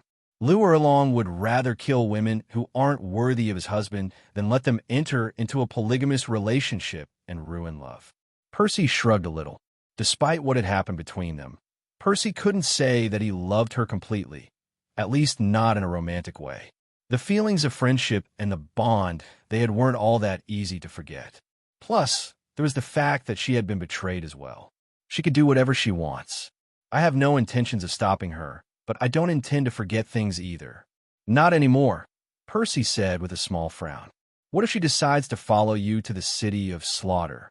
Lu Erlong asked, raising an eyebrow. Percy frowned a little harder and replied, that would be foolish. The city of slaughter isn't for everyone, much less for a woman who was once a goddess like she was. Even if she learned more about humanity, she would end up being swallowed up by the city. So, Percy looked at his wife for a moment before sighing. His shoulders let go and slumped a little. Just stop her, even if you have to hit her. Lu Erlong looked at Percy before closing his eyes with a small smile. Okay. Percy smiled and took his son into his arms. The little boy blinked as he looked at his father before smiling and laughing as he raised his small hand, opening and closing his fingers. Percy laughed a little at little Lu Yijuan. Both of them, Lu Erlong and Percy, especially Percy, decided that it would be a little strange to have a surname and first name mixed together. Therefore, their first child would be named after the planet he was born on. If they had another child, then he would have a Western name from the planet Earth. Percy had already thought of a few names if they had a second child. I hope it doesn't take too long, Percy commented before gently handing Lu Yijuan into his mother's arms. You don't have to do everything quickly, Percy, Lu Erlong said seriously. Your next trials aren't that easy. Take your time. We'll be fine. No one will hurt us, especially with Bibi Dong as our backup. Percy nodded before kissing his wife's lips as he closed his eyes. The kiss was soft, but lasted for several seconds before they broke apart. See you later. Lu Erlong nodded with a small smile. Percy left the room without looking back and then walked out of the academy. Artemis was waiting before the doors, and they both looked at each other. Are you leaving? She asked. Yes. Artemis crossed her arms and looked to the side with a frown. Percy looked at her face, noticing how her jaw tensed a little, indicating that she was clenching her teeth. You can't accompany me. Don't even dare to follow me on the sly. I'll know. Why you hate me? She asked, still looking away. Percy looked at her while raising his eyebrows slightly. His expression was a little relaxed and thoughtful. He raised his gaze and his head, looking at the clouds in the sky. Can you see those clouds, Artemis? What? She looked at him now, confused. But Percy kept looking at the clouds. Clouds are always in the sky. Even if there aren't any somewhere, there will be somewhere else. My hatred towards the Olympian gods is like the clouds. Even if at some point I don't think about that hatred, it will always exist. Percy's eyes slowly moved to match Artemis's. I didn't know before why I had such a strange feeling towards you. From the time of that quest, when Atlas captured you, I didn't understand at the time.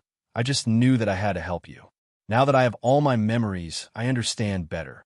When I thought about killing the gods, about killing you, it was the same. Something strange rising from my heart, but nothing in my head. He slowly shook his head. Once again, when I regained the memories of those years, I understood better. But still, that was perhaps worse. I'm sorry. Artemis's eyes rolled slightly to the side before looking at the ground. Her eyebrows were slightly drawn together, and her eyes seemed clouded by tears that didn't want to fall. I don't hate you. Artemis's body froze for a second before looking up, but Percy's next words came through. But I don't love you either. The reason for my pain and tears towards you is not because of love, Artemis, but because of a dear and close friend. You should know, people like me have few friends, at least when it comes to true friends. You were one. You helped me with that monster. You gave me warmth and happy moments, only for them to be snatched away, and soon after, my world turned upside down. Artemis listened, but a little bit of calm and more hope sprouted from the bottom of her heart.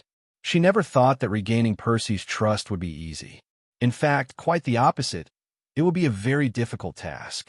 But hearing the words, I don't hate you, from Percy's mouth was reassuring. Monsters, gods, training battles, quests, death, war, and a cycle that I couldn't see an end to.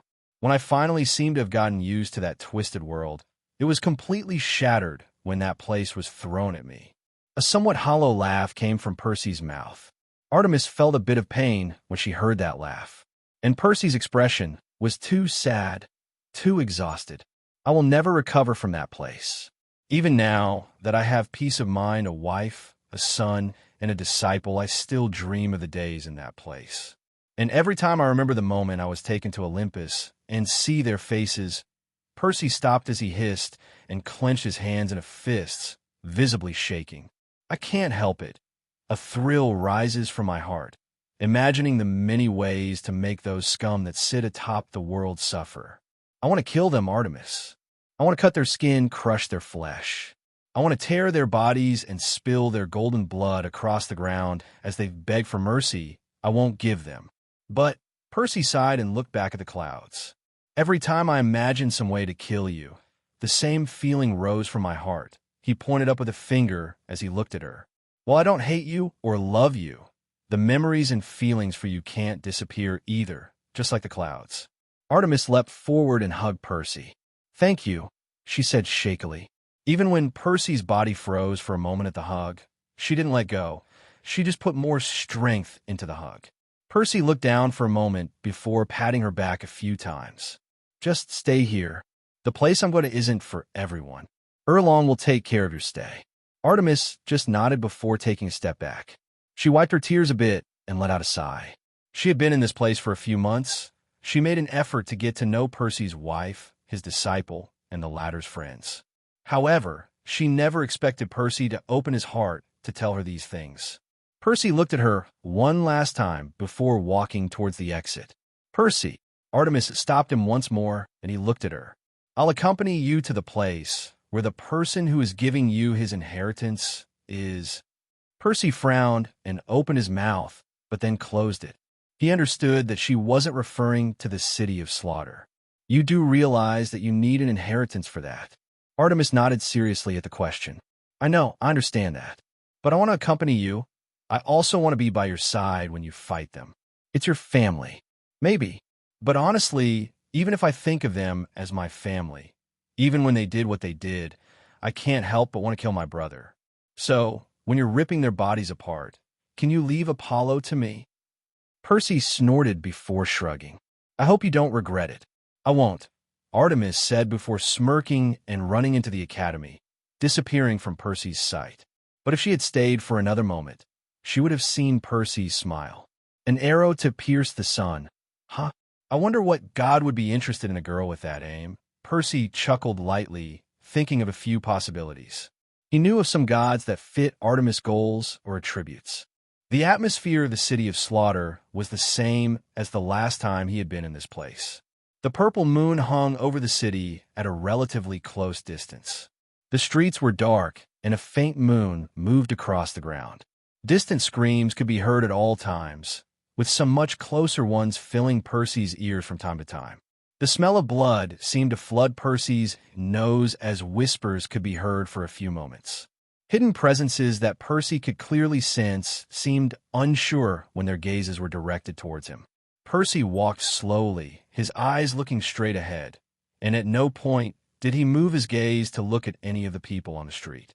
Even if he wanted to be on the lookout for any surprise attacks, his enormous spiritual power was enough. At this moment, even with the restrictions of the city of slaughter, he had already passed through the path of hell. Furthermore, the Azura, God himself, invalidated the rules for the sake of the task he gave Percy. Even as strong as Percy was, his mission was not an easy one. In fact, ever since he entered the city, Percy had been preparing his mindset to be able to accomplish the task. He had not yet accomplished his mission of reaching Title Douluo, but even so, he already knew what the next mission might be. And when he reached level 90, the Azura god had in fact already given him the next mission. This was not some kind of preference or advantage, but the Azura god, knowing that the mission of reaching Title Douluo was already a done deal and that the next mission was even dangerous for Percy.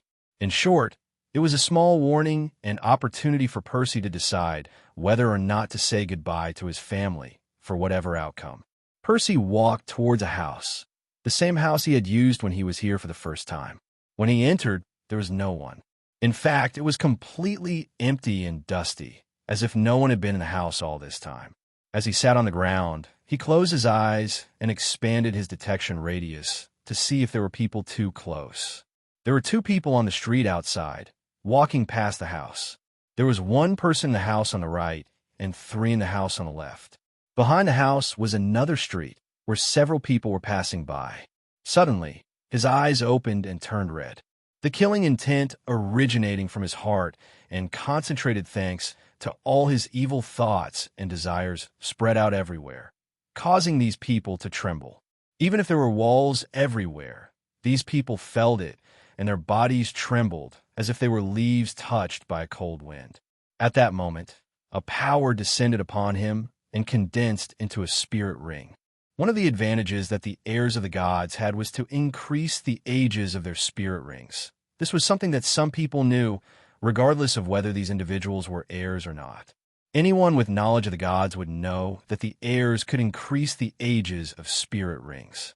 However, something that perhaps only inheritors would know was that the gods could bestow spirit rings at every bottleneck between the ranks. Of course, this wasn't always a good thing.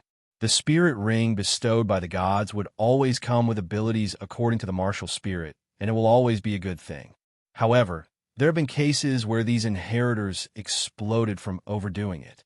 The spirit rings bestowed by the gods were different from those bestowed by spirit beasts.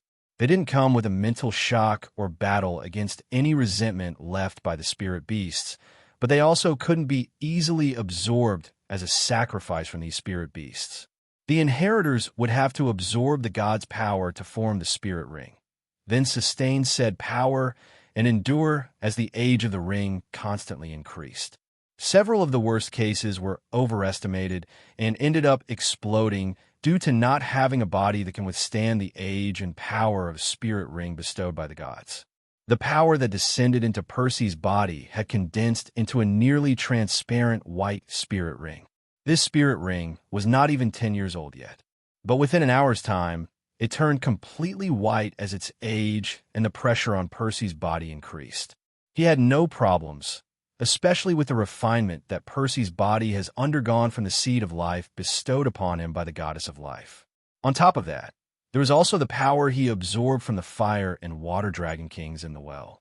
Along with that, there was the task where he had to withstand the pressure of the lake of blood on the road to hell. Right now, Percy's body was really powerful. Adding to all of this was the enormous spiritual power and mental endurance he gained from absorbing the Eye of Annihilation and everything he had endured in his life. In an estimated time of 10 hours, the spirit ring on Percy was constantly absorbing energy as it slowly turned a purple color. Percy kept his eyes closed as he concentrated, ignoring everything else.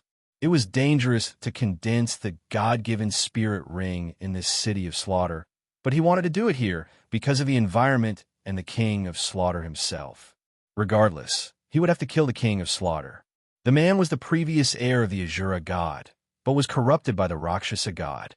Percy had never accepted a God-given spirit ring in his previous bottlenecks, but now that it was his spirit ring to reach Title Douluo, he preferred to accept it knowing that it would be for the best. When 2 full days passed, the spirit ring had reached the astonishing age of 99,980 years. As he slowly approached 100,000 years, the pressure on his body increased.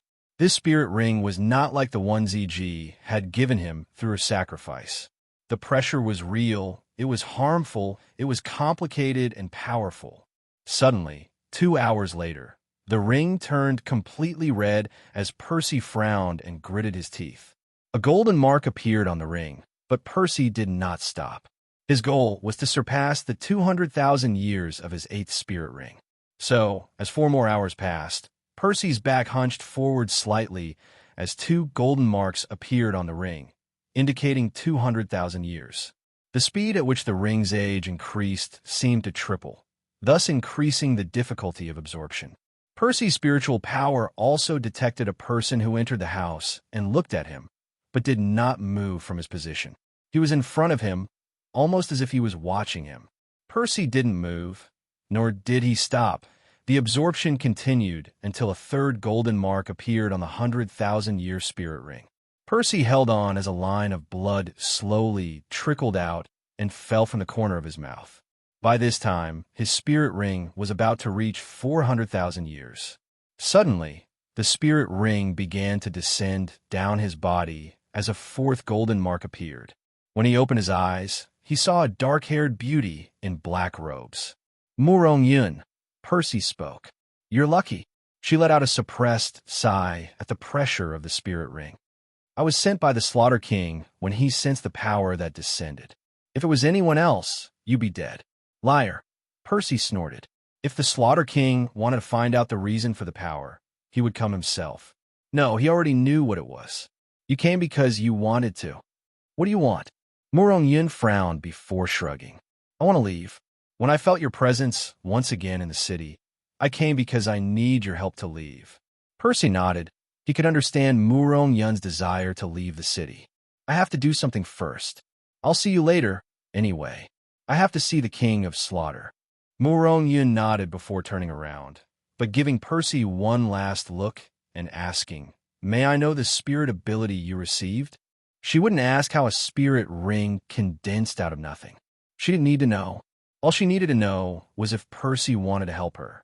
However, she was still curious about the ability he might have obtained. Percy stared at her for a long moment before answering. Of all things, it couldn't hurt for her to know, was what she thought. At least, not her last ability. It couldn't even help her if she wanted to go against him. It grants me 400% more power in my next attack with my saber. Murong Yun widened her eyes in surprise. 100,000 years spirit ring. It really grants power beyond measure, she muttered before walking towards the door and leaving. What she didn't know was that Percy's ninth ability granted him 400% more power on his next attack. But this wasn't just for a normal attack with Anaklusmos. Except for his abilities like Devour, Saber Light, and Abyssal Saber, any other attack or spiritual ability that followed the activation of the ninth ability would receive the power boost. The Slaughter King sat on his throne as he looked ahead. His hand, clenched into a fist, was lightly supporting his cheek as his elbow was on the armrest of his throne. His long, gray hair fell over his shoulders as his armor gleamed slightly. His blood-red eyes did not move away from the large doors, as if he was waiting for someone to enter. He felt much calmer today than other days. His mind, which seemed to split at times, and at other times lost in evil, had calmed down a little as he recalled the power that descended upon the Slaughter City a short while ago. He, Tang Chun, as a previous Azura God inheritor, knew the feeling. He had never received a God-bestowed spirit ring, for he was already a Title Douluo when he found the Azura God inheritance. In those years, he had traveled with an old friend and rival, Title Douluo. They ended up on the Sea God Island and met Bo Saishi, a woman who was incredibly beautiful, but who was also just as powerful as the two of them. It was said that he, Tang Chun, was invincible on land, and Title Douluo was invincible in the sky. Bo Saishi, on the other hand, was invincible in the sea. The Title Douluo woman had a special martial spirit, after all. The two of them fell in love, but Bo Saishi had rejected them, saying that she would only serve a god. Tang Chun, in his quest for power and acceptance from the woman, sought out and found a divine inheritance. Sadly, his trials were corrupted by the Rakshasa god, causing him to become the king of slaughter as his mind slowly degenerated over time. Bang! Tang Chun, slightly lost in thought and looking at the ground, raised his gaze slightly to the front. The doors had been forcefully pushed open as Percy, the bloody tyrant, entered the throne room. Tang Chin's red eyes contained a bit of anger, but mostly curiosity. The young man in front of him couldn't be older than 30, but the intensity of his killing intent and the pressure of soul and spiritual power were undoubtedly powerful, even a bit suffocating. I felt the power of the Azura God, Tang Chin calmly commented as he slowly stood up from his throne. Are you the new heir? You're much calmer than I thought, Percy commented as he held Anaklusmos, his god-slaying saber. Tang Chun decided to smile. It wasn't a big smile, but the curve on his lips was clear. My mind is much calmer. I usually have moments of calm, but now it's much better than all these years. So you're more dangerous. Tang Chin's smile grew a little wider upon hearing that. It seems his opponent was smart. He knew he would have to fight the current heir. He didn't know what missions/tasks he had completed, but Tang Chun was clear that at some point, if the Azura God were to gain another heir, they would have to fight. He, after all, had the god's divine armament. He could barely use the Azura demonic sword. Perhaps he could use it a few times, but it wouldn't be to the full extent of its power, and he would possibly end up dead after that. The Azura demonic sword was an ultra-divine weapon, so the requirements for using it were too many. How many tasks have you completed, heir? 7, Percy replied. 7. I see. I have no idea what kind of tasks they were, but if they were anything like the ones I completed myself, then you're not someone I can underestimate. As he spoke, a black light appeared on the right hand of Tang Chun, the king of slaughter. The black light immediately transformed, leaving behind a large, imposing hammer of the clear sky. Percy's eyebrows relaxed a little, as if he was tired. He knew who Tang Chun was. It was information he received, just like Title Douluo, but he never knew that the man was the Slaughter King. Another member of the Clear Sky clan, Percy muttered before letting out a sigh. Oh, it seems you have fought against my clan members. Percy's eyes looked at Tang Chin's blood-red ones, and he nodded. I killed the exiled Tang Hao, then his son, Tang San, and the former's brother, Tang Shao. Ah, I think there was also a clan elder. I think they were directly related to you, grandson and great-grandson. Tang Chun frowned before shaking his head. It didn't make sense. At least, not to him. Regardless of the outcome of this battle, he would still end up dead after a few years. Perhaps it would happen in less time. He had already completely stepped away from his clan's affairs. He had left everything to the next generation. And, as the king of slaughter, it wasn't even worth talking about. Are you ready? Percy nodded at the question. Tang Chun moved at that moment. He took a step forward before his figure disappeared and wind swirled around his previous position. Percy swung his saber and clashed against the towering clear sky hammer, blocking the blow. For a moment, only the clash of martial spirits could be heard, but then the ground creaked and split in all directions. The ground completely gave way as they fell from the top of the throne room. The imposing structure they were on trembled completely as they leapt between the falling pieces of ground. The two of them moved like ghosts, leaving only traces of wind behind them.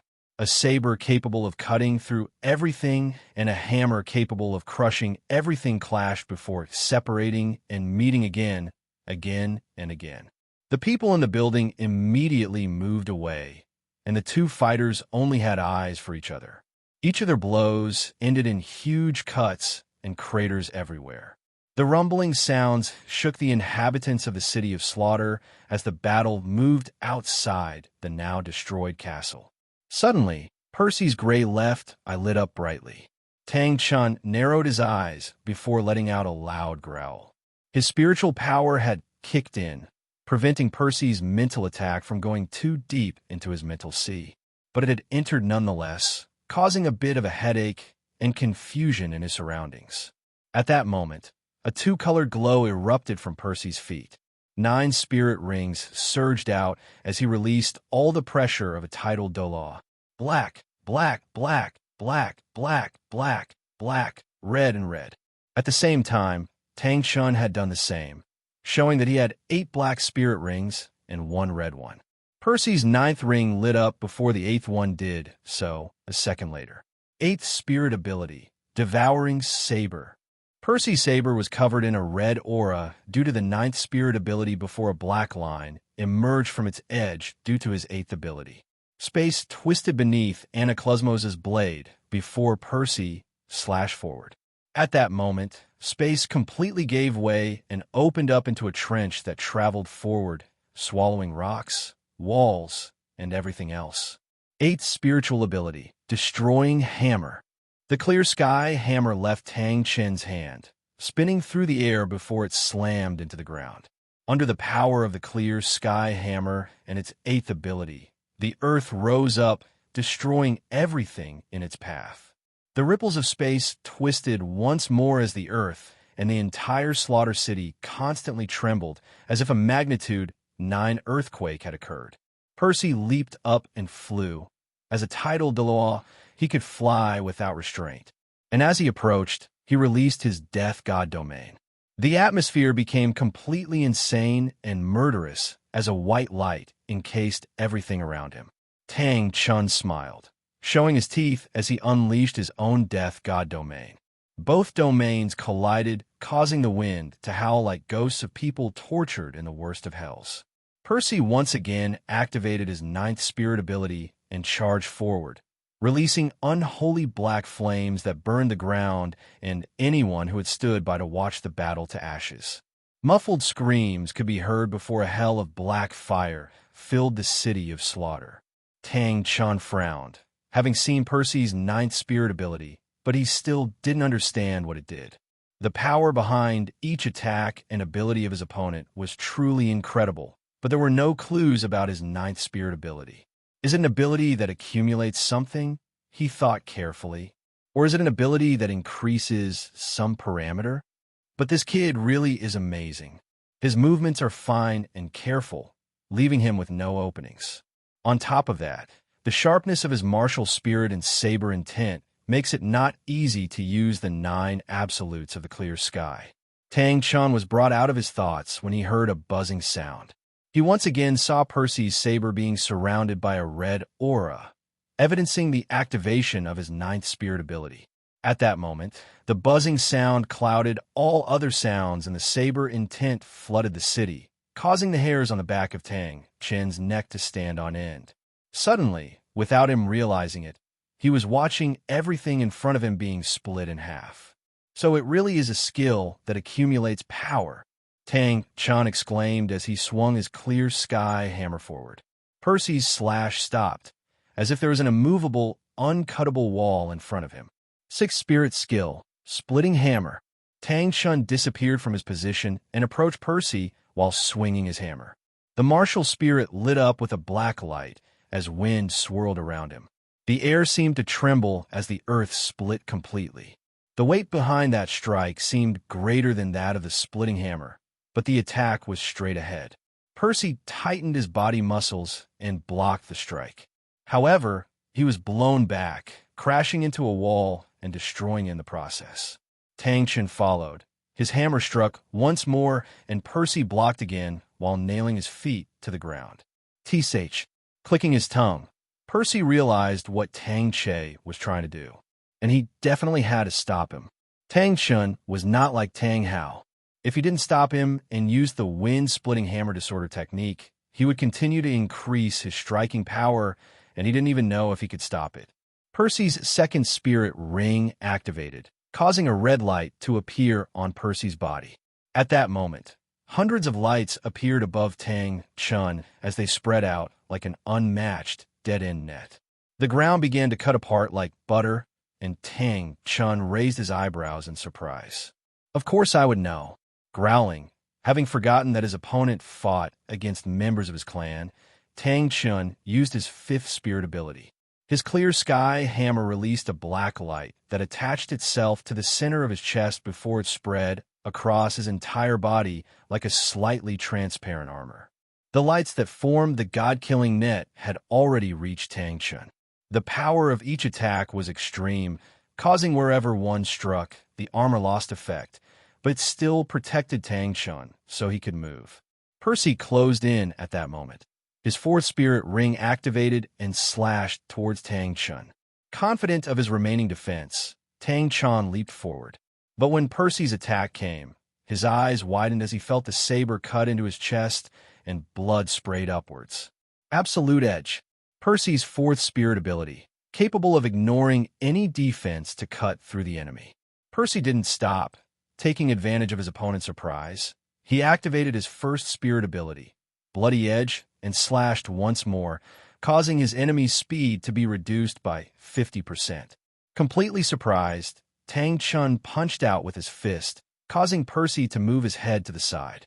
That single punch, even if it seemed harmless, stirred the wind, and its force traveled to the wall behind Percy, decimating the wood.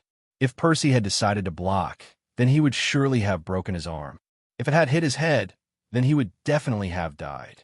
At that moment, his ninth spirit ability activated once again. He slashed forward and shocked Tang Chen by its power. At that moment, he realized Percy had tricked him. His ninth spirit ability increased the power of his next attack, but he had been using it as a bluff to make Tang Chen think it was a buildup of power with each activation. The moment he had attacked with 400% more power, Tang Chen could no longer dodge or block. A gruesome wound opened up on the Slaughter King's abdomen as blood exploded forward before falling like a waterfall towards the ground. He retreated a few steps, but his hand tightly gripped his clear sky hammer and he stared ahead ferociously. Percy was about to attack once more, but he felt a bad feeling and leaped into the sky, floating as a red light appeared on the clear sky hammer. The hammer disappeared from his hand, so that its giant shadow appeared behind Tang Chen, this time filled with endless killing intent. Strangely, the hammer disappeared soon after, as if it had completely melted. In the blink of an eye, the hammer was no longer there, but instead a giant sword over 2 meters long appeared.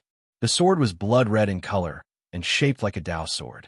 At that moment, Percy gritted his teeth at the pressure exerted by that weapon alone. Everything around had turned a blood-red color as the sword vibrated as Tang Chen took it in his right hand. Percy's eyes widened in fear as Tang Chun raised the Azura demonic sword with both of his hands and swung it in a downward motion. At that moment, space froze, the sound disappeared, and the killing intent no longer seemed to exist. Suddenly, everything seemed to return to normal as a powerful beam of crimson light exploded from the sword and traveled towards Percy. Percy's ninth spirit ring activated, followed by the seventh spirit ring.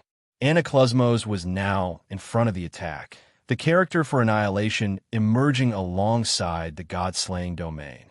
The slash that emerged from the spirit avatar of the god-slaying saber crushed space and impacted the powerful attack of the Azura demonic sword.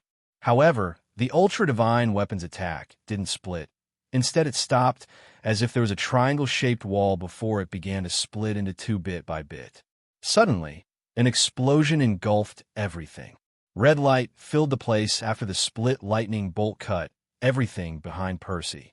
Tang Chun looked ahead, his face covered in sweat and pale, as if he had lost all his blood. His hands trembled as he dropped the Azura demonic sword to the ground. The sword touched the ground with the tip of the blade as it entered the ground almost up to the hilt. Crunch! Suddenly, Tang Chun froze as a sickening, piercing sound filled his ears. A trickle of blood ran down from his mouth to his chin, and drops of blood slowly dripped onto the ground. His shocked eyes slowly moved in tandem with his head, staring at his chest. There, right where his heart should be, was now a saber stuck up to the hilt. Fifth spirit ability. Percy's tired voice sounded. Tang Chun raised his head slightly, seeing Percy on one knee on the ground. His right hand was extended forward with two fingers pointing at Tang Chun. However, he was not unharmed. His black robe was destroyed, and there was a huge cut that traveled from his right hip to his shoulder, where there used to be a left arm. Blood filled the ground beneath him and trickled down from his shoulder and the wound on the front of his body. There was no way he could dodge the previous attack, and blocking it without coming out unscathed was just an illusion. The best he could do was to resist as much as he could to gain an opening to deliver a fatal attack. Tang Chun let out a dry laugh before spitting out blood. Looks like we're both going to die. I don't know why you accepted the task to inherit the position of the Azura god. I don't know you, but you must have a good reason. There are no people who simply decide to obtain the power of a god for the sake of power alone. They should have a goal for themselves. If they didn't, then they would only be disappointed to discover what the god realm is like. Please don't underestimate me so much. Percy sighed in pain before speaking. But after his words, two dark golden wings appeared on his back. Tang Chun's blood began to swirl before traveling towards the wings and being absorbed. Tang Chun could see with the naked eye as the wound on Percy's forehead began to heal. His arm couldn't regenerate, but the wound began to close up soon after. I see. Tang Chun looked up, cursing his existence a little. He would have liked to see the sky for one last time, but he couldn't in this place. After a few moments, he closed his eyes, letting out one last breath. Percy grimaced as he stood up and heard the same voice in his ears. 8th Trial of the Azura God. Kill Tang Chun as a level 91 Title Douluo. Reward: 35% affinity with the Azura God. Increase in age of spirit rings by 20,000 years. 9th Trial of the Azura God. Take the Azura demonic sword. Maximum time: 182 days. Reward: affinity with the Azura God. Increase in age of all spirit rings by 50,000 years and 2 levels. Percy sighed as he sat down and looked at his left arm with a grimace. He had lost a limb again. Sighing for what seemed like the 18th time, Percy raised his hand and gently touched his torso, where there was a large scar. The wound, although already closed, was still an almost burning red color, and despite having lost an arm to the wound, he felt a bit of relief in the fact that one of his nipples had not been obliterated. That would make him look strange. Letting out a small laugh at his strange thoughts, Percy took out some things from his storage bracelet. He took out a small bottle that had a liquid in it and uncovered it with his mouth before setting it back down on the ground. He had not left the site of the battle, even if days had passed. The people who had left the place had returned, but they had not dared to move closer. Some had actually tried to take the body of Tang Chun, the king of slaughter. Sadly for them, Percy pushed them away and prevented such a thing from happening. Although he didn't have any kind of friendly feelings for Tang Chun, there was a respect in the face of the battle they had. He didn't want to see the old man's lifeless body torn apart either. Since Tang Chun had respected him as an opponent and a fighter, he would give him the same kind of respect after death. He would hand over his body to the Clear Sky clan, even if they could be considered enemies. Tang Chun was a level 99 Title Douluo, one of the three known so-called peerless Douluo. In fact, he was someone considered a demigod. So-called demigods weren't like those on Earth. When someone reached the threshold to reach rank 99, they were considered quasi-demigod. Upon entering rank 99, they were considered a demigod. Finally, at the threshold between rank 99 and 100, people were referred to as quasi-gods. Sadly, Tang Chun's constant mental struggle had weakened him. But even if a few months passed, a body like Tang Chun's would not decay, so he had enough time to hand over his body. Percy pulled out the bandages wrapped around what was left of his left arm and poured the liquid onto the wound that still looked bad. Even with the absorption of his wings, it still couldn't heal completely. He gritted his teeth as he felt the burning and pain of his wound.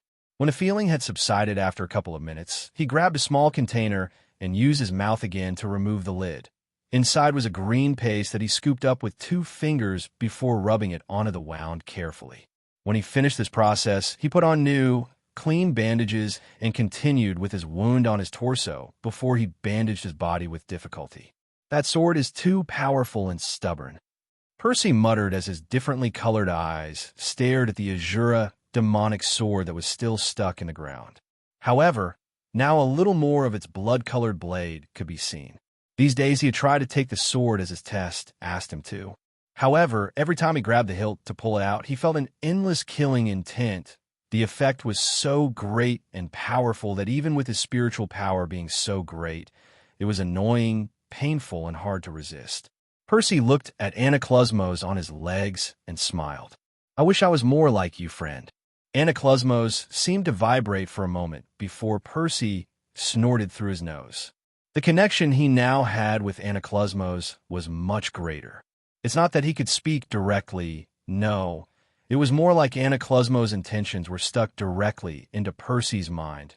Therefore, he could understand it to a certain extent.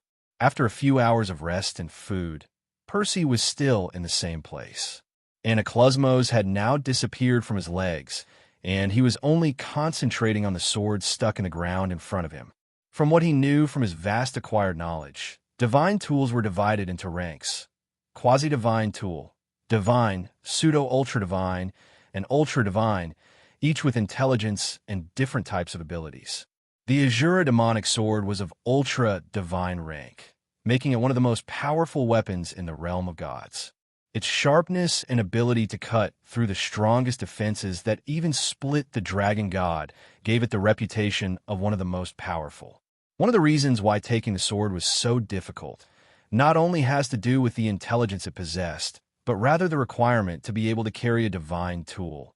Immortal power, or also called immortal chi. Unlike what the gods on Earth believe, this denomination did not come from themselves, or even the Titans, but from the universe itself. The Earth was not the first planet to be born. In fact, the primordials were before the formation of planets.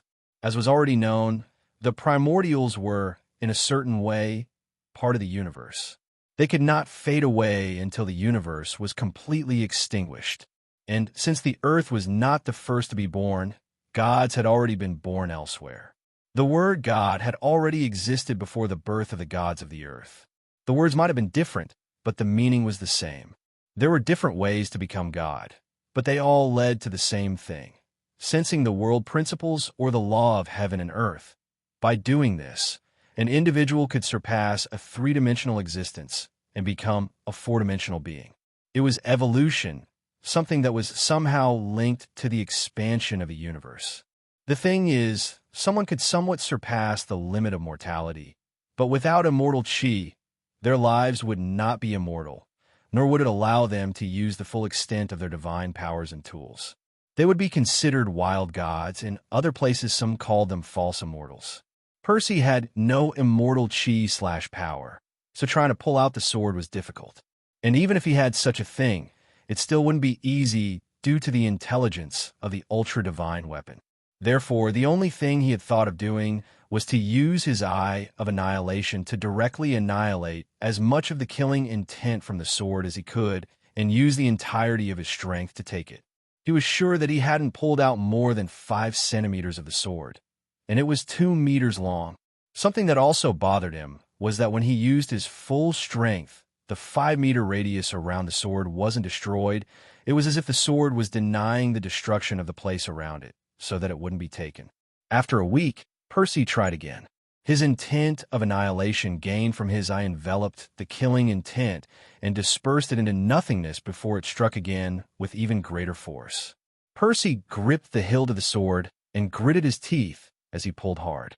Growls came from his throat as veins bulged on his neck and forehead. The Azura demonic sword seemed to tremble as he increased his mental attacks of killing intent. When Percy felt the sword slip a little, a second later, it seemed to return to where it was before. Feeling his teeth ache from the effort he was making, Percy used his feet to dig into the ground. But even with all his current strength, he couldn't even cause cracks in the ground. "Damn and dumb sword!" Percy screamed and felt the sword slip again. His right arm seemed to bulge with his muscles as he continued to pull the sword upwards. Time passed quickly in hours, and Percy was exhausted as he walked away and sat back down while breathing raggedly. A frown was plastered on his face as he ate another bite. As Percy rested, a female figure watched him from a rooftop in the distance. The woman had a small smile as she tried her best to pull out the sword. She watched him without seeming annoyed at the wait. She didn't seem to care how long she had to watch. She watched a day later as Percy continued to try. A week later, she watched as Percy destroyed the ground around him, only for his face to contort in rage as it seemed impossible to destroy the earth around the sword, leaving him with what looked like a 2-meter-long and 5-meter-wide mace. One day, she decided to go over and help Percy with his bandages. He didn't object, mostly because he was upset and needed to talk to someone so he wouldn't die from so much indignation and anger. "You don't seem bothered by the sword's killing intent, Murongyun." Murongyun just smiled faintly as she looked at Percy's mismatched eyes. "That's the Azura God Sword, right?" she asked as she looked at the sword. "How do you know that?" Percy narrowed his eyes. "I have served the King of Slaughter for years, and even if I don't know much, I know of the god who created this place." Percy was silent for a few moments before nodding. "Yes, that is the sword." She looked at the sword thoughtfully. "What is it? Tell me, Perseus Jackson. What makes you think you could take a god's weapon by force?" Narrowing his eyes once more, Percy asked, "What do you mean?" "Nothing really. It's just a god is powerful, right? I don't think a mere mortal can possibly understand the extent of the god's power. Would a god really let a mortal take their weapon? Heir or not, such a thing is too difficult to see. I don't think a divine weapon like that would just let you take it. At least, not to a person who doesn't seem fully willing." Percy frowned, looking at Murongyun's face before looking at the sword. "I don't think." Percy paused as he looked back at Murongyun. She was nowhere to be seen. Even his spiritual power couldn't detect her. Percy's eyebrows relaxed, and he looked at the sword intently. "Willing," the word stuck in his mind as he thought. Percy wasn't a fool, at least not like before. Therefore, when he understood Murongyun's words, he laughed self-deprecatingly. Yeah, that was what he thought. He hated gods, at least the ones on his home planet. That seed of hatred in his heart had made him disdain and hate the fact of becoming a god in order to get revenge. Those feelings had been there, but he ignored them as he grew stronger. And apparently, the Azura god knew about it if he was giving him this test. Willing, Percy inhaled sharply before letting out a breath of air from his lungs to his mouth. "Yes, I will become a god, something I hate. But I know that this will bring me good opportunities. By becoming a god, he will be able to create a kingdom of gods in his galaxy sector. He could protect his mother, his stepfather, and his little sister. He could welcome them into the kingdom of gods if they wanted it or when they died. He would have the power to end the gods that plague the planet and make the earth follow its normal course of evolution. He could have a family without many problems. He could do many things. Stupid idiot. Percy smiled shakily as he insulted himself. You don't have to be a god like them. You can be a better one, a superior one. Percy knew that if he strayed from the path, Luo Long would be by his side to beat him up if necessary. He knew Bibi Dong would do so as well. There's that dragon woman too. I'm sure she'd kill me if I did something despicable. Percy's eyes sparkled as he realized his hidden feelings and fears of becoming what he hated. At the same time, he smiled happily like a child, remembering that he had a family that would help him in any way they could. Percy pulled out a jug containing wine and began to drink it. The liquid went down his throat as some of it dripped down his chin. The sound of gulping could be heard as he finished the wine in one go and then raised the jug upwards with a smile. That was for new beginnings. Percy laughed before standing up and looking at the sword with renewed vigor. Percy looked at the sword after drinking his glass of wine. At his current range, something like normal wine barely did anything to him. He drank it simply to enjoy the taste of a good wine, nothing more. This time, every step he took to get closer to the Azura demonic sword was much firmer and more determined. Percy's eyes were now filled with determination. There was no doubt about what he was about to do. He had no doubts about his goals, the things he must protect. The fears of becoming something he hated vanished completely as his right hand tightened on the hilt of the ultra-divine tool. The killing intent that seemed invisible to the naked eye and could only be felt through the senses, this time was not locked away or annihilated. No, Percy received it all with calm eyes. He, however, did not exert any strength. His eyes of different colors remained fixed on the sword without blinking. Killing intent suddenly flooded his spiritual sea, causing the almost golden landscape inside Percy to start turning white and blood red. A calm, but not very wide smile appeared on Percy's face. As the killing intent flooded his entire being, Percy didn't even attack it or urge it to be removed from his body. Anaklusmos, within his spiritual sea, remained static, floating in the center of the almost golden sea. Percy didn't want it to do anything. He simply let it float in place. As time slowly passed, thin crimson threads began to show from Percy. These threads looked like blood that had evaporated and was coming out of Percy, but it wasn't life-giving liquid. It was pure visible killing intent. Slowly but steadily, the killing intent condensed more and more around Percy's body that came to resemble crimson whips that constantly moved around him. After hours of this, Percy noticed that the killing intent now resembled an immortal flame that could not be extinguished. But he still did not stop smiling and calmly looked at his hand around the hilt of the sword. In the distance, Murong Yun watched intently with a small smile. He finally accepted it. But I wonder if he really knows what he has to do, she muttered as she continued to watch. She did not know if Percy had noticed it, but the enormous killing intent, even if it was visible on and around Percy, its sensation had spread throughout the entirety of the city of slaughter. The people in the city trembled, knelt down, or even clenched their throats as if they were being choked.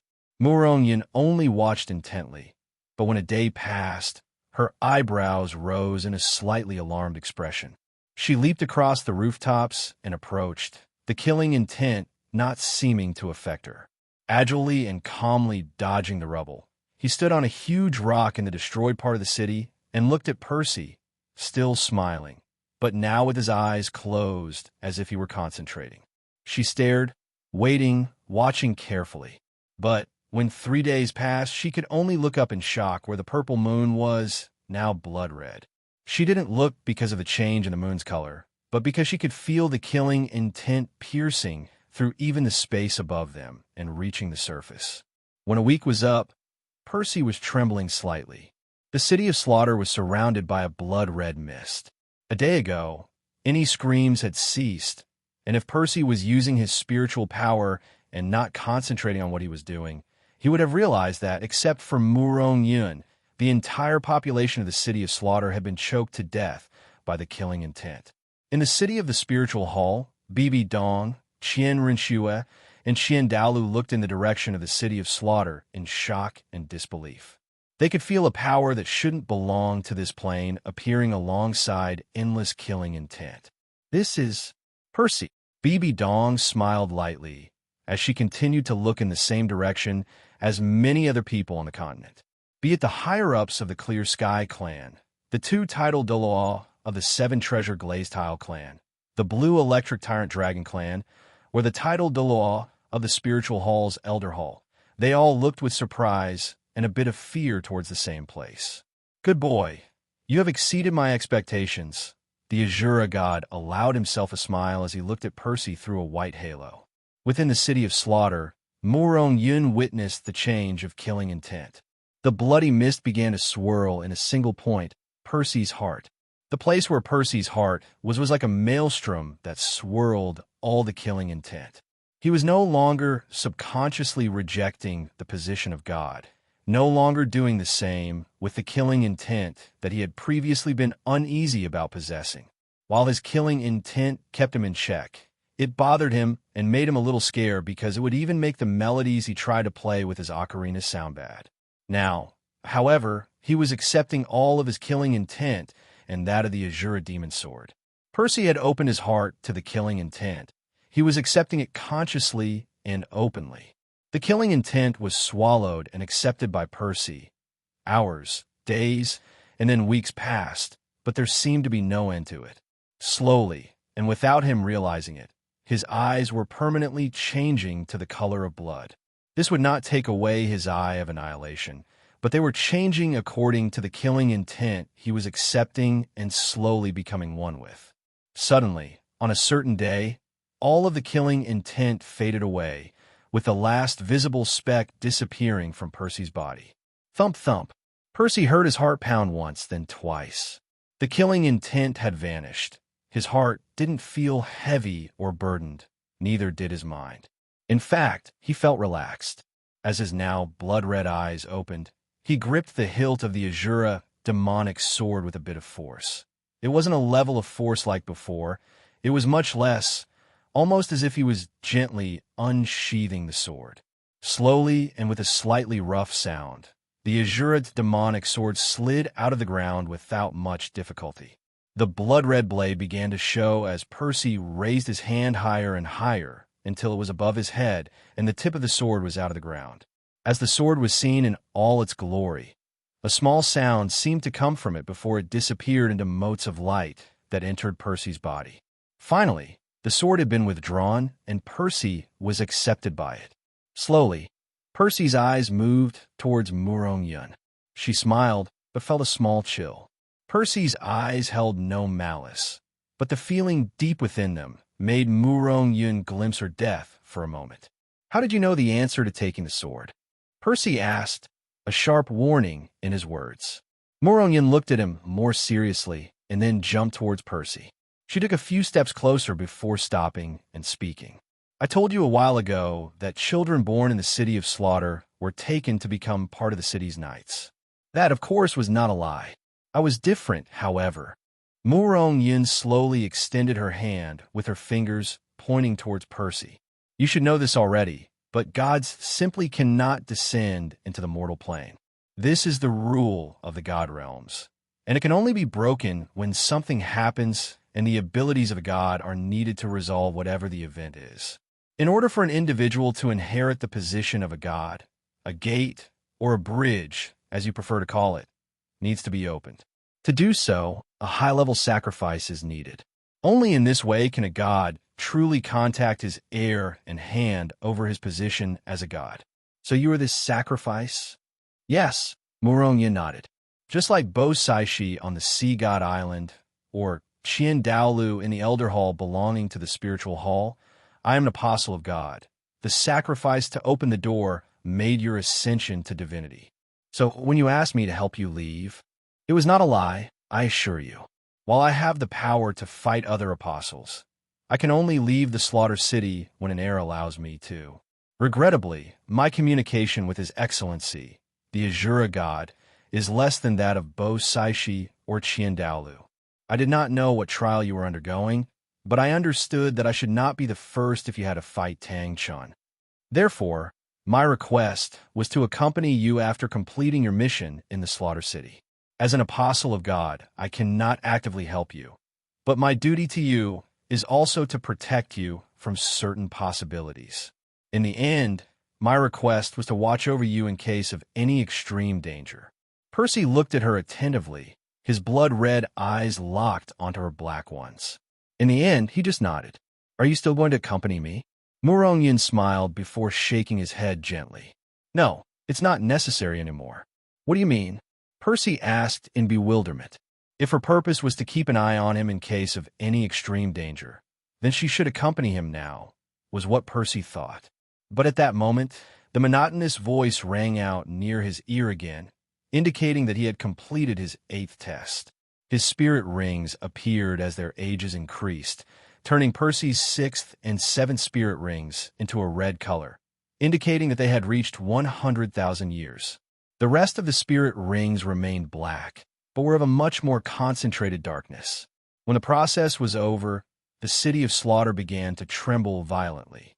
Percy looked carefully before a red pillar appeared many meters behind Murongyun.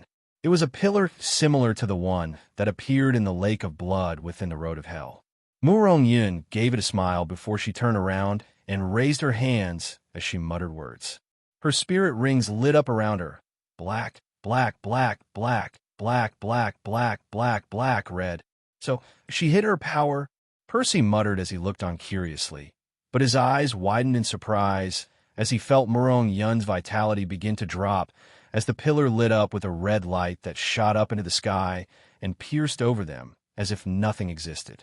Outside the place, the red lightning reached the sky, splitting open the clouds and then a hole in the sky itself. The space surrounding Percy seemed to blur completely before he found himself on a platform that couldn't measure more than 10 meters on each side. Surrounding the platform were several pillars and a red sea, as if it was blood outside said platform. In front of Percy, a tall man, a little taller than Percy, appeared with a small smile. You have exceeded my expectations, heir. You are the Azura god, Percy said with a matter-of-fact tone, staring intently at the tall man with black hair, red eyes like his own, and armor that seemed to be made of bones. Frowning, Percy spoke again. I thought this shouldn't happen until I complete the 9 trials. Normally, it should be like this, young heir. Azura nodded, then pointed a finger at Percy. But you should have sensed it already, by absorbing so much killing intent, refining it, and becoming one with it. You advanced to become a titled rank 99 Douluo. The Azura god stopped pointing and put his hands behind his back. At first, when I watched you, I didn't understand how you could advance so quickly in soul power levels. At first, I thought it was some kind of blessing from His Excellency, Chaos. But then I realized that this was incorrect. I was very curious about that. So, I asked him to show me your past, and only then did I understand. Percy raised an eyebrow, not caring that the god knew about his past, but he was definitely curious about the Azura god's discovery. You have exceeded your limits, young one. All mortals have their limits, some more than others, some less than others, but they are there. When an individual becomes a god, those mortal limits disappear, but new limits appear. With your knowledge, you should already know what the limit of the gods is, right? Gods cannot exceed the rank of God King, not unless they decide to completely accept the will of the universe and are 100% bound to it. When this happens, a God King, regardless of whether he is a supreme one or not, becomes something higher, so to speak. The god Azura nodded seriously. While the so-called Supreme God King does not count as a rank in itself, it is someone who has absorbed the core of their god realm, fusing with it. As the Supreme God King, they have complete control over their realm, able to change the rules and laws of it to suit their desires or needs similar to a realm's planar lord. They can also draw power from the realm's core, allowing them to increase their strength and abilities. This also means that if the God realm was a higher dimension than the Supreme God King, they would be able to increase their strength to that level. Regardless of these individuals, a God realm can only hold 6 God Kings. One more, and the God realm would collapse. In order for a god realm to accommodate more god kings, the realm itself needs to evolve into a divine star, which can only be achieved by the approval of the will of the universe. What does all this have to do with my limits? Percy asked in bewilderment. Your mortal limit disappeared when they were broken in that place called Tartarus. You will not to perish cause you to continue to push that limit again and again until it was completely broken. The reason you can fight against people who exceed your level is not only due to your martial spirit, spiritual power, or even the Eye of Annihilation. Sure, these might have been helpful, but it was mostly because of your broken limits.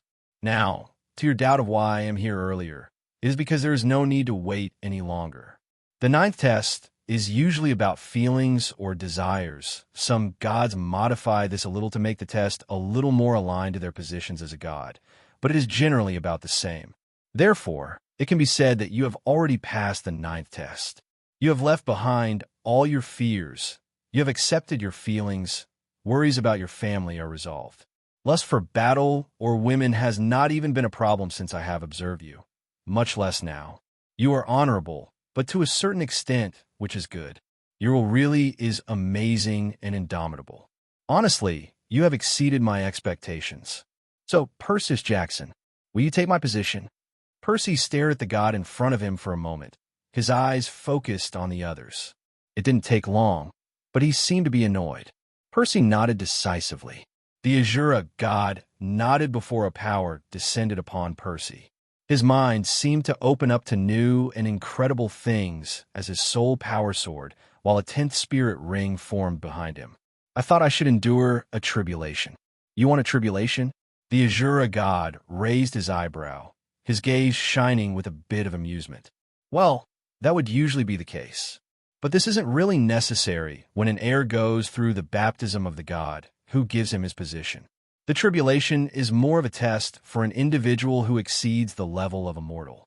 You should know by now, if you want to be a god without inheriting a position, you need to be revered by millions of people and spirit beasts as a god. By accomplishing this, you can create your position, but you will need to withstand the tribulation. Percy nodded, noticing how his perception of the world changed completely. He now seemed to be able to easily sense the principles of the world, most notably the concept of slaughter. Slaughter wasn't a concept simply tied to killing or being an executioner. Slaughter didn't mean just that, killing. It was a truth of the universe, a necessity, a judgment. Slaughter was tied to life and death, but also to destruction and creation. It was something a bit abstract in between. It was said that light couldn't exist without darkness and vice versa, but it was also the case for life and death, as well as life and destruction. Slaughter could give way to destruction, and thus the creation of something new. Likewise, slaughter could give way to death and then life. It was part of the infinite cycle of the expansion of the entire universe. As Percy's understanding seemed to come to an end, Percy's 10th ring was a deeper red than a 100,000-year-old ring could be, and surrounding the ring was a white light. But the change of the rings didn't stop there. Each of the spirit rings slowly moved to position themselves behind Percy's head and glowed as they all turned the same color as the 10th spirit ring. They were no longer spirit rings. They had become divine rings, indicating that Percy became a god. 9. Percy asked, feeling that he now possessed 9 divine rings, not 10 as he thought. But when he saw the Azura god, he saw him blink a little in confusion. You really destroyed any limits, he muttered in amazement. But he decided to clear up Percy's confusion. When an individual becomes a god, they can easily reach the rank of first-class god, or true god if you want another term. Even if the heir is from a god king, they would need some time to reach that rank. You, however, jumped straight to a god king. 1 divine ring for a god officer, 3 divine rings for third-class gods, 5 for second-class gods, 7 for first-class gods, and finally 9 for god kings. Of course, not all gods have divine rings. This is evidence of the system having a plane to reach godhood. Another way of putting it is that gods who come from the Douluo plane or the same sector/galaxy would have spirit rings and thus divine rings. Azura shook his head slightly. Sadly, You can now stay for much less time in the mortal plane. Perhaps 10 years or a little more. Now go, young god.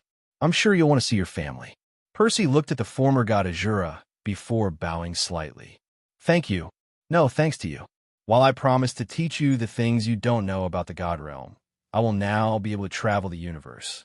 I am no longer held back. Percy nodded, remembering that he would need an heir to leave the God Realm to travel to Earth. When Percy turned around, he appeared in the City of Slaughter and carefully picked up Murong Yun's lifeless body. Thank you very much. Only thanks to you giving your life and opening the door, I could be closer to my goal. Percy looked up a little, sensing and being able to see the entire City of Slaughter easily. There was now nothing living in this place. Percy shook his head and looked back at Murong Yun's pale face. And, exerting his divine power, he enveloped her body in a golden light before turning it into specks of light that traveled into the sky. I'm not yet fully attached to the God Realm. Sending someone to that place was a bit tiring. When someone becomes a god, the spiritual sea within them will no longer be the same.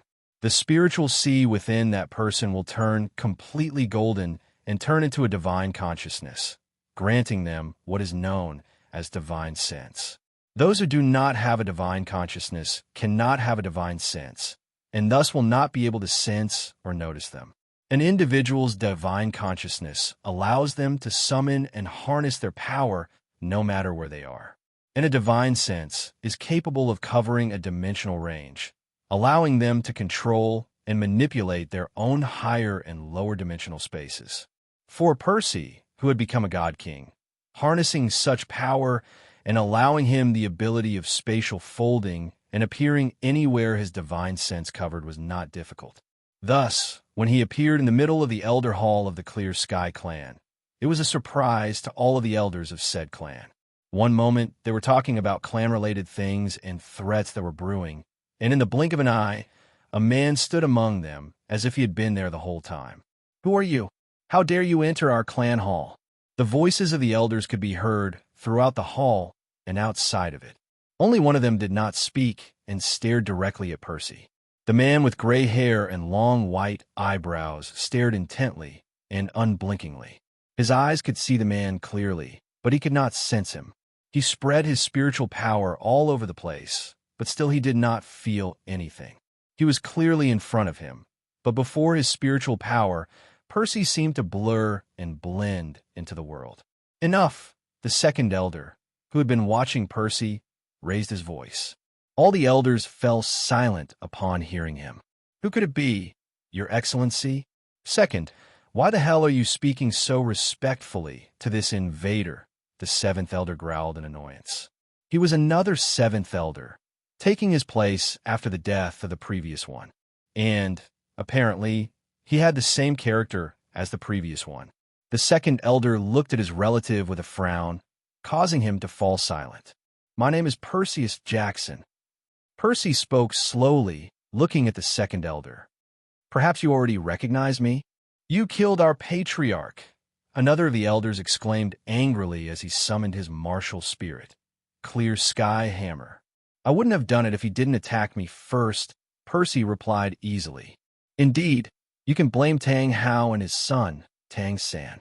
The latter, despite having learned of all the things his master Yu Xiaojing had done to my husband, still decided to follow him around like a licking dog.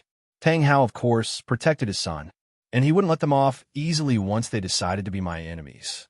That's the truth of this world, right? Percy slowly extended a hand and said, The strong can speak and the weak are crushed. That same rule can be applied to what you did to Tang Hao. If the man had been stronger than you, you wouldn't have even thought of exiling him. Well, I didn't come here to mock or attack you. Percy inhaled slightly before relaxing his shoulders and taking Tang Chen's body out of his storage bracelet. I met a previous chief of the Clear Sky clan. While I was undergoing my 9 god trials, one of them forced me to fight to the death against him. Out of respect for a man who treated me with respect even after I informed him to kill his grandson and great-grandson and then fight with all his power, I brought his body to you.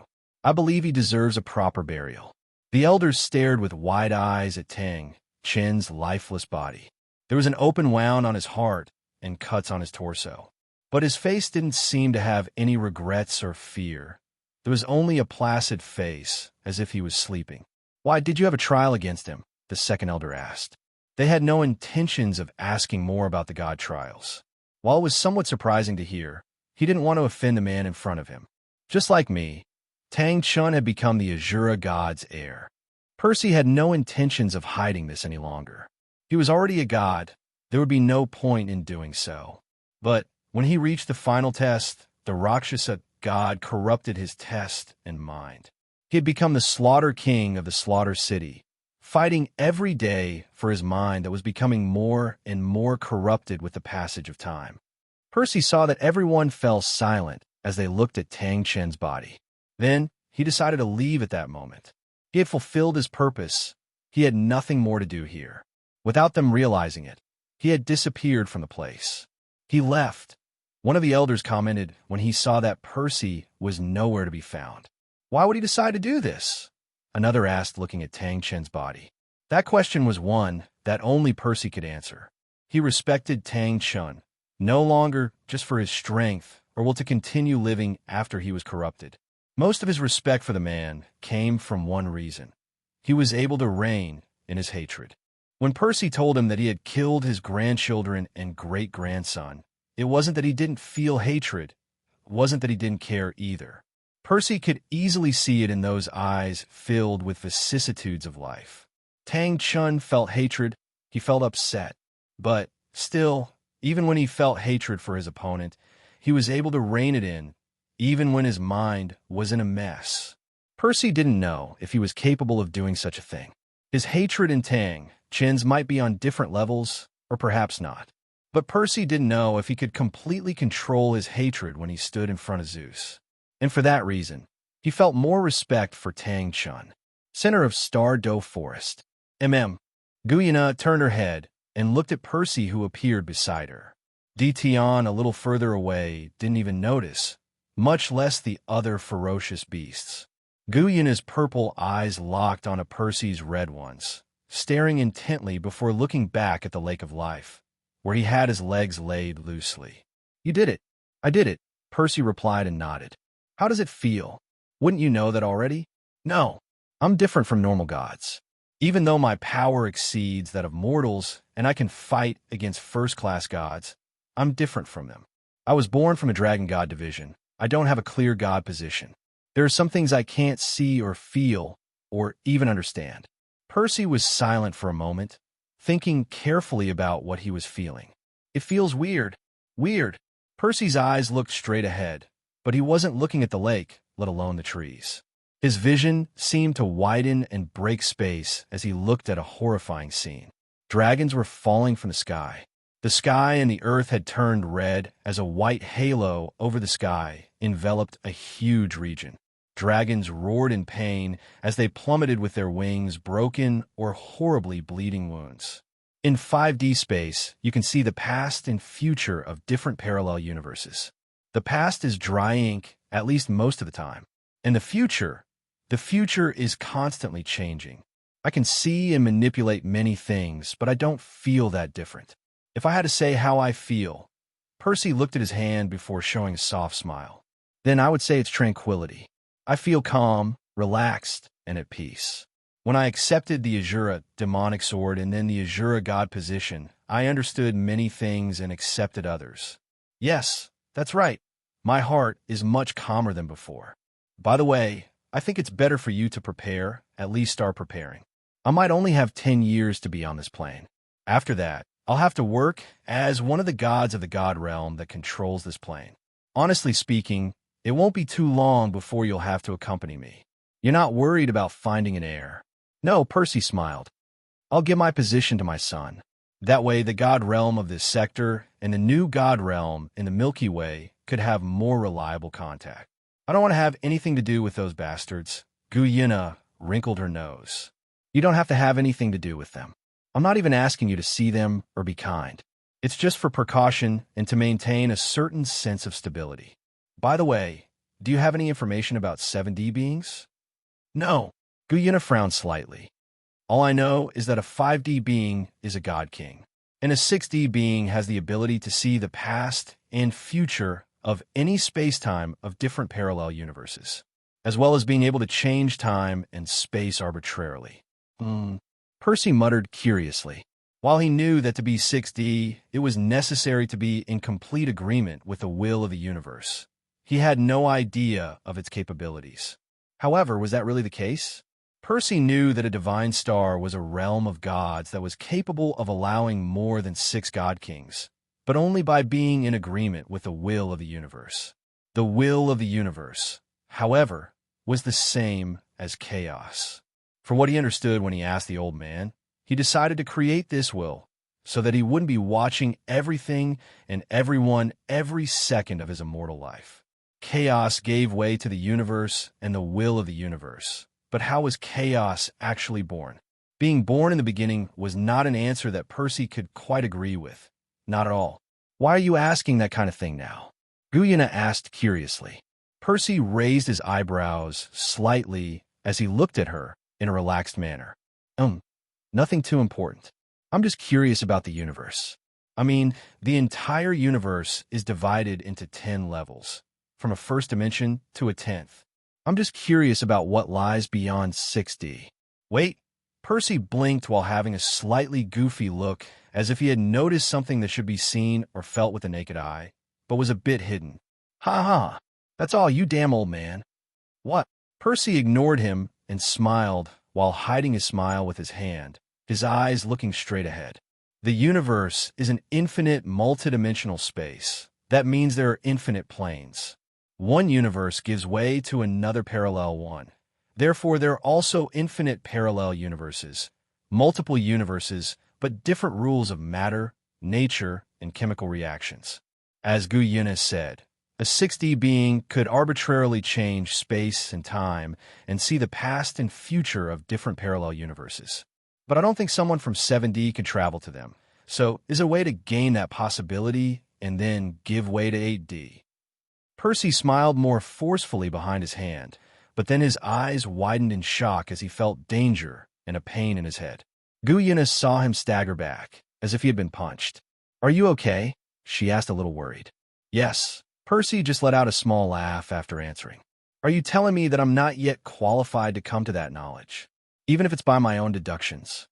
Percy thought with a bit of annoyance as he snorted and narrowed his eyes.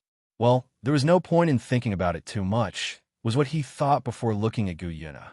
He had to say goodbye. He wanted to play with his son already. Well, I have to go. We'll meet again, Guyena. Well, be careful, she nodded, but ended with a slightly worried voice. Percy just smiled at her before disappearing. Chaos put his fingers on his forehead as he let out a sigh and watched Percy appear beside his wife, Lu Erlong. Damn kid, you have to be careful. I really don't want my universe to collapse. Chaos grumbled a bit before sitting down on a cushion and drinking some tea as he continued to watch Percy on a television. Though he's really come a long way if he's already able to come to such deductions. I just hope he has the patience to wait for when the right time comes. I can't sense you, Artemis commented with a slightly puzzled expression. She was looking at Percy as the latter sat with his son, Lu Yijuan sitting on one of his knees, laughing in amusement as he jumped up and down. I thought that perhaps you could sense something. You were a goddess after all. And even if you became immortal, you might have been left with a greater perception, Lu Erlong said with a bit of curiosity. Artemis frowned and looked at her. The gods of our planet are different. I still don't understand how we were born to be able to manipulate or understand so many authorities. We were born as fourth-dimensional beings, but we have a body that serves as a vessel to contain that power. It's like we're from another race. That's not so far-fetched, you know. You, after all, were born from the Titans, and they in turn were born from the Primordials. I don't need something like a vessel body to hold my power or control it so that others don't die upon seeing me. Perhaps this is due to the evolution and understanding of my strength as a mortal into a god. It doesn't matter too much anymore, Artemis shrugged, downplaying the issue. Erlong, do you still have too much left? Percy asked, looking at his wife. She shook her head slightly and said, My current test is to collect all the spirit bones. I see. Percy nodded with a smile. By the way, Artemis, when you were a goddess, could you see the future? Artemis frowned as she thought. No. Well, on some occasions. I could tell about the past if I concentrated, but the future was something difficult to see. If that had been the case, then perhaps Atlas wouldn't have caught me. The present was different, though. I could see it without a problem, although I was limited by other pantheons in the country, such as the Nordics. I couldn't trespass their domain. You can see the future? Percy nodded. That may be good. From what I understand, the future is constantly changing, right? Lu Erlong commented seriously. Then anything could change it. Don't focus too much on it, Percy. I know, Erlong. There's no need to tell me. Percy smiled, replying before pinching Lu Yijuan's nose. Hey, if you can see the future, what's the point of fate? Those old ladies have the ability to lead a person towards a goal. Percy frowned. You can look at it this way. A thread of fate is made up of many other smaller threads, and each of them has a possible future, but with a similar ending. It's like that saying, different paths lead to the same castle. Old ladies can manipulate things a bit so that a person decides on one path more than another, but not the entirety of their life. Why do you think Talia was also a candidate for that prophecy? She could have been instead of me. In fact, there might have been a way for Zoe to be saved, but Talia would definitely have had to take her position if she wanted to be free from the prophecy. Oh, Artemis sighed a little, still remembering Zoe. That was one of the few blows that truly affected her immortal life. Her lieutenant had been not only that, but also a friend in her travels and in life. Thousands of years was no small amount, so Artemis felt very bad about losing her. Hearing that she might have been saved if another decision was made her grit her teeth in a bit of anger and sadness. Let's not talk about these serious and complicated things. Lu Erlong let out a small sigh before smiling. She looked at her husband before asking, Do you already have someone in mind to inherit your position in the future? I have two, actually. Zhu Qing or Yijuan, although I would like my son to inherit my position. That way, I would open communication between the future kingdom of gods that we will create and the one that currently exists and controls this plane. It's not a bad idea. Yijuan would also have a safe place where he could stay without problems. Percy, did you ever think about what to do when you get back? Artemis asked carefully. She knew that this was a delicate subject, not only for her, but for Percy as well. With the power that Percy had right now, he could face several gods together without problems. But there were only so many on Olympus. On top of that, there were the demigods who, while they didn't stand a chance against Percy, they still had what it took to create trouble. And they didn't know the current situation on Earth either. When Artemis left, things weren't good. The Earth had already started to show changes with all the disasters that the gods were causing. What do you think the current situation is? Percy asked. Chaos has probably increased since I left. Normal mortals thought it was natural disasters, but Zeus was really angry at Hestia, and she, in turn, angry at Zeus. Two sides were forming, and a war was about to begin. Percy nodded, but looked behind his son, as if he was seeing something else. I underestimated Zeus a bit. The idiot did something that you guys considered a difficult thing to do. Artemis stayed silent, waiting for Percy to continue. Zeus forced his other half to give in completely. Right now, Zeus and Jupiter are one. Therefore, the Romans are on his side. A good portion of Camp Half-Blood is with Hestia, but several others decided to follow their parents to Zeus' side. Your huntresses are with Athena. Apollo, Hephaestus, Poseidon, Hera, Ares, Dionysus, and Hades are with Zeus. I'm really surprised by Hades' decision, but they must have offered him something that encouraged him to choose his side. Aphrodite? Artemis asked, curious to know the decision of the goddess of love. She knew that the goddess of love was one of the most capricious, but she hated war, which was surprising knowing that she slept with Ares. Percy frowned with a slightly puzzled expression. Aphrodite joined forces with Hestia. Aphrodite hates war, but it's rare to see her against Ares. Percy is finished. On Earth, far away from the galaxy where planet Douluo is located, Aphrodite felt a chill when she perceived a gaze, but she didn't know where she was being watched from. Likewise, other gods felt the same. a gaze upon them, but they didn't understand how it was possible or who was watching them. Elsewhere on Earth, a tall man in a black coat slept restlessly. His gray hair was disheveled as his eyes moved erratically beneath his eyelids. His body was still, frozen. It was as if he were dead. But everything about him seemed as if he had moved a lot for a long time before stopping. Suddenly, sweat began to fill his face, chest, and back. His expression changed from worried to one filled with horror as he looked at the images from his dream. "What is this?" the man muttered as he looked at the sky. He no longer had any interest in what was happening on Earth. No, that was a lie. But compared to heaven, the events on Earth were minor. There, above the countless battles on the ground, a hole opened up. The enormous, ominous clouds had spun uncontrollably as they opened up. The white glow was beautiful, but dangerous. And then the feeling of death came. It was heavy, as if something fell on his shoulders, but it chilled his bones. As the feeling of death spread across the battlefield, screams of dragons and beasts of all kinds could be heard a few moments later. And as he watched a figure slowly descend, he looked into its eyes. A red so bloody and frightening that it simply froze him. In the blink of an eye, his eyes opened as he saw its headless body.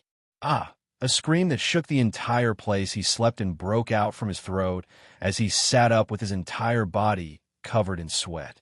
"I have to warn." The man tried to get up, but fell to the ground. His legs were shaking in fear as he remembered those red eyes in fear. "I have to go," he muttered as he carefully stood up before leaving his resting place. Elsewhere, someone else was dreaming. Hestia was looking with a bit of confusion at the place where she was. As a goddess, she almost never dreamed unless she wanted to, but now it had been a surprise. For the first time since millennia, she felt a bit tired due to the verbal fights against Zeus and those who were still loyal to him. Olympus was already completely broken up. There was just something missing, a trigger for everything to explode and things to get really chaotic. Hestia had almost never left the planet. She had seen the stars and other planets. In fact, she had been to almost every planet in the solar system that the Earth belonged to, but that was a long time ago.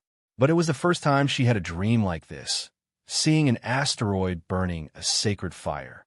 The asteroid seemed to be moving slowly, but it had actually completed several laps around the entire solar system as it burned fiercely, reaching a size as large as Jupiter.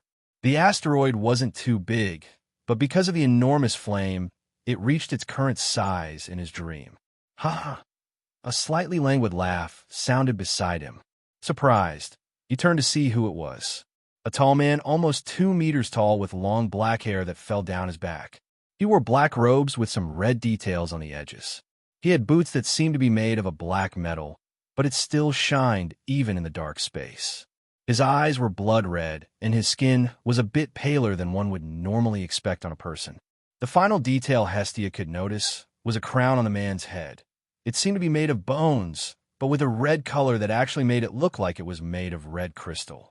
You have always been considered someone who hovered over others and watched them with care, love, and respect. Now, however, the man paused and looked at Hestia for a few moments. She noticed a bit of coldness in those eyes, but there didn't seem to be any animosity or any feeling that could truly tell if he was an enemy or an ally. "Now you burn so hot that you're surpassing Jupiter. How can you be in my dream?" Hestia decided to ask. She didn't say anything about the man's words, but she carefully saved them so she could think about them in her own time. She knew that when a god had dreams, they weren't just any random thing. Even when someone like a dream god induced another god, he would have his reasons. But now she couldn't feel any influence from another god. "What makes you think this is a dream?" The man didn't answer, but instead asked while raising an eyebrow as he looked at her. "Well, it doesn't really matter." The man interrupted Hestia when she was about to answer. "What really matters is something else. You have rebelled against your brothers for the sake of humanity, the demigods, and other species on the planet. Or are you really willing to kill for it?" Hestia frowned. She knew that a war was about to begin, and she would be someone important in such an event. Her brothers wouldn't leave her alone if she just sat there giving orders or helped in other ways. She understood that, unlike other times, she would have to fight with all her might. But, even so, the fact of having to kill her family still left a bad taste in her mouth. She was like that, even having rebelled against her brother and king. Despite having started a war, there was a little bit of hope in the bottom of her heart. Hope that the others would realize their mistakes. But, as the days passed since Artemis was turned into a mortal, that hope has begun to extinguish while the idea of ending her family's ways increased. She also knew that she had to protect the innocents who have begun to get involved without them wanting to. "I will," Hestia said seriously. "This has to end once and for all. If things continue as they are, there will be nothing left for them to rule over and nothing left for us to protect." "You can't," the man laughed lightly. The laugh wasn't mocking, but rather languid. There was no humor in it. It was almost empty. "But I can help you." "Help me." Hestia frowned. The man beside her seemed familiar, but she couldn't come to a conclusion as to how she had met him or where. "Yes." He nodded. "I can't come to the Milky Way. At least, not for several more years. But who would have thought that I could appear here? All because of you." A slightly gratifying laugh, mixed with a bit of anger, was what Hestia heard as her body froze when a cold and horrible feeling invaded her body. Hestia's warm eyes slowly moved to the man's right hand, where there was now a large red sword that seemed to tremble slightly and emitted endless killing intent. Hestia gulped as she saw the man's smile widen as he looked at Jupiter. Suddenly, the sword was lifted by his hand and slashed forward. Space shifted and bent under the force of the attack, and a scarlet line appeared in front of them. Hestia watched in disbelief as a split appeared on the planet before it split into two halves. Then, raging lightning bolts appeared throughout space before Hestia woke up to Athena shaking her. "Athena, you're finally awake, Hestia." Hestia looked at Athena's serious face and knew something had happened. "What happened?" "Zeus." That brought Hestia out of all her tiredness and sleep. She got up from the bed where she had been sleeping. Did something happen to him? No, more like something happened to him. I don't know what really happened, but a scream of pain from Zeus filled Olympus a few moments ago. He was bleeding Hestia. He had a large wound on his torso, traveling straight from the top of his head to his crotch. It was like someone had tried to split him in two. Hestia's eyes looked at her niece in disbelief, remembering what had happened in her dream. Luigian was a boring man. His entire life was spent surrounded by amazing and friendly people, be it his own parents, his uncles, or friends he made throughout his life. He was lucky to have wonderful people around him. Of course, this is not to say that he doesn't know effort, sadness, or tragedy. But right now, he was a boring man. No, it's not that he was boring in personality or didn't like doing anything. He just had nothing to do. He was literally too bored. But to know more about him, one would have to understand his life. When Luigian was 6 years old, he discovered that he was born with a level 10 innate soul power and a strange martial spirit. Generally, when a couple with powerful martial spirits had a child, said child would awaken a martial spirit as a mix of the two, and many times the martial spirit was somewhat better than one of the spirits of one of its parents. His father had the god-slaying saber, and his mother had a fire dragon. Many thought that he would awaken one of his father's spirits, or perhaps a fire saber, or a similar saber. They even thought that it might be a dragon, perhaps not a fire one, but a dragon nonetheless. And yes, he did awaken a dragon as a martial spirit, but not a normal one. It was not a fire dragon, nor a blue lightning dragon like the members of his grandfather's clan. Luigian's martial spirit had the metal attribute. It was a strange martial spirit because it was not completely attack type, but not completely defensive type either. It was something in between the two. Regardless, from that point on, he was trained by his mother and father. These were difficult times because every day he would end up with injuries and completely tired. In those years, he did not understand why his parents had started training him so harshly, but he persevered. By the time he turned 8, his soul power level had reached an astonishing level 25, quite high for a child of his age. By the time he turned 12, he had already reached level 32. But it was that year that he understood the reason for his parents. They were gods, the goddess of love and the god of Azura, respectively. He cried loudly, screamed, and begged them not to leave, but they could not stay any longer. They explained that they would cause trouble if they stayed any longer. And at the same time that they left, others followed them. His aunt Bibi Dong, his aunt Artemis, his father's disciple Zhu Zhuqing, and the latter's friends. All the people who had cared for him and trained him, those who laughed with him and hugged him when he was afraid, had all left that same day. Lu Yijuan had been angry. He knew that none of them were lying, that they did not want to leave him, but they were forced to. He cried and stayed in the house where they lived for months. Only when a year had passed without training or fighting was when he decided to leave and continue with his life. His journey was riddled with encounters and battles. He met good people, bad people, friends, and enemies. He fell in love and also had his heart broken. He fought again and again, losing and winning repeatedly. And then there was war. Two empires fighting, spiritual masters of all levels giving their lives for their families and duties. Innocents dying of hunger or being caught up in the flames of war. Lu Yijuan felt tired of seeing so much death. He did not understand the desire of those people who instigated the war for more power and territory. The emperors were the ones in charge. They had food. Their kingdoms had food, power, territory to spare, but they wanted more? Why? They were all dying for something that seemed foolish in the end. The territories they so desired burned and could not be used. The emperors were not suitable for the power they so longed for. Why? Was what Lu Yijuan asked himself at that moment. At that moment, seeing himself involved without his will, a flame of hatred stained Lu Yijuan's heart. Hatred for those people who had no regard for life. Hatred for those greedy for power who achieved nothing but living at the expense of the lives of others. Tired, weary, and a heart filled with hatred for war and the people who caused it, he stood up before everyone. Slowly, some people saw a ray of hope in a man who hated war just like them. And as more and more chose to follow him, the war had become a three-sided one. Lu Yijuan once again tasted defeat and victory.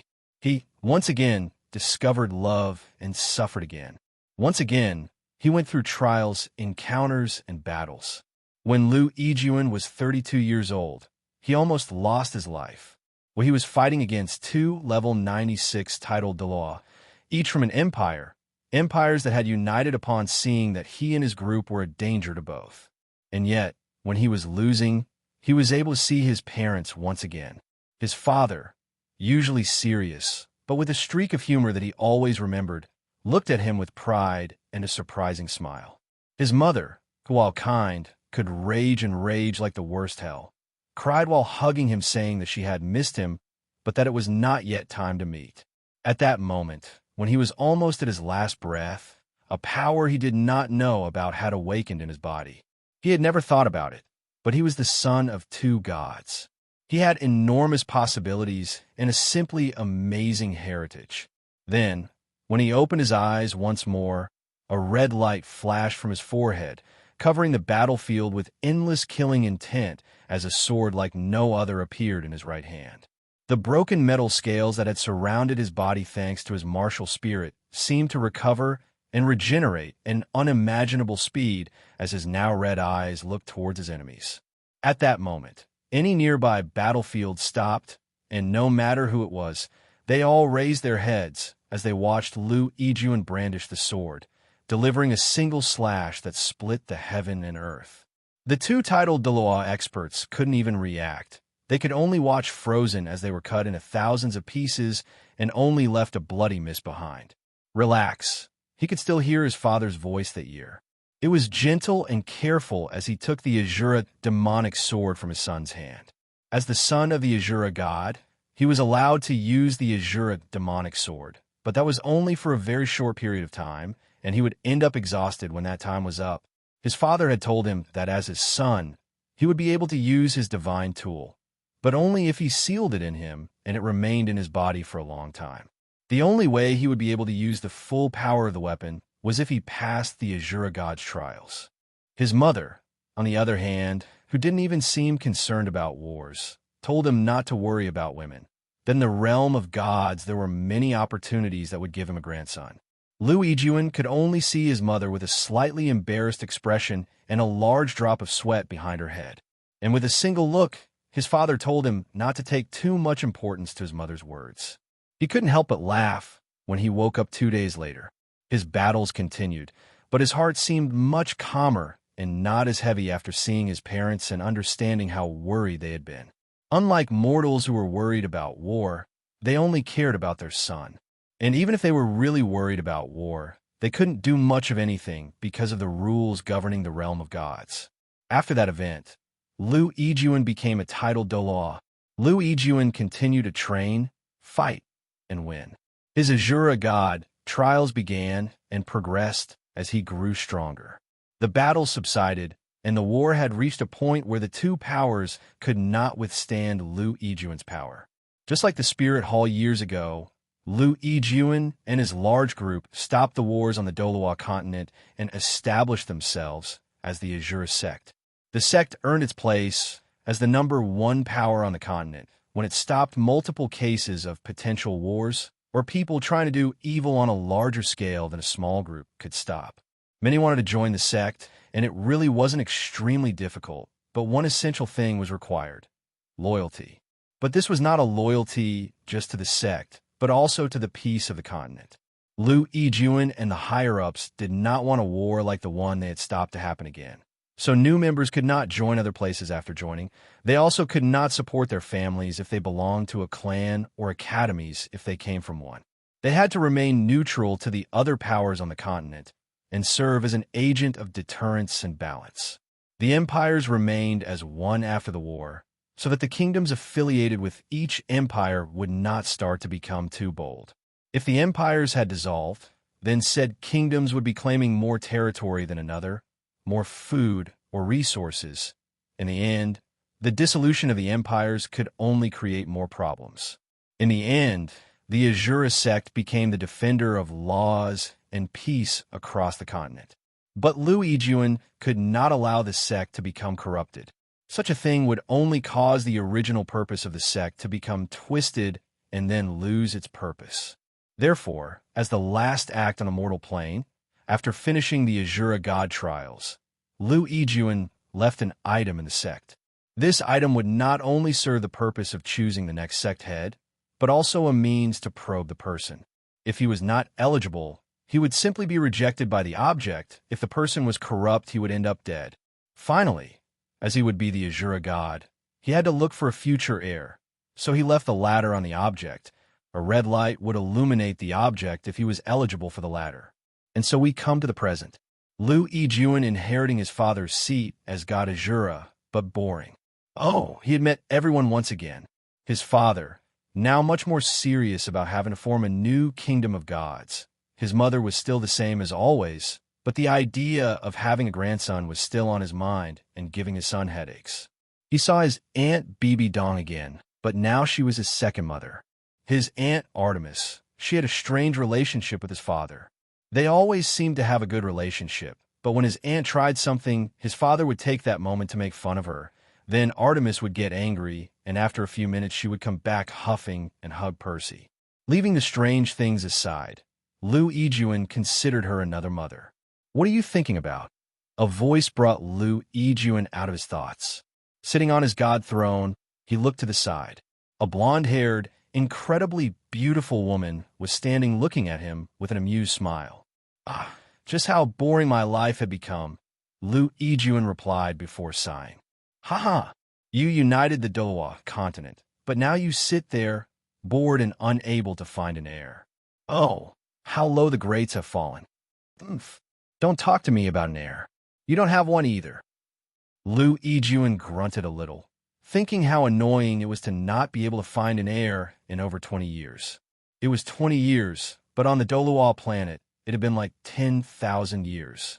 That was too much without being able to find an heir. "I found her. How did all this happen?" Annabeth Chase asked with a slightly melancholic expression, now a grown woman with more wisdom than before. Yes, definitely a lot more wisdom, to the point that she didn't even believe in all of her mother's words. And while Athena was her mother and the goddess of wisdom, what had happened a few years ago made her unable to fully trust people, especially the gods. Fool, she had told herself many times throughout this time. Many times she had longed for the possibility of going back in time, so she wouldn't make that foolish mistake of believing in Zeus. Not that she could do much, anyway. Even if she got Percy out, they would still be found, but now she preferred that than being in the situation they were all in.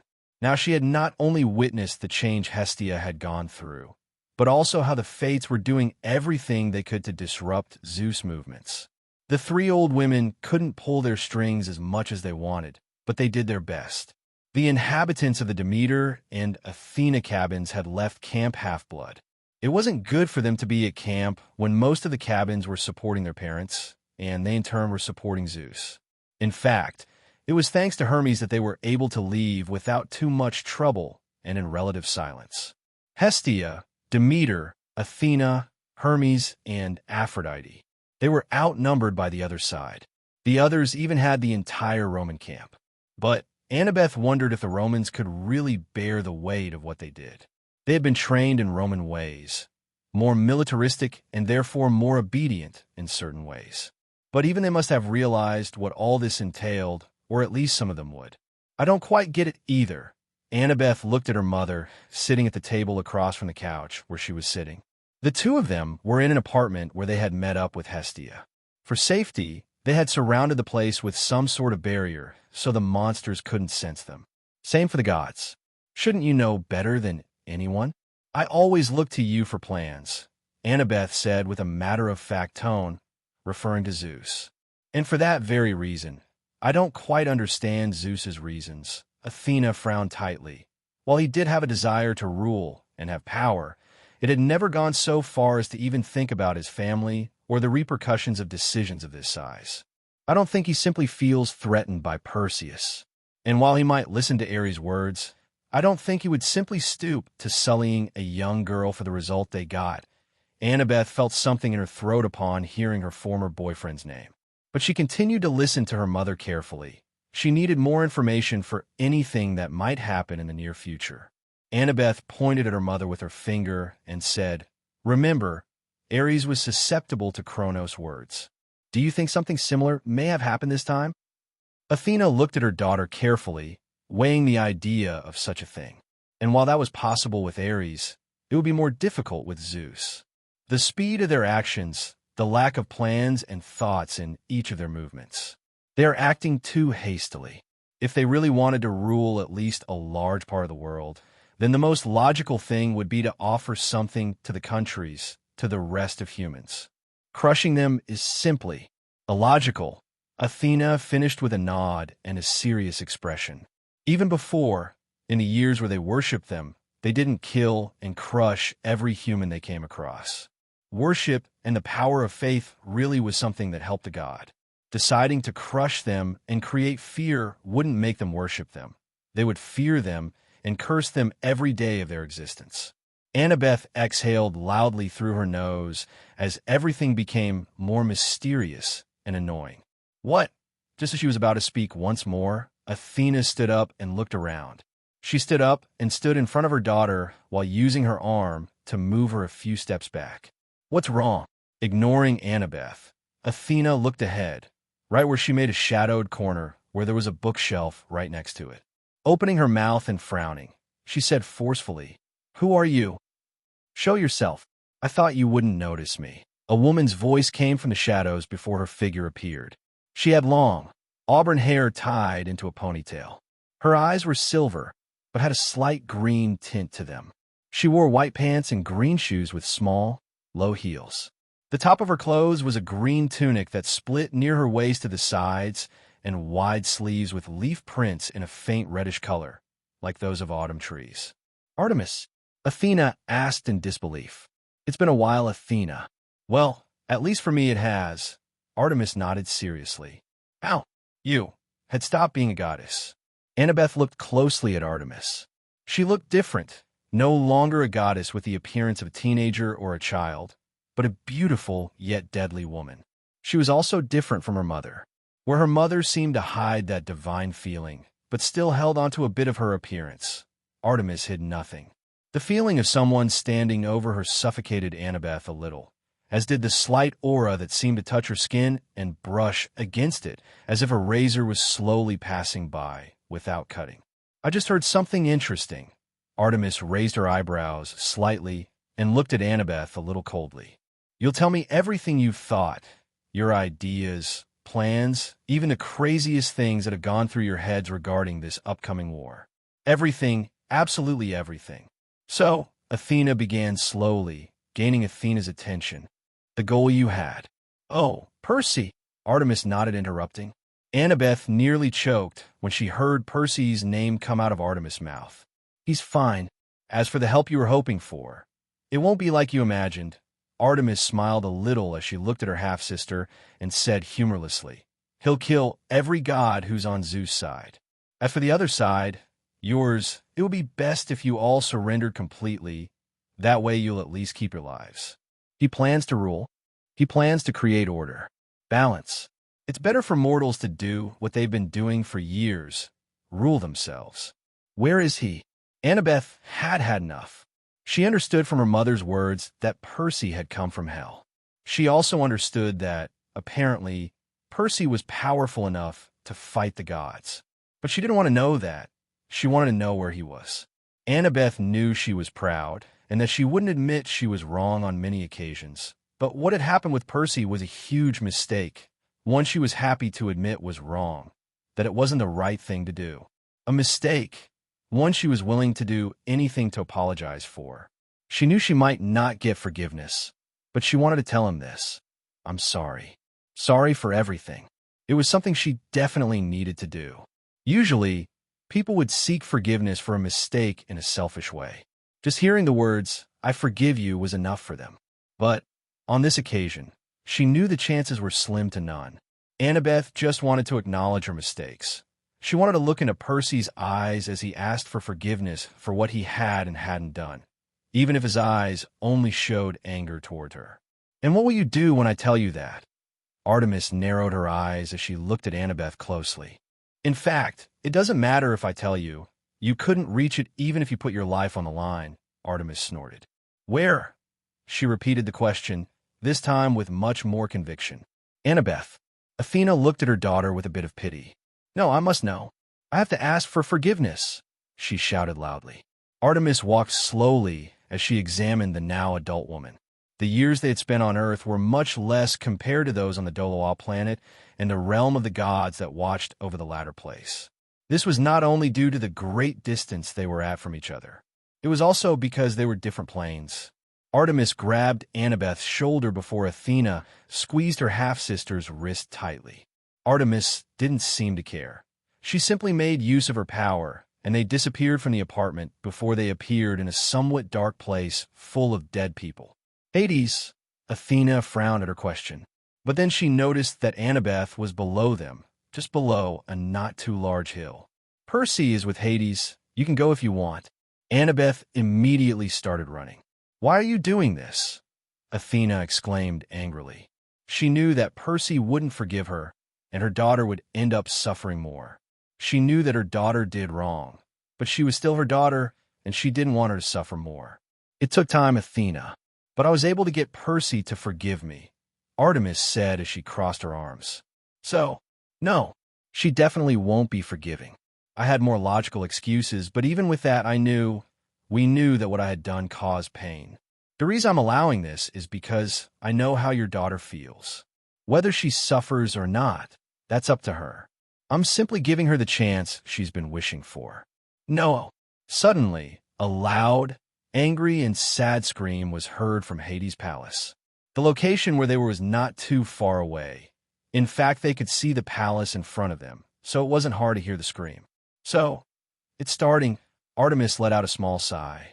What is starting? You will understand later.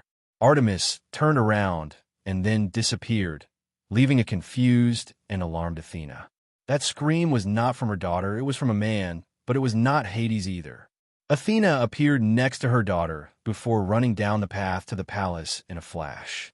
When they entered and ran to Hades' throne room, the two women's eyes widened in disbelief. Oh, her voice was harsher. but they recognized her. Her appearance was a little different than they remembered, but there were details that gave it away. Percy was standing in front of them, just a meter away from Hades' throne. Nico D'Angelo was kneeling while holding his bleeding shoulder and missing right arm. And in the iron grip of Percy's right hand was Hades' neck. The god of the dead was being held by the neck as his eyes seemed to fade away. His face was pale and covered in ichor, as was a huge wound on his chest. One of his arms was missing and his feet were moving slowly on the ground, struggling to try and get out of Percy's grip. I didn't think they would appear here. Percy's red eyes looked at the two women. That gaze was dull and emotionless, but it pierced through their bodies as if there was nothing they could hide. It doesn't matter. Crack. With those words spoken, Percy tightened his grip, snapping Hades' neck. The struggling feet stopped, dangling low, as the hands that held tightly onto Percy's forearm released without any strength. The head of the god of the dead fell to the side without any strength before hitting the ground hard when Percy let go. Now that you're here, you can stay, forever. Percy's killing intent filled the place as a cold air and a red aura collided with them. The killing intent that filled the throne room was simply obscene.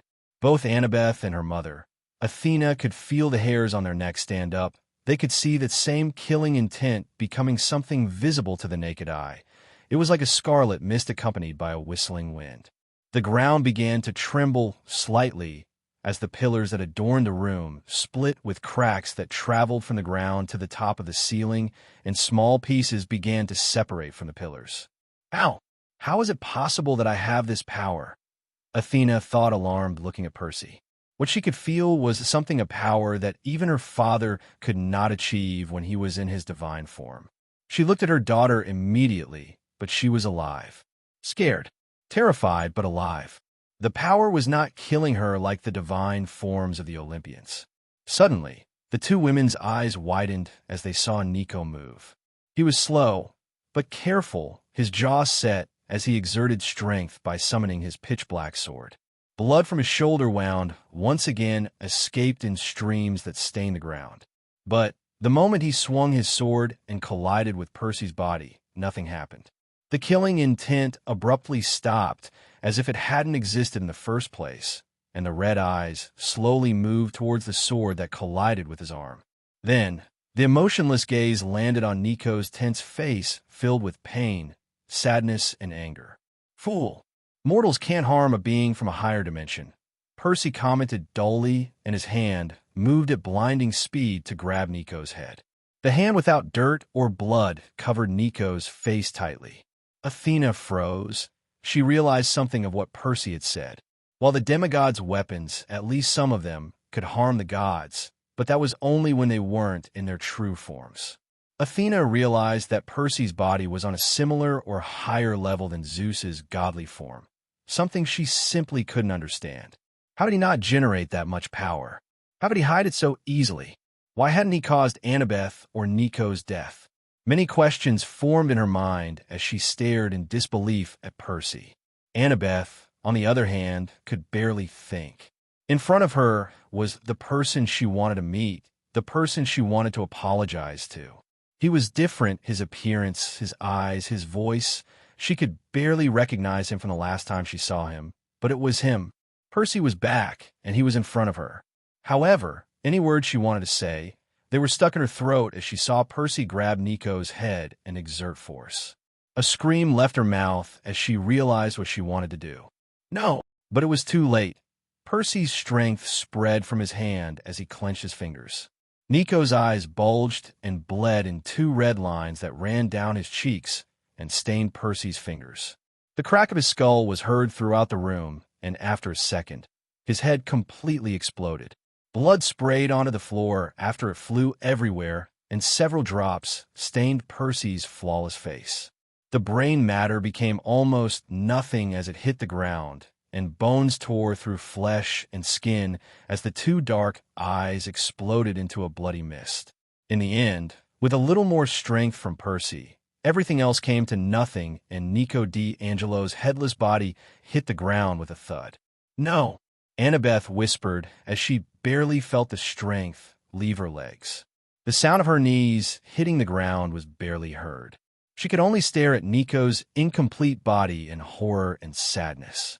Of all people, Nico had been one of the few who hadn't been to Camp Half-Blood that year. He spent little time there, preferring the underworld and helping his father.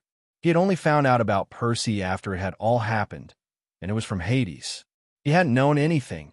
He hadn't blamed Percy. He had defended Percy. Nico was one of the few who had felt truly furious and had said it out loud to his father. He was the one who had come to Camp Half-Blood and roared angrily as he insulted everyone there, even spitting at Annabeth's feet. But now he was dead. Why? And Beth said, almost in a whisper. Her gray eyes looked at Percy, filled with tears. Why?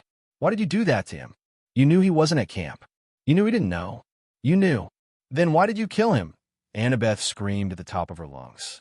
Percy looked at her, without showing anything in his expression or his eyes. Of course, as Nico's friend, he knew that he was rarely at camp, preferring to spend his time in the underworld. And when he was at camp, he did it with him, Annabeth or Wilsalis. Why? Percy spoke slowly while shaking his hand twice to get rid of the blood on his fingers. That's actually simple, Annabeth Chase. Nico D'Angelo was on his father's side, and Hades was on Zeus' side. No matter who it is, if it's an enemy, there's only one choice for them. Percy's blood-red eyes narrowed as he paused for a moment on his words. Those eyes now had a murderous glint, and he slowly spoke out his mouth. And that is the complete extinction of their lives. You don't have the right to judge him. Not him, Annabeth shouted angrily. Percy's expression twisted into endless hatred as he unleashed his full power. Boom! A thunderous sound was heard as the pillars shattered, and the ceiling above them was destroyed with debris flying in front of Percy. Swirling winds whistled like dense currents, and killing intent filled the place like a sea of blood. A red armor appeared on Percy's body along with a crown on his head. The full extent of a five-dimensional being was made evident as the space of 4 and lower dimensions began to bend and twist around them. I am the Azura god, Percy exclaimed loudly as he floated above the two women. I am the one who controls the slaughter. I am the executioner. I am the judge. Percy's rage boiled to its peak as he looked at Annabeth and Athena. I exist between life and death, destruction and creation. I have every right to judge you. Percy shouted at the top of his lungs, causing space to completely collapse. The palace crumbled to the ground as every piece of floor, roof, and wall exploded forward. Athena and Annabeth were sucked into space as they spit out blood and felt their organs writhe. However, when Athena looked up, she realized that they were no longer in the underworld. She was in a comfortable room with many objects from all eras: shields, swords, pillars, musical instruments, phones, televisions. There was everything in a large room. It was like an otaku's room, but unlike the small collection figures and posters, there were objects from all ages of the earth. And an old man looked at Athena with a bit of annoyance. Little girl, if it wasn't for me, you would be dead. Percy was definitely about to kill you too. Lord Chaos. Athena nodded in thanks as she wiped away his blood. She moved towards Annabeth as she laid her down more carefully and wiped away the blood that was coming out of her mouth and nose. Why? You are needed in the hidden problems of this war, child. You cannot die. It is not your time yet. Hades, it seems he died, Chaos interrupted, as did Nico D'Angelo and Persephone. Persephone too? Athena whispered before closing her eyes in sorrow. Why would you help him, Lord Chaos? Athena asked as she looked up at him. Why would you help Percy kill the gods? I understand what you meant about the expansion of the universe, but is this really necessary? Girl, I am a master of this 10-dimensional, multidimensional universe. I know what happened, what is happening, and what will happen in the future. Chaos glared at her and continued. I know what is necessary and unnecessary in this universe of mine. You, the gods of Olympus, are just one race of many others in this universe. Sadly for you, you were born as gods and will never be able to evolve into something higher, at least not with so many domains that many do not even fully understand. You are flawed as gods. In fact, You cannot even keep your power in check because of the imbalance within you due to your multiple domains and authorities. What God would need to hide a divine body in a vessel. Planet Earth, a divine star in all its right, is being drained to destruction because of you. Or did you really think Gia would rise up against you just to have another of her children rule? That woman knew that giants were not fit to rule. She was simply making use of them. She wanted to save the planet, to save herself by being attached to the divine star.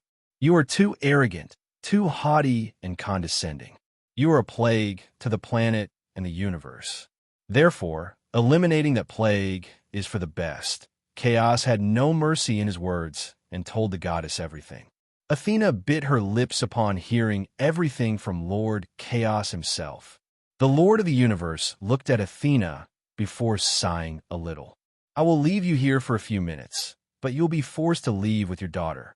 Athena had a frown and a deep gaze as she sat staring at a cup of tea. She wouldn't usually drink tea, but it was the first thing she found after being brought back to the apartment after Chaos saved them from Percy's wrath. She was still shocked by the enormous power he wielded. She still remembered how space twisted, bent, and collapsed under that immense power, and the killing intent. Even having been in wars, she had never felt such insane, killing intent. It was as if she had been sinking in a sea of blood as icy hands grabbed her ankles and pulled her into the darkest, most terrifying depths. She also couldn't believe how easily Hades, one of the strongest Olympians, had died. Athena didn't even know how Persephone had died, but it couldn't have been easy given how Hades and his son had died. But there are also Lord Chaos words. Athena muttered as she looked at the liquid in the cup. 10-dimensional, multidimensional universe? But then that would mean that there are parallel universes that actually exist. And if so, then there should be other planes. Percy also mentioned something. A mortal cannot harm a being from a higher dimension, she muttered as she recalled those words. At that time, she had thought that Percy was simply referring to a higher level of power. But it seems that there was something more was what she thought. Lord Chaos created the universe. She frowned, then relaxed her brows, and then her forehead furrowed as she thought hard. 10 dimensions. Chaos is a 10-dimensional being? If that's so, then it can be understood how he was able to create the multidimensional universe. Then, the gods should be lower-dimensional existences. Athena was thinking and pondering hard. She knew that Chaos words had a meaning. She hadn't taken it into account because of her disbelief and horror at Percy's power. But if Chaos thought of her as a parasite, he would have already completely extinguished her. And even if he had some kind of restraint, he would still be more proactive towards the destruction of the gods. He wouldn't have had to wait so long. For that reason, and with the intention of winning the war that was already beginning, Athena intended to decipher these secrets. She made a pencil and paper appear and began to write and draw. A line can be taken as a dimension since only one coordinate is needed to specify a point on it, she muttered as she drew a line with a dot in the middle and wrote 1D on it. A surface, such as a plane or the surface of a cylinder or sphere, is two-dimensional because two coordinates are needed to specify a point on it. The physical world we live in appears to be 4 perceptible dimensions. Traditionally, it is separated into 3 spatial dimensions and 1 temporal dimension. We can move up or down, north or south, east or west, and movements in any direction can be expressed in terms of these 3 movements. A downward movement is equivalent to an upward movement in the negative. A northwest movement is simply a combination of a northward movement and a westward movement. But even if it is said to be 4-dimensional, and even though time appears perceptible, it is more abstract. Athena paused for a moment. Indeed, mortals cannot really have access to true time. Gods, however, we can see the past from time to time. The present is almost always perceptible, and the future is simply blurry due to always being in motion and change. I see, that's how it is then. A mortal is considered a 3-dimensional being in the face of the 10D multidimensional universe. A god, on the other hand, is already a 4D being for being able to see and perceive time differently. But then Athena had a look of confusion on her face. Lord Chaos said that the universe is expanding and that the so-called law of the universe considers stagnation to be hostile.